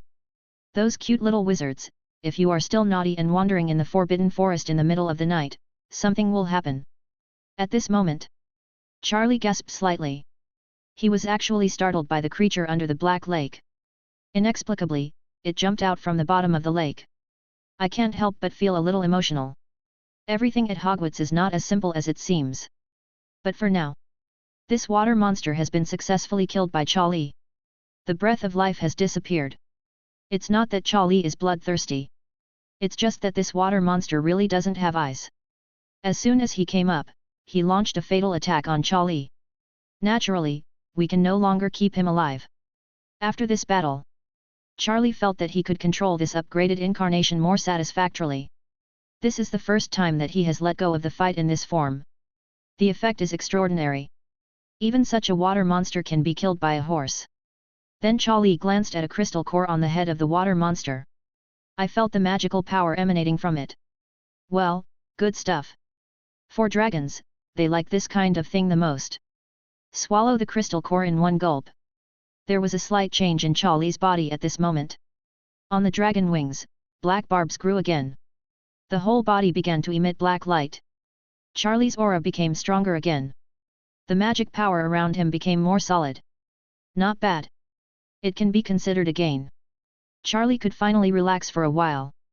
After a while, while taking a rest in his perception, he suddenly discovered something abnormal. Black lake bottom. There seems to be a strange energy fluctuation. Could it be? Is this the water monster protecting this? Did you attack yourself because you felt threatened? Think of this. Charlie glanced at the body of the water monster. Then he jumped directly to the bottom of the lake. Infinite splashes of water. The black lake is very deep. After Charlie's transformation, he could not breathe for a long time. Therefore it is not affected. It's just that there is really no vision underwater. Charlie could only rely on his own perception to guide the direction. About half an hour later, Charlie has reached the bottom of the black lake. A place at the bottom is full of mud. There is also a trace of a water monster lingering around. Presumably it was the one that attacked Charlie outside just now. Charlie moved closer. Perception spreads. Something is definitely wrong. Waving his wings, the mud was directly washed away by Charlie. A bright light appeared in front of Charlie's eyes. A stone tablet. Ancient runes are densely written on it. Charlie knew what it was. Ancient runes. It's just that Charlie doesn't understand it now. Think about it for a moment. Charlie directly wrote down the contents on the stone tablet. This is not a particularly difficult thing for Charlie. After returning to Hogwarts, if you study a few more ancient runic books, you should be able to understand it. It just so happens that ancient runes are still a shortcoming for Charlie at the moment. It should also be made up for. Cleaned up the place a little bit. Charlie went upstream from the bottom of the lake. There was a crash. A fire dragon sprang out from the bottom of the lake. Then it flew at low altitude for a while. In a quiet corner. And transformed into human form. A teenager. In this silent dense forest, walked towards the ancient castle on the side. In Hogwarts Castle. Hagrid has shown up at Dumbledore's residence. Oh, Hagrid, please take a moment. If something happens, please don't be anxious. Dumbledore rarely saw Hagrid like this. Although Hagrid was carefree, he would always do some slightly outrageous things. But such a panicked look still gave Dumbledore a bad feeling. It's too late to slow down. That's too late. Notify all students and teachers immediately. You are not allowed out of Hogwarts Castle today. Hagrid gasped for air and said anxiously. What happened? Dumbledore said doubtfully. In the Forbidden Forest, suddenly, an adult fire dragon suddenly appeared. A full 10 meters away. Asking for flowers. The variety is unknown, the momentum is very strong, and the feeling of oppression is great. Dumbledore frowned slightly. Fire dragon? Hogwarts has not introduced fire dragons recently. Where did this come from? And there's more. Dumbledore showed a helpless expression and motioned for Hagrid to finish his sentence at once. This fire dragon seemed to have attracted the attention of a water monster, and the two of them were already fighting each other. It is estimated that by now, the winner will be decided. Hagrid finally told everything he saw. He was relieved. Dumbledore was even more confused. Fire dragon? Water monster? Why did so many things suddenly appear? But then I thought about it. After all, this is the Forbidden Forest. There are still some unknown creatures. Normal. Please inform me quickly, just in case there are some short-sighted boys still running outside after such a late hour. Meeting either of those two guys will not end well. Hagrid reminded. Dumbledore nodded. Then Dumbledore sent a signal. The deans and life teachers of each house in Hogwarts received the message. They all received the instructions. First, students are not allowed to go out, and all you have to stay in the dormitory. The second is to conduct a roll call to ensure that every student is in Hogwarts. Soon, the originally quiet Hogwarts began to become lively. A group of students were very dissatisfied. Some were cursing. After all, some of them slept early and had already fallen asleep. Now they were woken up one by their prefects and called for roll call, which made them a little angry. After a while, the deans of all the colleges gave Dumbledore a reply. All members, they are all here. The only one who is not in the dormitory is the Slytherin freshman Charlie. And some classmates reminded that Charlie seemed to be walking outside Hogwarts after school this afternoon. Several classmates saw Charlie on the way. Many of them even said hello to Charlie. But Charlie was in a hurry. He seemed to be going to do something. In Dumbledore's office at this moment, Snape, dressed in black, was pacing back and forth anxiously. Professor Snape, please be patient. I plan to visit the Forbidden Forest. Charlie should not go to the Forbidden Forest alone. Dumbledore comforted Snape. Hagrid remained silent. I ask you and Professor McGonagall to take care of school matters. Dumbledore explained. Then he followed Hagrid to the dense forest. He had a bad premonition in his heart that this matter would be related to Charlie. But he didn't expect it. It backfired. It's very dangerous outside Hogwarts now. Everyone is in Hogwarts school. But Charlie is not there. Hagrid, are you sure you're not blinded today? Dumbledore walked on the road and confirmed again and again. Oh, no way.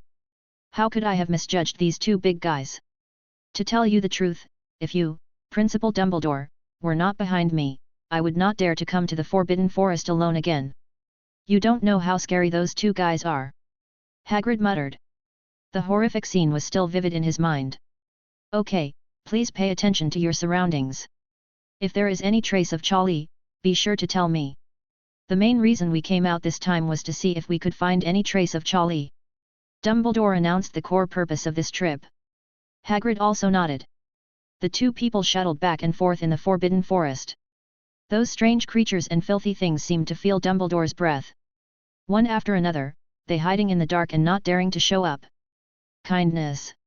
Dumbledore walked while observing the changes around him. Sure enough, there were signs of fighting between giant beasts. It seems that what Hagrid said was right. In the end, after the two searched for a while, there was still no traces. However, people have already arrived around the Black Lake. Hiss. Hagrid and Dumbledore both took a breath. On the edge of the Black Lake, the body of a three-headed water monster was lying there motionless. The scales and flesh all over the body were unsightly. It was obvious that the water monster was died. If one dies, the other must still be there. Shall we organize wizards to arrest them? Hagrid asked from the side. He was also frightened by the bleak scene in front of him. Dumbledore did not respond to him. In his mind, he had been thinking about something. Something that made him feel incredible. That was this fire dragon. Could it be Charlie? He knew Charlie's innate animagus physique. And he also knew that Charlie's transformed form was a fire dragon. It was just based on Dumbledore's previous understanding from ancient books. Charlie, the current incarnation of Lee, should not be as huge as Hagrid described. Let alone more than 10 meters. If calculated based on time now, it is estimated to be only 3 to 5 meters at most. What do we say? Hagrid reminded him when he saw that Dumbledore had been silent. At this moment, an owl dropped a letter in their direction. Charlie is back, Pill.